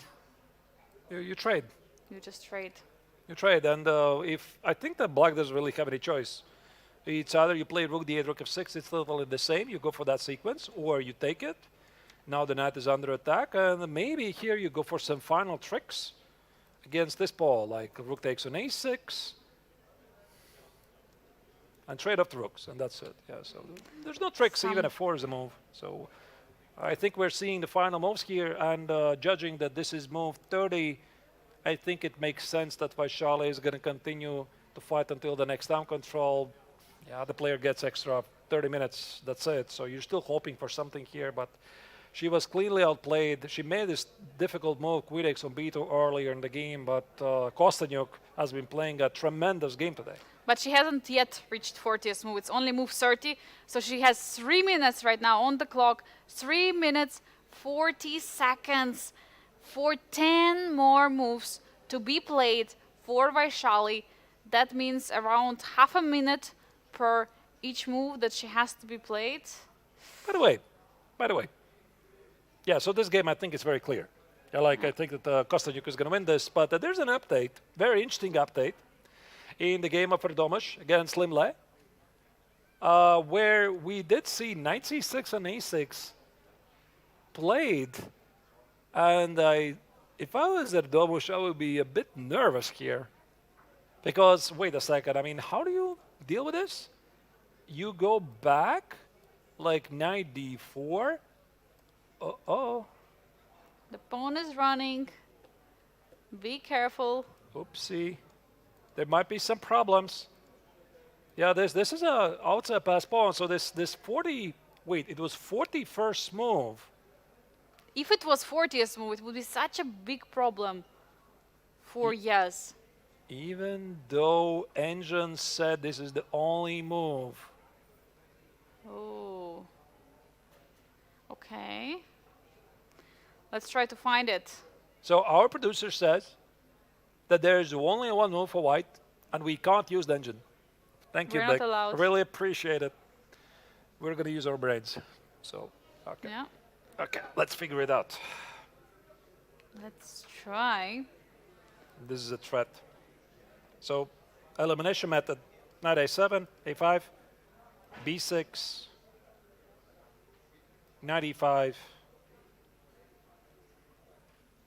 b7, king c7. Feels pretty good. Can we play e5? Oh my goodness. And my idea is that after take with a pawn, What do you want to play? I want to play e5. e5? My idea is if you take with a pawn, I capture with the knight on e5. You have to take my knight. If you take with a king, I take the pawn on e6. My pawn is promoting. Oh my goodness. Move. e5. So, after takes on e5, you want to take with the Knight knight. e5. How do you come up with stuff like this? I don't know. This will be the last thing I'll be looking at, to be honest. Like, okay, king e5 is... Pawn takes a6 and winning. Okay, the knight is not in time. I get that, right? So you have to take the pawn, the knight with the knight, and here you take the pawn on a6. Knight c6 allows you to eliminate the pawn. And then you have to try to stop it with the king, but then you're going for the h pawn. But you have to find it. You have to calculate till the very end. No, I mean, it takes quite a bit of imagination, which you definitely have, Angelique. I got to give you that. So. Well, we had a hint that, there is only one move. Oh, he played it. e5 is on the board. Wow. Absolutely insane. Yezer Dogmush finds the only move which is holding that position in this endgame. He is trying to pass the test, which Limle is causing him. I just absolutely love the speed, how quickly Limle recognized that this is the best move. So they're playing at this level that he was also fully expecting. F takes on e5, just casually sacrificing the knight to secure a draw. Knight takes on e5. It's a brilliancy because you sacrifice a piece. At the end of the line, you take the pawn on a6. King has to stay there to eliminate the pawn. But at the end of the line, king is in time to capture the pawn on h5. It's absolutely craziness and insane that he has managed to calculate. Imagine this position happening one move earlier on move 40 when has not a single minute of time. That's what I was saying before. Like, if he had to find move e5 on move 40, like, that would be so difficult to do. Imagine you have like 1 minute where you have to play e5. Quite unfortunate for him, but here the game is heading to a draw, ladies and gentlemen, because all of white's pawns will be disappearing off the board. I think they're going to play it out until bare kings because it's just a cool thing to do. Or maybe there is going to be some kind of, knight takes, No, don't take on h5. Take the knight. a7 first. I didn't expect that. a7. Only move for Please black. He take- found it. Queen. Bishop. Bishop. I love it. I love it. What a great move by Erdomus. What do you think? Was the bishop just the closer piece that he had, or he just didn't want the queen? I think he's just trolling the opponent. King And he takes the knight. He takes the knight. I love it. He doesn't take the pawn because at this moment, if he takes the pawn, it's already stopped because you cannot checkmate with a single knight. It would be a draw. But now they're having the breakings, and the draw is agreed. What a game. crazy endgame, Arthurs! Well, what a game, what a game. I Oh. think these players, they definitely deserve a round of applause from everyone because I think this was a masterclass. Really well done. Well done, both players. The Triathlon winner, Lim Le, managed to pose so many questions for the young star. He did not get confused in this tricky endgame. He found all the right moves, and you can immediately see the players are immediately sharing their experiences from the game. World-class endgame from both players. Arthurs, I'm so amazed by the players from the Masters because we had the first draw today, the most symmetrical position, the most symmetrical game ever. Now we have this absolutely incredible draw finish of the game in the Masters. So it doesn't feel like that it was a boring draw. It was absolutely eventful one, and the players are exchanging their thoughts about the game, and Yes is also sharing his opinion. But in the Generations Challenge, Arthurs, we have huge developments. Alexandra Kostniuk against Vaishali Ramesh Babu, Tong Shao against Václav Finek, and Carissa Yup against Marco Matera, still facing each other. I mean, what happened, by the way, here? There is some red question mark, some blunder. Something red is on the board. So we left it here. Queen a2, bishop b5, rook b1, knight a3, bishop b5, knight b5, and queen a6. Apparently, it's not so great. Queen a6. Well, what could be an idea? Could you try to do something about the queen? Could you try to trap it? But no, it doesn't look like it's being trapped. No, I don't think it's a trap. I think it's just engine being a bit silly here. It's just not a good move. It's not dropping a piece immediately. It could be that you can just take on c3. I was wondering, knight c3 or rook b8, preparing knight c3. Because I would like to pin this rook on the b1. Maybe it doesn't make so much sense. Yeah, okay, it's equal.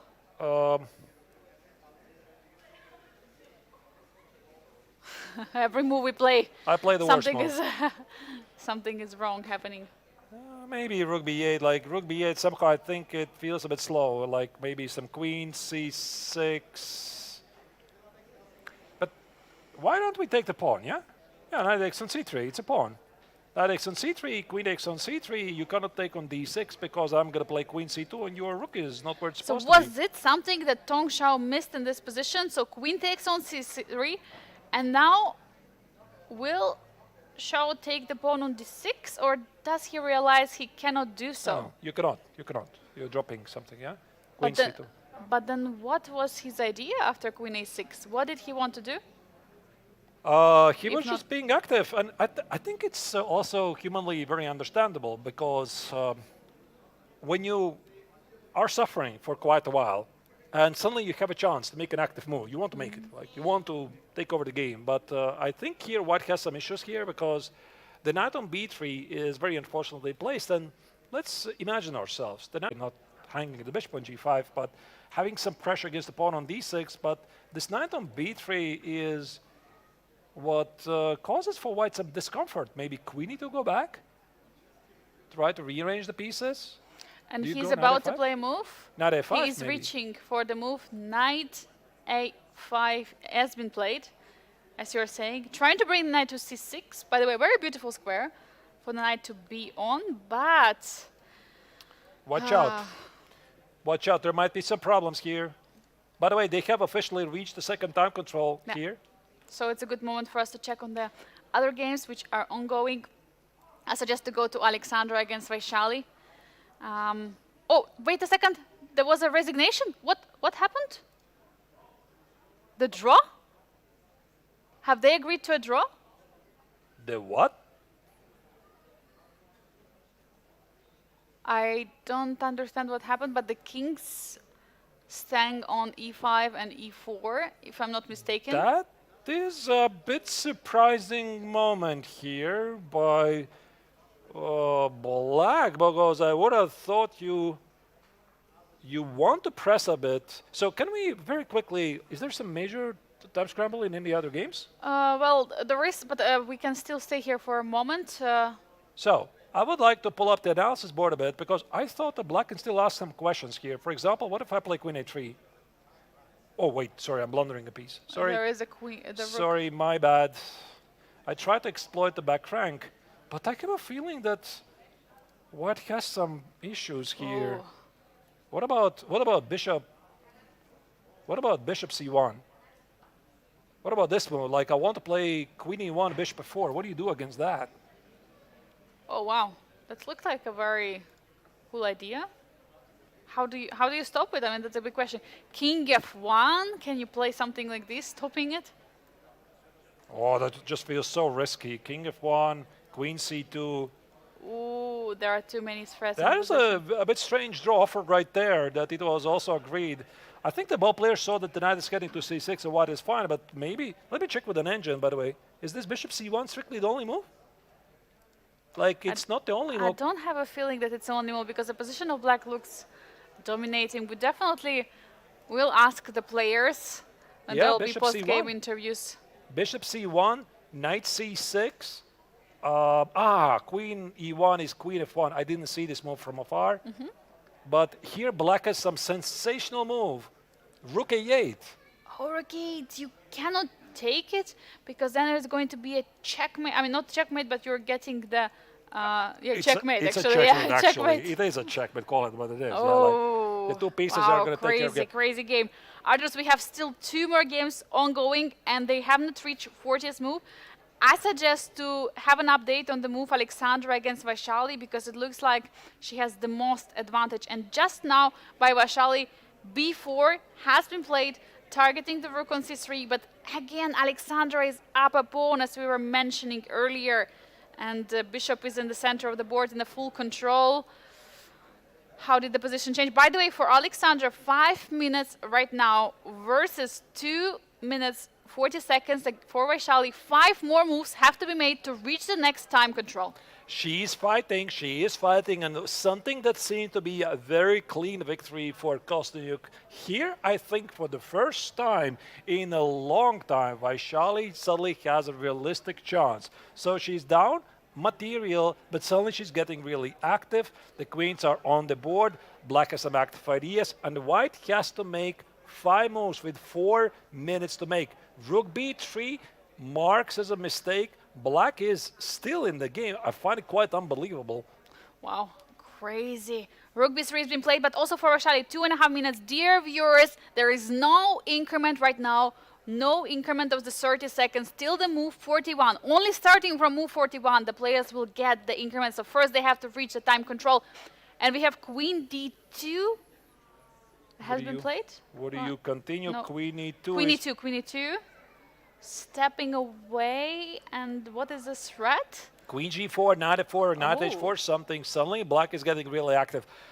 That's a terrible position to be in when a time scramble was approaching, even psychologically. I mean, think about it. You were like completely sure you're winning. Several moves ago, you had like 40 minutes on the clock, plenty of time to figure out things. And now, here Kostyuk has to make 4 moves with 4 minutes on the clock, where Black suddenly is getting really active for the king side. Arthur, the nerves are definitely playing in this position a big role, because Alexandra had earlier around 50 minutes on the clock, so much more, and Vaishali had something like 6 or 7 minutes. Now Alexandra is also in a time trouble, only 3 minutes 44 seconds right now in the position. She's getting closer to Vaishali's time on the clock, but how can she stop this idea? Queen G4, Knight H5 isn't coming. Yeah, Queen E3, Queen G4, I think it's happening anyway, but look at the body language of Kostyuk. Like, she's so nervous right now. She's trying to calm herself down. very difficult to recover from this moment because once you feel the game is slipping away from you, it's so difficult psychologically to recover from this. And also for Vaishali, the feeling is like I have nothing to lose. I already was dead lost before, and now suddenly I'm back in the game, and who knows? I mean, this game is not over. And Artus, you know, I have a feeling even the clock situation is pushing Vaishali to play the only moves which she have in the position. She doesn't have time to think, so she has to, you know, try to find the only saving moves, saving opportunities for her in this position, which maybe is a good thing, because sometimes when you have time, you try to think about all kind of options, and then you come up with maybe not the best one. But for Vaishali, she has to find always the only way to save the game, and she understands that she has to be active here. She has to create some problems for Alexandra. By the way, almost having the same time as Vaishali, 2 minutes and 24 seconds, but she's playing a move. King G1. Walk away from, and the position becomes even worse. Check this out. I mean, what about Queen G4 here? I'm thinking Queen G4 or Queen D1 check first. Queen E1? Queen E1 check has been played. Now Queen E2 repeating the position. They're repeating very quickly to reach the time control. I think actually Alexandra is pretty happy with this because now repeating the position allows her to get closer to the next time control, and I think that Vaishali might have wanted to spend a bit more time here. Engine flags it as a mistake. I think once they're going to get the next time control, we're going to figure out what was the better move here. 2 more moves that have to be played in this position. If right now Alexandra repeats, Vaishali will have an opportunity to claim a draw after the 3-4 repetition. So for Alexandra, she cannot repeat King G1 anymore. So she has to find some other move. But 1 minute, 30 seconds, Arturs? Yeah, the clock is ticking. Tick-tock, tick-tock. So very, very tense moment here. Both players have to make 2 moves. Give you a very quick update what's happening in the other game between Carissa Yip against Marco Materia. Carissa Yip is in trouble. The Frenchman is seriously pressing. He has some extra material, but we are focusing on this game right now because nothing is clear. Kostanik was winning before. This is still essentially a 3-result game. Absolutely. I mean, anything can happen. And look at this. I see he's shaking. She's playing King G1. She repeats the position. She repeats King G2. Is there a 3-fold repetition this moment? Just a second. Queen E2, Queen. I think it's a triple repetition. Wait a second. Triple repetition is on the board. She stops the clock. She's calling the arbiter. She's saying, if I play Queen E2 right now, the position is going to repeat 3 times. And Kostanik agrees. It's a draw. Oh my God. What a roller coaster in the Generations Challenge. Alexandra Kostanik was pushing the whole game. She was winning, but it was a time scramble. And they just needed 2 more moves to reach the move 40 in order to get extra time, but Alexandra just wanted to make it safe, and she played King G1. Vaishali claiming this 3-fold repetition, absolutely insane. Draws that we have at the Biel Chess Festival. I mean, these draws are more exciting than some decisive results, but Arturs, we have still 1 more game ongoing in the Generations Challenge tournament, the final game for today. Let's go to that game, but you could definitely sense the disappointment in Kostanik's face, like she got things under control, but so many players have misplayed things in the time scramble. Now we're following the only remaining game in both tournaments, which is Carissa Yip with the white color playing against Marco Materia. This is move 38. 2 more moves to make for both players. It's a severe time scramble, 40 seconds for white, but her position, to be honest, is pretty terrible. Yeah, you have to find the best moves in the position, and this is not something easy to be done. But Bishop A5, she's capturing the pawn on the queen side. Will Black also go for the A4 pawn? Rook A3, Rook A4. Yes, we see it on the board. Rook A3 is played. I think Black is not really in any time scramble here. Bishop B4, Bishop D2. White has to make 1 move. So does Black. You can see here 15 the young seconds. Frenchman very quickly check the big table in front of him. Yeah, it's move 39. 8 seconds for Carissa. He has to make move. 5 seconds right now. And she steps away with the bishop to B4, attacking the rook and the knight. And now Marco has to play a final move to reach the move 40. Yeah, so I'm pretty sure he's going to find Rook A4 immediately. Rook A2 check is a possibility, but there's no need to include such a move. The players have officially made it to the next time control. Here you can see the young Frenchman is taking some refreshments, and so are going to we do the same. absolutely insane time scrambles at the Grandmaster Triathlon at the Biel Chess Festival. We have so far all games finished in a draw. This is the final game, which is ongoing. Dear viewers, let's take a hydration break as the tradition of the FIFA World Cup that is happening right now. So we're going to be back with more action of the game. Carissa against Marco. Who will manage to win the game? Let's find out after the break.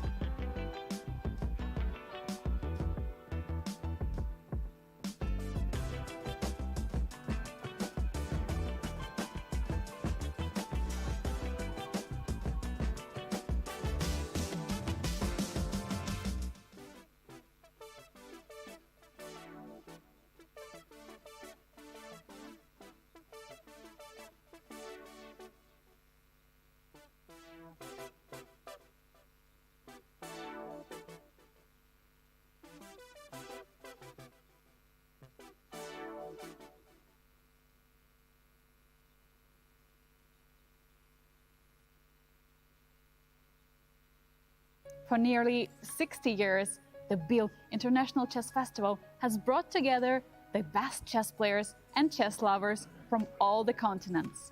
Next year, we celebrate our 60th anniversary. Help us make it unforgettable.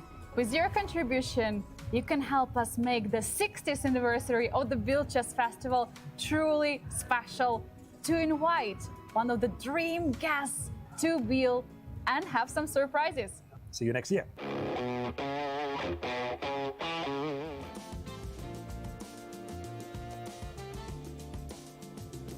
Welcome back, dear viewers, to the 59th International Biel Chess Festival. For already 59 years, the event is taking place with huge efforts from the whole team. We have a very strong and very big team, many volunteers who are participating. We have a media team, broadcast team, arbiters, fair play. I mean, everyone is working so hard on making this event happen. And this next year, we'll have the 60th anniversary, Arturs, and we're really excited for many of you who already started contributing to the event. And I think it's a perfect moment for us to call out on some of our dear donors of the event. I see there Martin Teller. What else do we see? Yeah, so everybody else who contributed, you can see them here on the screen. Huge shout out to you. You're part of the amazing supporters who make this festival possible. So in case you want to find a way to do this, the link is in the broadcast, live broadcast available. Also, you can go to the official website. I'm gonna find it there. So thank you for being officially amazing, and hopefully we can make the anniversary edition really amazing. And hopefully see you next year, yeah. And don't also hesitate coming here, because it's absolutely amazing atmosphere. Biel Chess Festival is not only about Grandmaster Triathlon, it's about 15 many different events which are taking place from the early morning till the late evening. We have the Fisher Random, which starts in the morning. We have as well the youth tournament taking place here, Amateurs Open, Masters Open, Blitz, Rapid, all kind of the events. And by the way, we also had simultaneous exhibition. So it's definitely where the action is amazing in Switzerland, the biggest chess festival here in the summer. And the weather is perfect. You have a lake, you have mountains, a lot to do. Amazing restaurants, Arturs. What's your pick? For the restaurants, you mean? For everything, you can. I don't know, like, yeah, I think it's a bit of everything. So also the amazing team here we have of the organizers. I think it's also a great opportunity to give a shout out. There's this guy in the corner, saying his name is Beck. You could hear him scream in the corner. He is producing the event. Also, Tatiana, she's sitting at the information desk. Unfortunately, you can not see her on the camera, but they're making this event possible. Our tournament director, Paul, the president, Peter, our media team.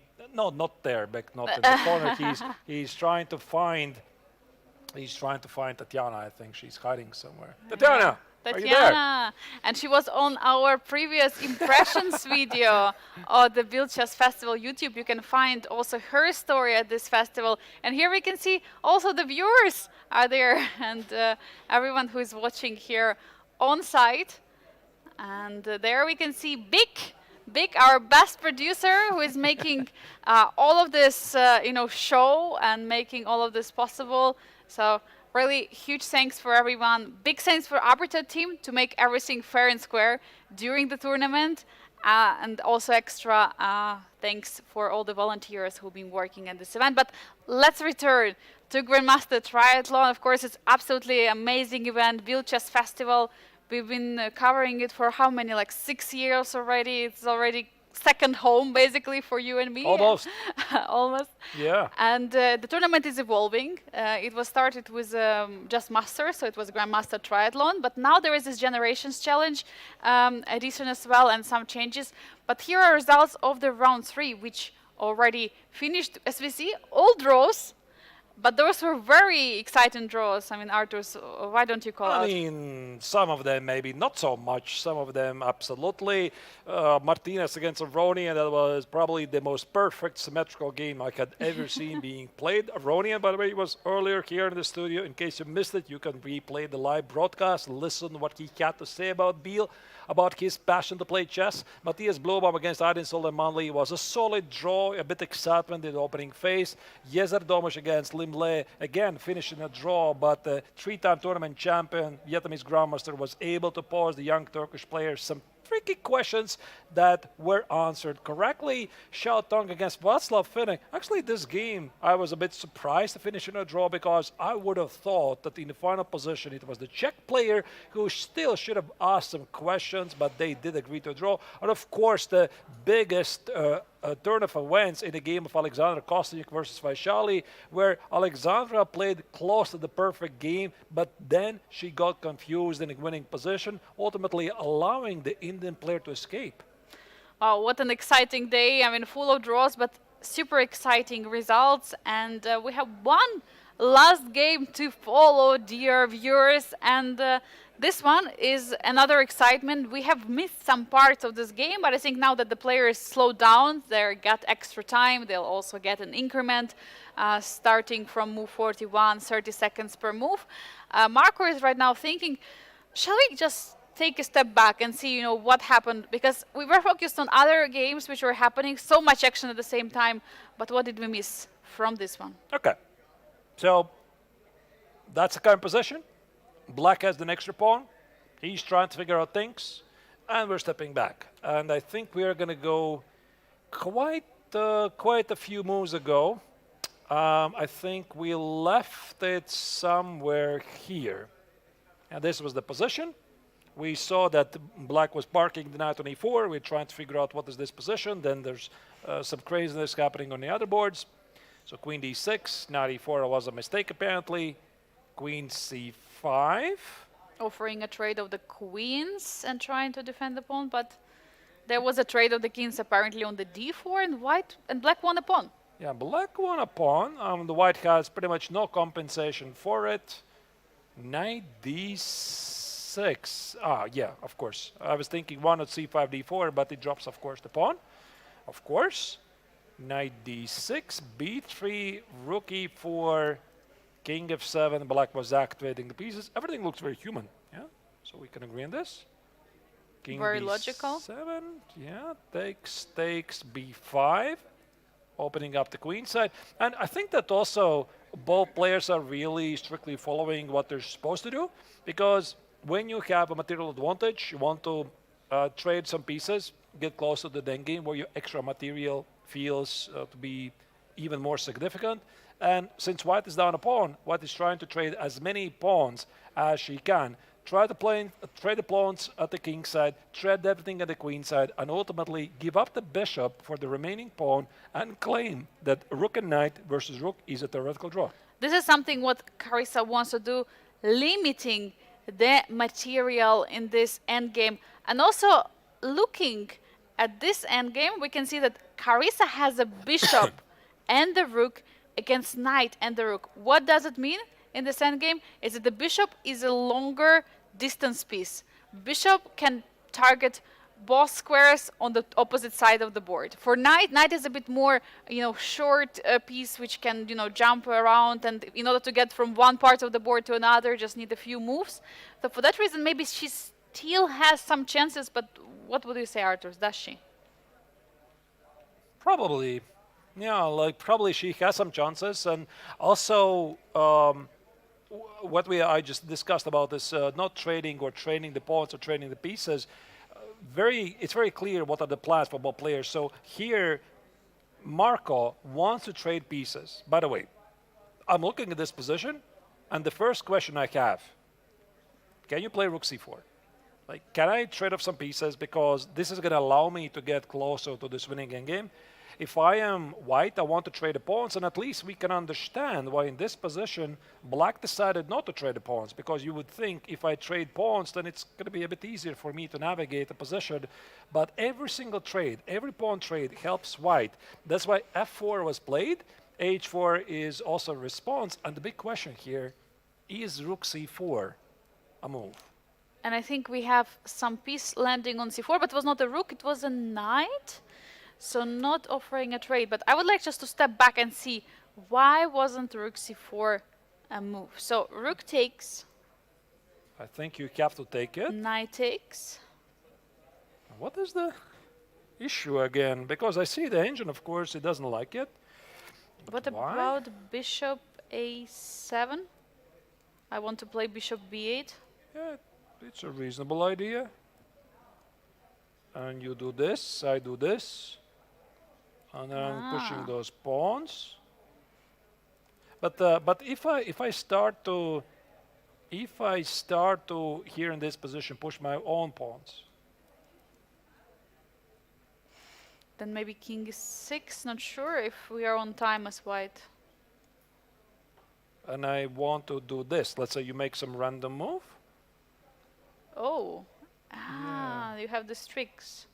Yeah, I have some ideas at least. Like I don't know how accurate is all of this, but there was this idea at some point to play g5, g6, and h6. Okay, I misplayed it clearly, but this is also very logical, by the way, from Marco's perspective, because the principle is when you are the dominating player, you don't want to make the trades that you're not sure about. So I'm pretty sure that Marco was looking at rook c4. He did invest some time, and he realized that he's not sure if this endgame is winning, and that's why he's going to keep the rooks on the board, because the rook on a4, by the way, it's going to be more active than this rook on c1.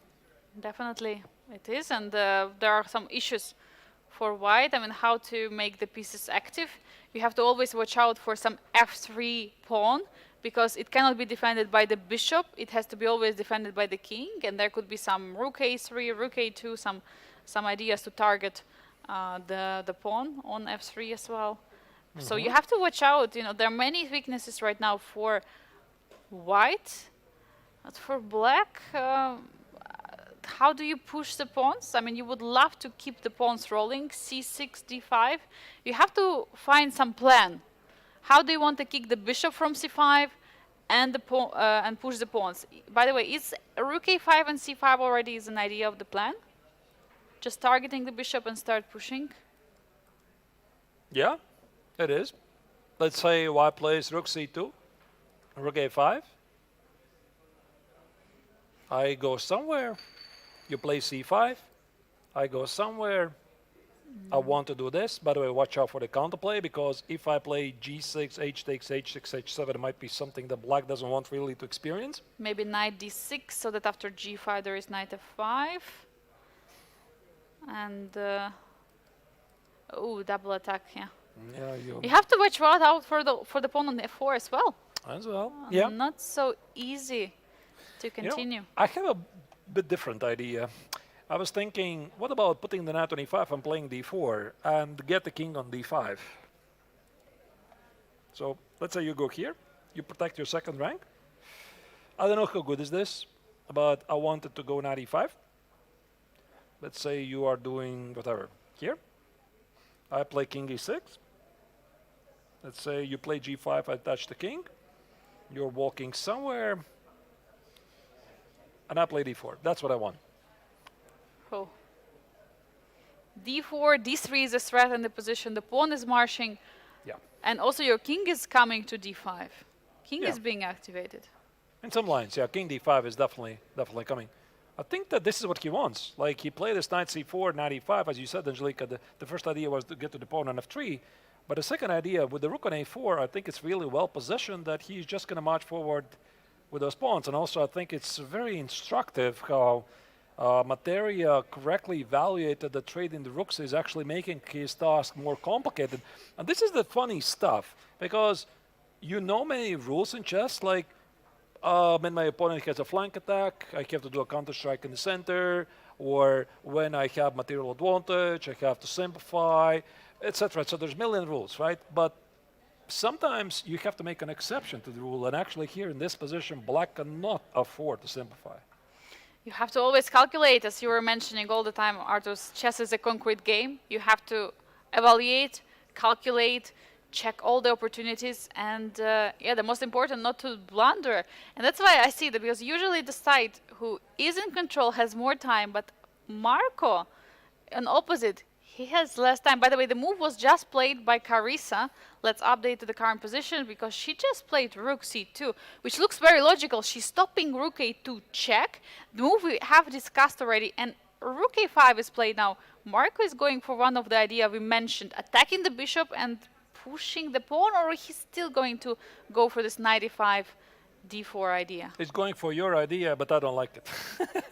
Sorry, Angelica. You always don't like my ideas. No, no. Actually, you told me this idea with limb leg E5. and almost e5 like in a heartbeat. Come on, Angelica.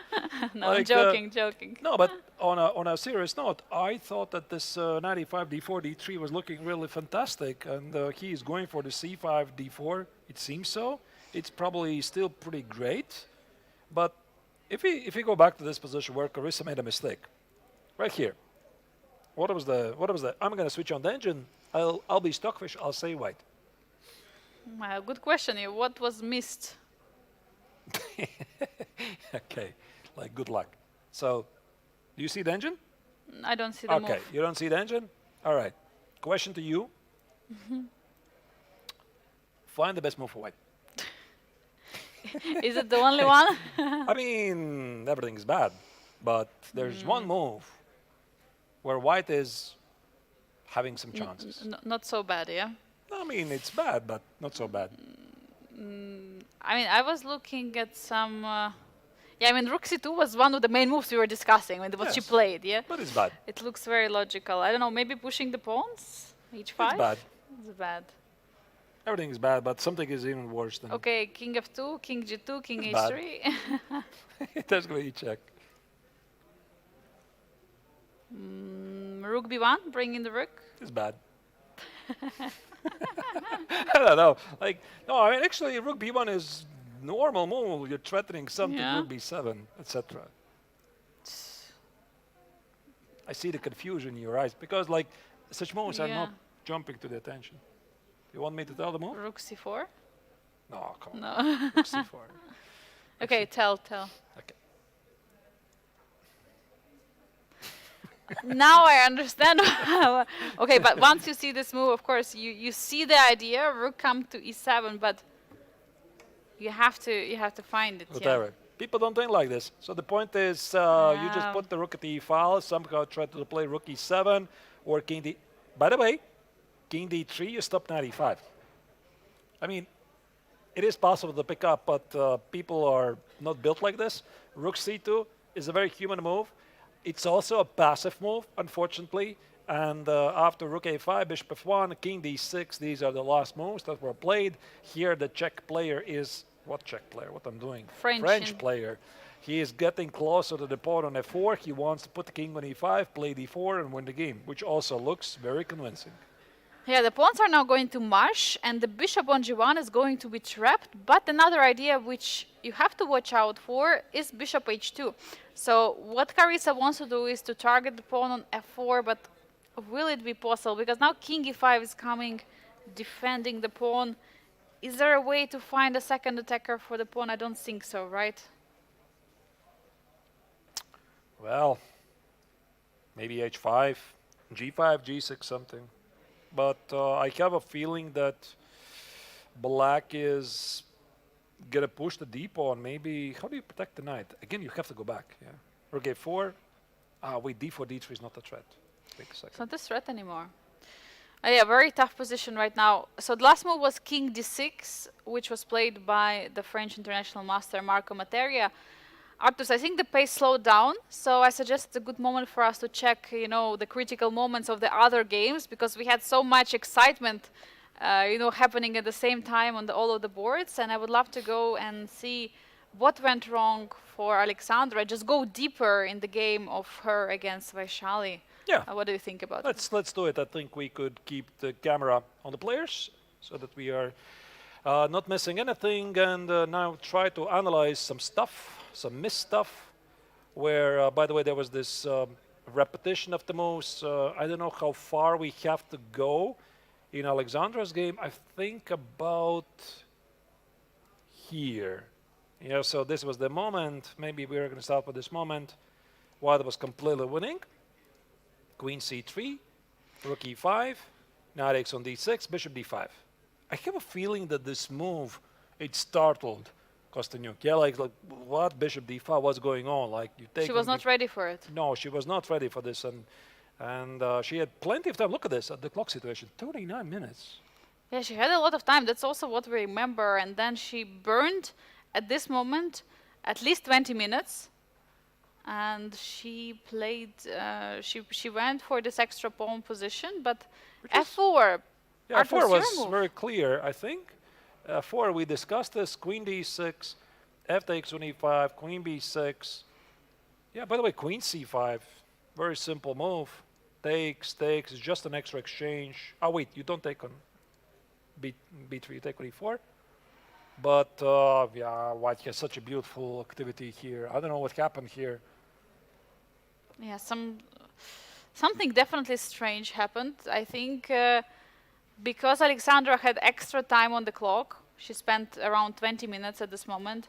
Maybe she started seeing some lines. She was a bit afraid. She was scared to go for some lines. If she would have in this moment the same time as Vaishali, I think she would find this f4 idea and she would just go for it because it's completely winning. But no, she went for the variation where she has an extra pawn. Of course, it's completely winning again. Bishop is on d4, super strong piece. And here, queen b4, going for the queen e1. I understand it now. We talked about this position, and I thought it's completely winning, but the threat is queen b1 check. We thought that she's forcing the queen trade. It's a very bad feeling, you know. When you miss bishop d5, when you're winning, you miss queen b4 again, you start to doubt yourself. And this is why she was spending more time, because every single move, like there's a surprise, and you're losing the connection to the game. And of course, it's still winning. And if you play king g2 in this position? No, she played queen c5. If she would play king g2, what do you think? Just stepping away with a king? Can she do it? You can, but there's some knight e7. It's winning, but it's... Black is somehow alive.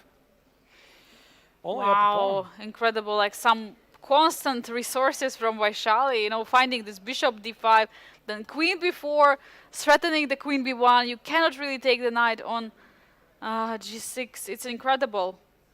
No, I mean, this position is not winning by force. And here queen is c5 if she would play instead of queen c6. Yeah, she gave some counterplay. Queen d1, now there was a time scramble. Suddenly, yeah, this check is getting really annoying. Queen f3, knight e5, you start to see ghosts. Engine says you have to play h3, allow the check and walk away. Instead, she played human. Black played queen d2. Okay, black's position is difficult anyway. h4, b4 again. Queen b4 drops the pawn on f2. You cannot do this. Pieces have to defend everything. And rook b3, another mistake. Could you play something like rook f3 offering a trade? Rook f3. You have to do this. Rook f3, you want to trade off some pieces, but I think what she didn't like it here is that there's going to be a trade. King f3 and some knight e5. Oh, wow. King g2, but black cannot do this because the king is really exposed. Actually, it's not that difficult, to be honest. Like, you want to simplify the position a bit. Rook f3 made a lot of sense. She played rook b3, and suddenly after queen e2, it was not so clear. Now you don't have rook f3 anymore. No, you don't. King g1, another unfortunate move. Do you have queen e3 coming back and offering a trade? Probably. Queen g4, threatening knight takes on h4. King h2. Oh, but then you can already calculate some sacrifices. 95, knight f3. Oh, wow. No, this is already very unclear, especially for a time scramble. So I think what she really wanted to do, she desperately wanted to get to the next time control. She repeated the positions, and I think what happened here is that she blundered that it's a trap of repetition. Very unfortunate for Alexandra, because if this position was with queen e2 to be played and she would have get an extra half an hour on the clock, she would play queen e3, whatever, the game would have continued extra half an hour on the clock, but quite a misplay position, but at least now we understand why it happened. Very disappointing for the former women's world champion. She could have an opportunity to get extra 4 points today, to get even higher in the leaderboard, have more chances. But yeah, unfortunately, it did not happen. Comparing to the game of Limle against Yezer Dogmush, where it was perfect on time, that 41st move, Yes had a lot of time to think about, and it was a very critical moment in the game. But I think we have some games, some moves incoming in the current position. Let's go to that game. And also, I wanted to check briefly the Xiao Tong versus Václav Finek. This game was where we're finishing a draw. Here, I think the last move was King D6 and H5. Just one move, really. Okay, just one move. So what's the idea of Carissa? She want just to push. Okay. Some pass pawn. No choice, really. Okay. King E5. I suppose you have to get the king not only closer to the pass pawns, but be able to push D4. And as soon as I think if black will be able to play D4, D3, it's going to be immediately be lights out. Yeah, I fully agree. And we see that Marco is in full control, getting the position. But Arturs, I accept your suggestion. Let's go to the game of Tong Xiao and Václav Finek and take a look at what happened in the game, because we couldn't really understand. So many things were happening at the same time, and the players agreed on a draw after reaching move 41. And I think we're going to start, where was this? This moment when white made a mistake. So bishop takes on b5, takes on b5. The position, by the way, is still level. White had to play knight a5, by the way, right here. Knight a5, white is fine. So knight a5, if you take on c3, knight c3, queen takes on c3, probably... Knight c6. Yeah, knight c6. Even though, by the way, here, engine funnily still prefers black because of bishop c1. You want to give some checks and try to expose the white king. Yeah, that's what we were discussing, right? The main idea of black. Yeah, another idea is bishop a3, bishop c5, get the bishop on c5. This knight actually is useless. That's really funny. You think the knight is strong. It's useless. That's maybe something what Václav Finek missed, that the knight on c6 doesn't really bring so much sense in the position, because it was after knight a5 that he agreed on a draw. So in this position, queen a6... You first play queen a6. Yeah, I know, but after the knight a5, he agreed on a draw. Yeah, so they got to the same position. Now things are worse, clearly, for white, because the queen on a6 is misplaced. And while the game finished, we talked about this position briefly. Like, we're pretty surprised the game finished in a draw. Black could have continued with the same idea, bishop c1. Now, the idea is very simple. Like, at least you're threatening bishop a3, bishop c5. The other idea, big idea, is queen e1 check, king h2, bishop f4. And here I think that if white plays the human move knight c6, maybe this is what they saw, meaning queen e1 check is met by queen f1, and white is safe. There's this crazy move rook a8. Yeah. That's absolutely insane. I mean, you're attacking the queen. If you take, there is almost, I mean, it's not almost, it's checkmate. We already proved it earlier. Oh my god. No, this is crazy. Everything is coming with checks, with checks, and everything is falling apart. The queen a8 is disconnected. Checks here. Where's the mate, actually? Oh, you just collect the rook if you find nothing. Yeah, and then you figure things out. So this was winning, and white would have to really walk a tightrope after bishop c1. It's not knight c6, but according to an engine, it's queen f1. And then after queen c2, very difficult moves for white. Rook b6, bishop a3. It's just very unpleasant. I mean, check this out. Here, takes. D takes is the only move.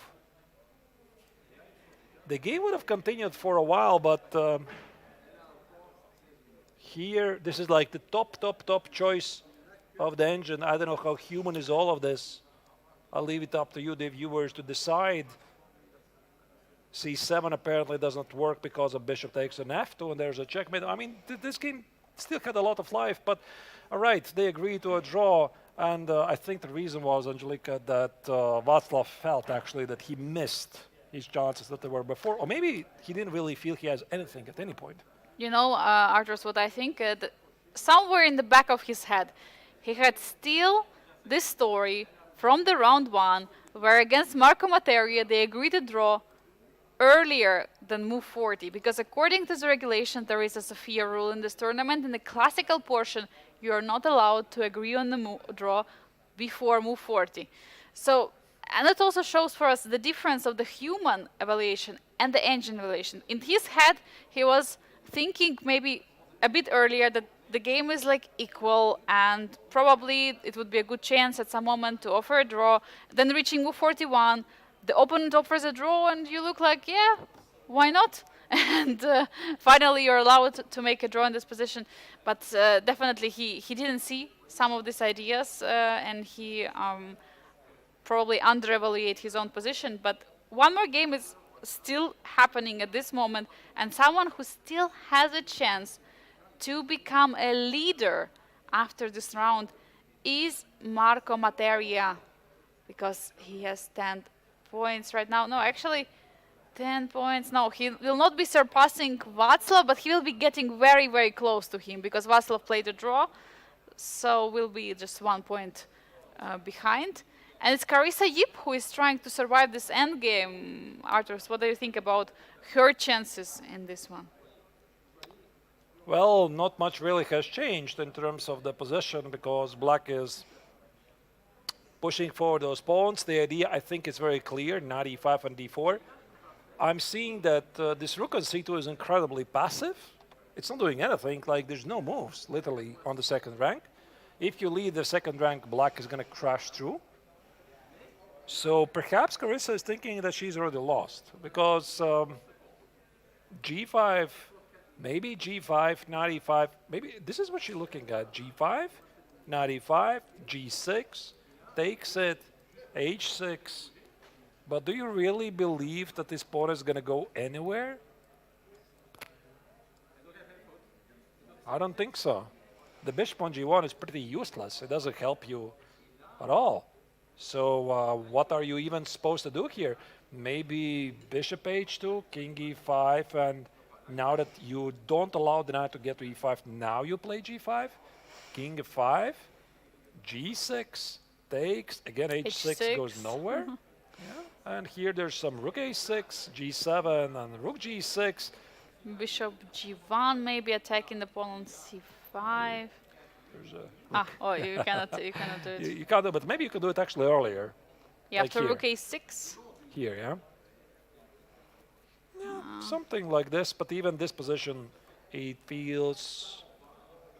I wanted to say hopeless, and engine immediately says, No. Actually, why this is... Oh, wait, bishop f2. I'm missing bishop f2 from afar. Oh. That's what I'm missing. Oh, yeah, bishop f2. Otherwise, it's just dead lost, because if there's a trade, Black plays knight e5, and he collects the other thing on f3. So what does it mean for us? I don't know. It means most likely that this game will be decided, that it's going to continue for a while, and we have about 15 minutes to chit-chat about, if not chess, then the local cuisine, what we are going to eat for the dinner, who is going to win the FIFA World Cup 2026, who are we cheering for? We could talk about the weather, we could talk about the viewers who are watching us, we could talk about all kinds of things. Absolutely, yeah, I agree. Let's start maybe with the last evening, Last evening there was a semi-final for the FIFA World Cup. Arturs, question to you, who were you rooting? Who am I? Who were you rooting last night? Yesterday. Oh. I think the whole world was rooting for... The whole world was rooting for who? For who you were rooting for. No, to be honest, I was kind of feeling for England. But because David yeah, Howell, I agree. He wrote a couple of comments on social media, and he said something about cheering for England. And I was like, yeah, it would be actually great, if it would come home. But it did not happen. It did not happen, but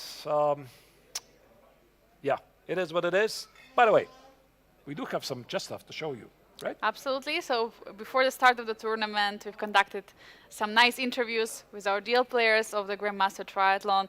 So while we're waiting for the incoming moves, we suggest you to take a look and see what Vaishali had to say once she arrived to Biel. I'm very happy to have with me the challenger for the World Championship crown in women's, and also Grandmaster from India, Vaishali Ramesh Babu. Vaishali, welcome to Biel one more time. Yeah, thank you. I'm very happy to be back here again. Last time you participated 2 years ago in the challengers section of the Biel Chess Festival. You were the lowest seat, and then you got to the third place.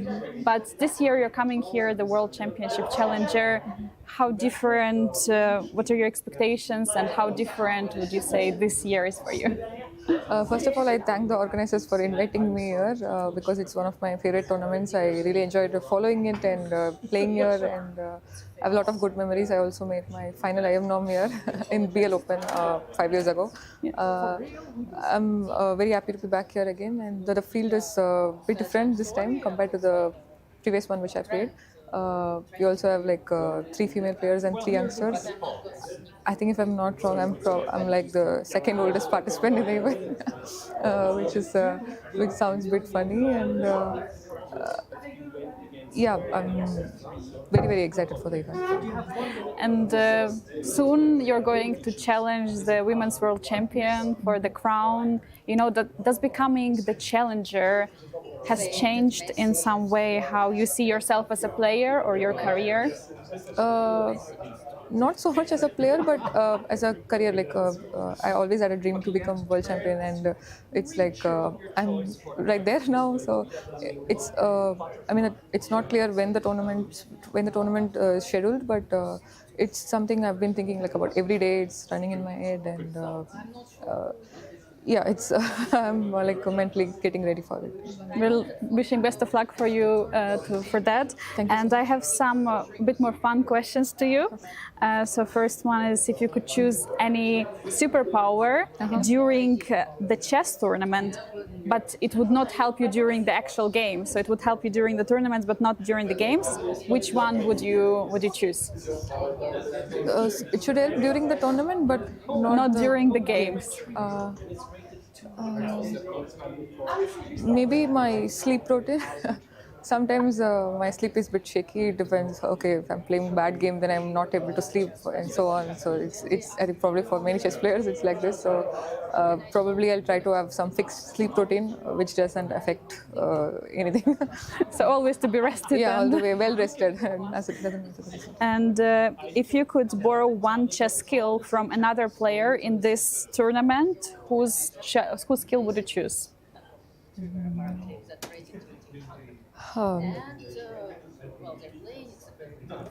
can also choose from masters. Yeah, I'm thinking from masters. Maybe something from Levon.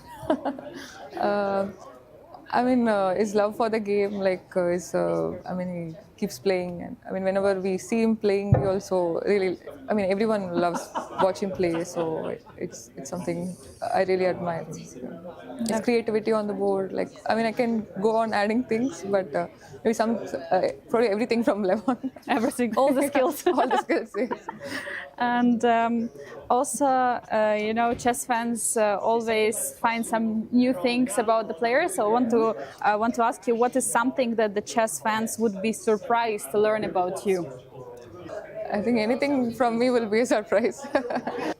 Tell us the funniest chess joke that you know, if you know any. Chess joke? Chess joke, yes. So bad with jokes. I have a question. Who is your role model and why?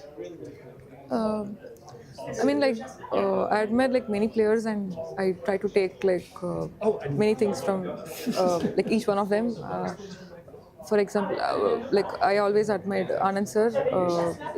I mean, he's someone I've always looked up to. Like when I'm growing, like 5-time world champion. I mean, he's also from Chennai, and now I'm also part of VACA, West Bridge Chess Academy, and yeah, I always admired, and also Prag, like I mean, to have a like top professional at home, it's a blessing for me. Like to see him prepare, his passion for the game, and like his work ethics, like all these qualities I really admire, and I mean he's also one of my role models. Yeah, so.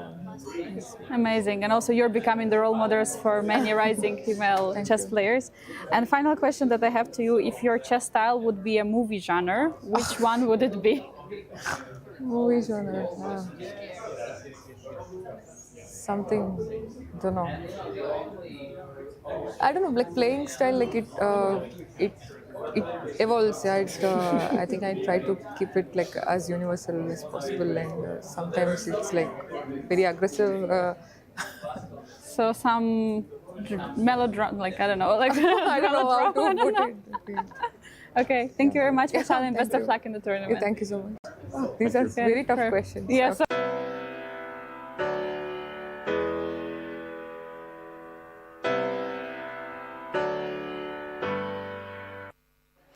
We hope you enjoyed the interview Vaishali gave before the start of the triathlon. Well, she had some tough start, chest 960 rapid, but today she managed to dodge the bullet against Alexandra Kostyniuk. But one more game is still ongoing in the Grandmaster Triathlon Generations Challenge. Arthurs, we've seen that Marco Materia is improving his position. He's like, some octopus with, the legs is just squeezing the position against Carissa Yoop. And King is now coming to E5. I don't see there are any squares for the bishop on H2. What is happening? Break it down for us. I think what's happening is that Marco is just showing us how to get things done. And I think he wants to play King of 5 and start to collect these pawns. A second, by the way, threat is to play Rook H1. That's why here Carissa immediately plays G6, and I think this game is about to be honest, wrap up, because I don't see how here White can possibly save the game, meaning H takes on G6, H takes on G6, Black is simply going to play a Rook A6, hit the pawn on G6, and the pawn is inevitably dropping. So maybe I'm entitled. What about H6? So takes H6. Yeah, is there anything? We talked about this, I think, in some different occasion. There's probably many moves, but the simplest one is Rook. HG6 is on the board. Yep. Marco has just played. So it's now Carissa's turn. Will she capture or play H6? Yeah. Takes Rook A6. Am I missing something? Yeah, Bishop G1. This is what we were discussing. Wait, this is the exact same line you're we were right, talking you're right, about. You're right, you're right. You're completely right. You're absolutely right. Yes. So does it mean that after pawn takes, Black has to play King F6? So I'm just going to put this variation on the screen again, yeah? This one. Yeah. Okay, so you still need to be accurate. All right, of course. What move did you recommend? I think I don't like it anymore because King F6 allows take on F4, pawn is hanging. King F6, Bishop F4. You don't really want to give up the pawn. Wait, okay. Rook A6 is a move, but it allows White to play Bishop G1. If I play Rook H1, feels a bit counterintuitive. Because G7? Yeah, but I take with a check. Yes, but then King goes to D3, and you cannot play Rook G2 to stop the pawn. We're commentators, we can test things, yeah? Let's try to do it. So G7. There's also King D3, but yeah, G7 takes. By the way, we have King F6 on the board right now, but let's follow this line. So Rook takes and King D3, I was thinking in this position. And the problem is Rook G2 you cannot play anymore because the Rook is hanging. How is it even a draw, by the way? I'm playing for the winner with White. I think that there is a perpetual. Rook takes C2, promotion to the Queen, and Rook D... Goodbye. Okay. Wait a second. I would wait to lose. Okay, what about Knight B2 instead of Rook C2? Knight B2 check. And I guess you have to take on B2. Okay, wait, no. No, it's ridiculous. Like we don't have to test this. Yeah, it's just let's return to the current position because King F6 was played. So what Marco Materia is doing, he's giving up the pawn on F4. Carissa is capturing it. The moves are on the board already. Bishop F4, King G6. He still is up a pawn, but material is getting more and more limited. Arthurs, I smell that somewhere could be some some harmony position, some balancing position from Carissa, because it's just 2 against 1 pawns. It's very little material. Just a second. I am not convinced that this was the best. So we have to go back to this position. H takes, G6. So I'm going to be shameless. I'm going to consult with the Almighty. So. And what is it saying? King f6 is a good move. But our dearest engine, it says you have to do this. After bishop g1, play king d6. I don't know. Makes sense, because now the problem is on f4. Yeah, but wait a second. If I go back, okay, this is some better version of the same line.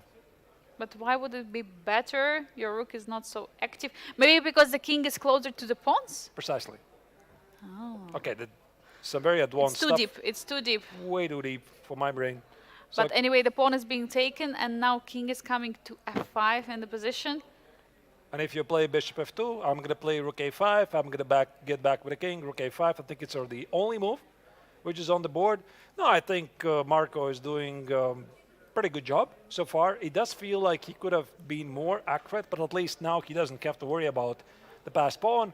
And all he needs to do is to get the king on e6. King d6, relieve the knight from its duties, play d4, and slowly win the game. But he has to be careful, because if white is able at some point to give up the exchange for the pawn and collect the other pawn, we might simply reach a theoretically drawn endgame. Or maybe sacrificing the bishop for 2 remaining pawns. This is also possible, by the way. Just give up the bishop in some kind of scenario where you take both of the black's pawn, and then there will be rook against rook and the knight, and it's another theoretical draw. So we are in here for a very long endgame, I think, Arturs. What do you say? I don't know. Maybe, yeah. Maybe it's going to be long. Maybe it's going to be quick. I think that white's plan is what we just described, and black is trying to get the king on c5 to defend this pawn. Let's say you play king d3. It actually allows me to play knight e5 check. And if you play king c3, I just collect the pawn. If you go here, I think once you get something like this, that's it. This game is done. As soon as black gets the pawn on d4, king on d5, there's no hope for white. 2 protected passers are definitely way too strong, and it's not really possible to hold them. And also Carissa is getting lower and lower in the clock. 7 minutes right now for her. She has still an increment. There is 30 seconds increment per each move that she is playing in this position. But yeah, a tough position for the 4-time US Women's Champion Carissa. For Marco, huge chance to shake up the leaderboard and get even closer to the leader. Yeah, Václav Finnick might regret that early draw that he did after reaching the next time control against Shatong, because now this is, of course, excellent opportunity for Materia to get closer to the leader within 1 point only. By the way, we just saw king d6 played by the young Frenchman, protecting the pawn. For him, the plan is very clear. Remove the knight, play d4, and... enjoy? Yeah, but what is white supposed to do? Push f4? But then the king could go back to f5. You have to be always careful not to over push with your material, because right now king is on d6, of course, to defend the pawn, and knight e5, d4 would be a threat. But anytime you push the pawn, you can target it. And we have king, bishop g3 check. Where do you step away with the king? Is it c6? Yeah, c6, I think. Makes perfect sense, and it was blitzed played, out. yeah. f4, I think, by the way, there's going to be this great square, knight e6, knight f5. And then those pawns just start to roll forward. No, I think it's just hopeless, to be honest, for white. The rook on c2, like, if this rook was somewhere on h8, we could talk about some different story. Yeah, some checks, like try to push forward f-pawn, but the rook on c2, Carissa cannot activate it. Now she plays bishop f2. I think knight d6, knight f5 looks very reasonable. Knight e5 maybe also. Knight e5. You have to watch out, but... Knight g4, yeah, knight e5 probably is also a move. I think it's all about pushing d4. It's all about getting the king on d5. The problem is that whenever knight steps backward to d6, you cannot really push for d4 because there is a pin on the pawn on c5.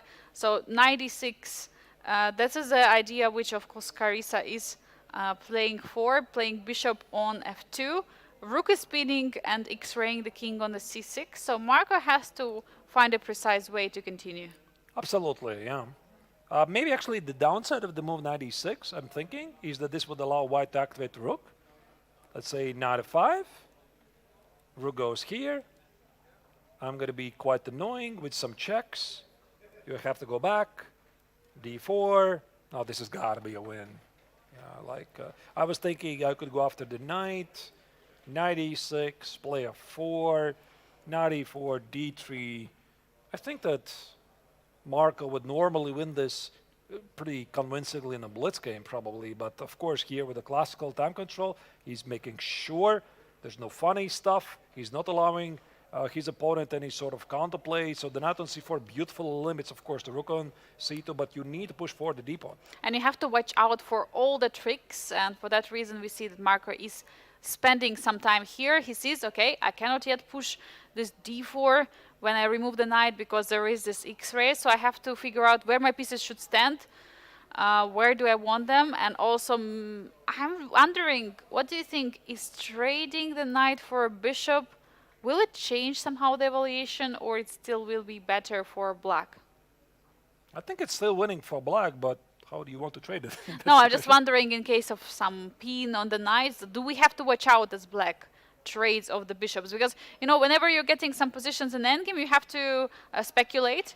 For example, let's say knight and the bishops are the what? Is it the same as it would have been, you know, or is it the same winning, or maybe not anymore, because the rook endgame are more tricky? In general, yeah, I agree. The rook endgames are more tricky. I suppose we might get some sort of scenario like this where, let's say, Carissa puts the bishop on e3 and we could talk about it, yeah, if black is going to have to take it. But I think that also the principle is as follows. If black is not sure about the trade, he's never going to do it. Like earlier in this game, Materia already declined the rook trade because he was not sure if it's winning. And actually, Engine was saying it was not winning.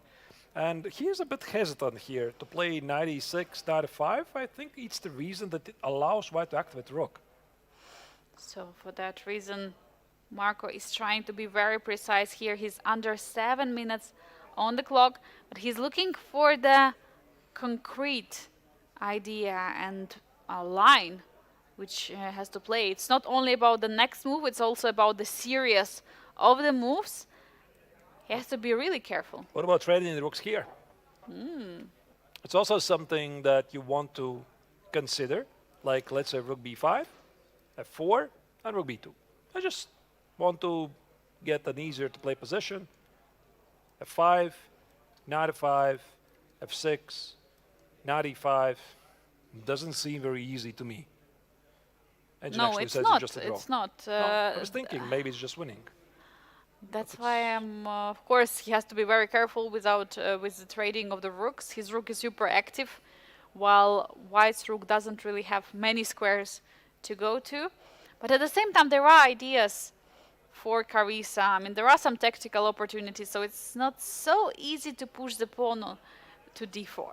So what French international master is trying to find is a concrete way how he can proceed without giving her a chance.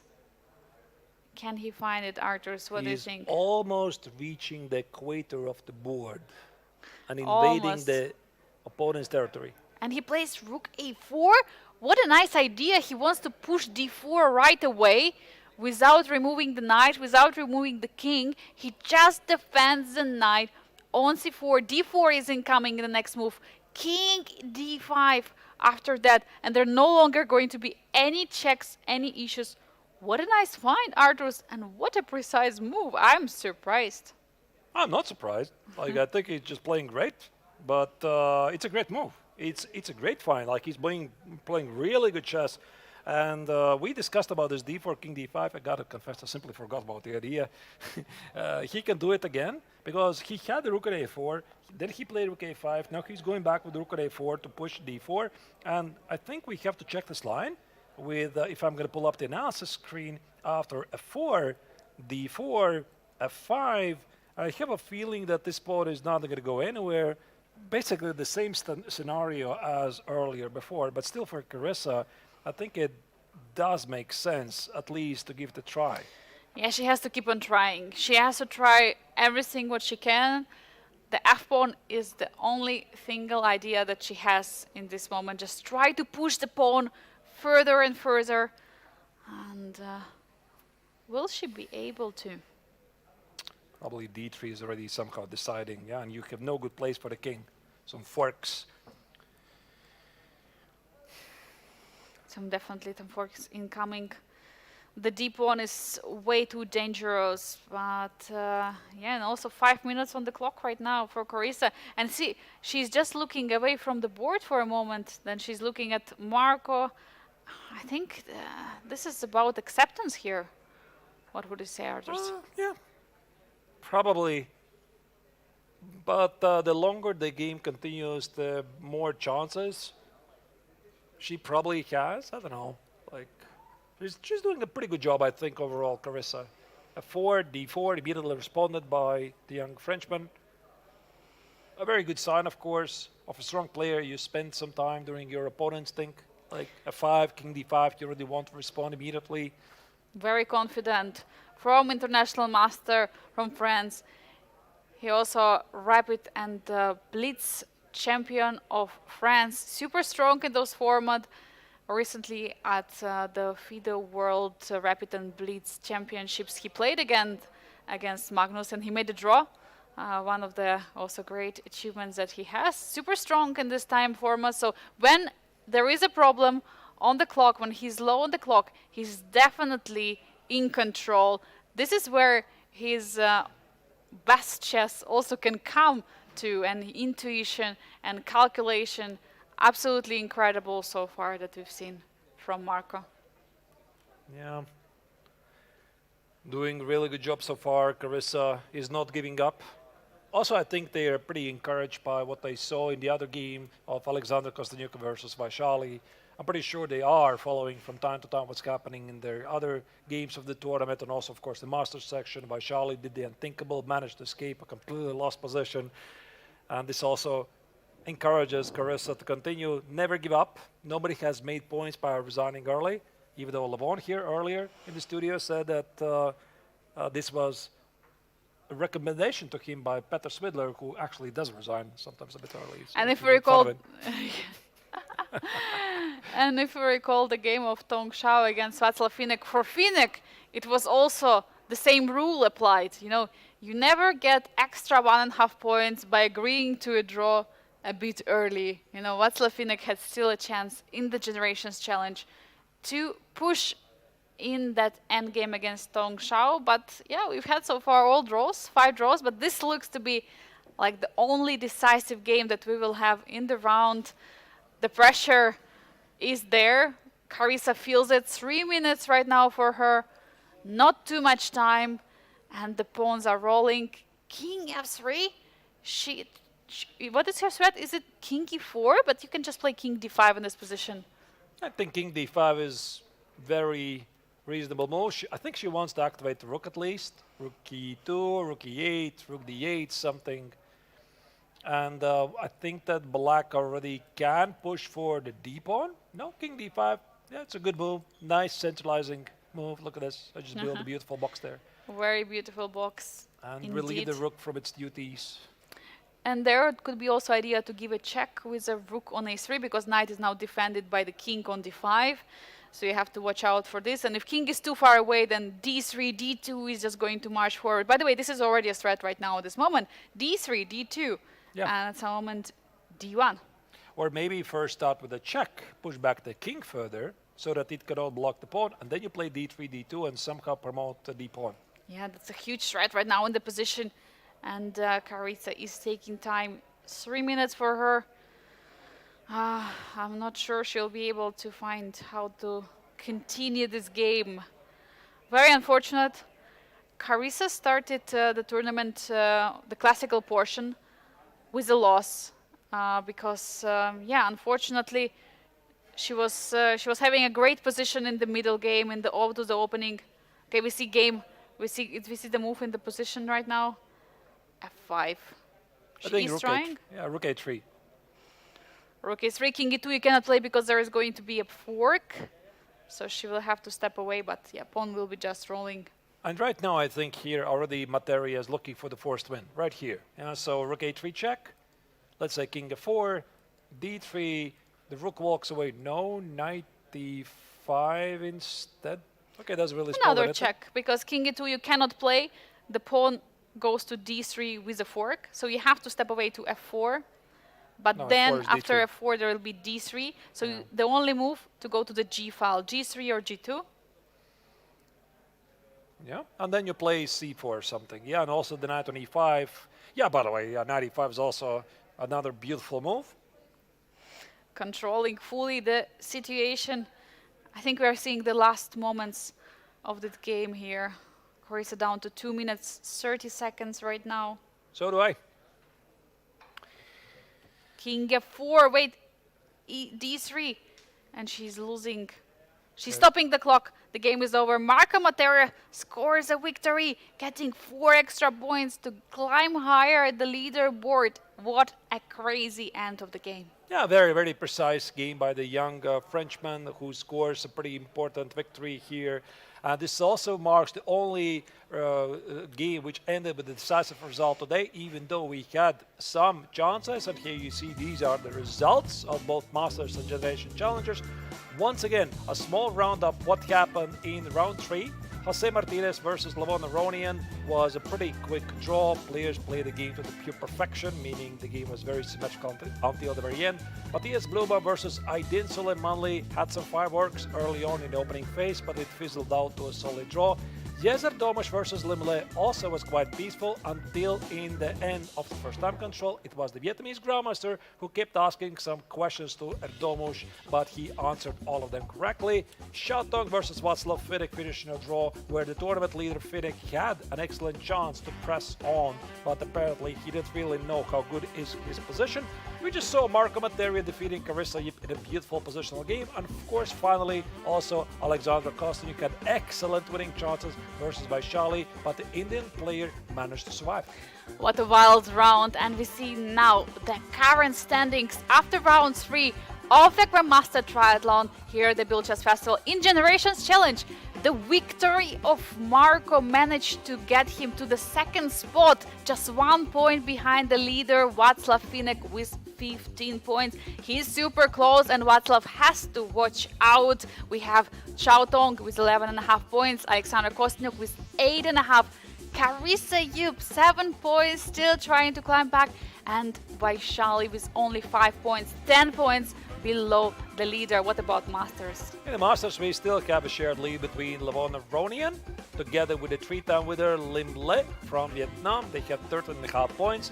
Aydin Suleimanli also is within the striking distance with 10.5 points. Then we have Yezer Domush, Matthias Blubam, Jose Martinez, and of course we have 2 more rounds in the classical tournament.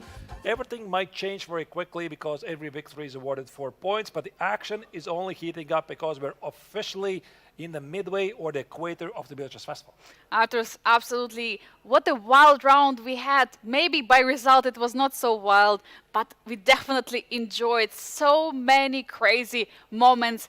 Tomorrow we're going to continue with the round number 4 with the classical portion of the Grandmaster Triathlon. After that, we're going to have Blitz and final stage, but these are the pairings for tomorrow. In the Master, we'll have Levon Aronian facing with white pieces against Lim Le, 2 leaders. What a clash we'll have, probably the game of the round for sure. Aydin Suleimanli with white pieces are going to take on Yezer Domush, 2 youngsters that we have here in the field. And Jose Martinez will face Matthias Blubaum, another exciting matchup to follow. In the meantime, in the Generation Challengers, we see the tournament leader Václav Fidek, who is going to take on Vaishali, the World Championship Challenger. Very important game, obviously, like every single round. Marco Materia is going to try to capitalize on his momentum. He's going to take on Alexandra Kostanyuk, and for Alexandra, this is going to be a tough moment because, I mean, today she missed the victory, and now she's going to face the very ambitious young Frenchman. Xia Tong managed to survive a bullet today. He's going to play with the white color tomorrow against Carissa Yip for Carissa. Still maybe a chance to try to catch up with the leaders, but of course, every single round there's a lot of surprises, twists in the time scramble, so I have a feeling that something unexpected might still happen. I fully agree, because players understand they have to stay in the top 4 or 3 in order to go into the finals. And those 2 final rounds of the classical portion are extremely important. So tomorrow we'll continue with the round number 4 at 2 p.m. Central European Summer Time here from Biel. Dear viewers, we're looking forward to see you tomorrow. Have a great evening. See you.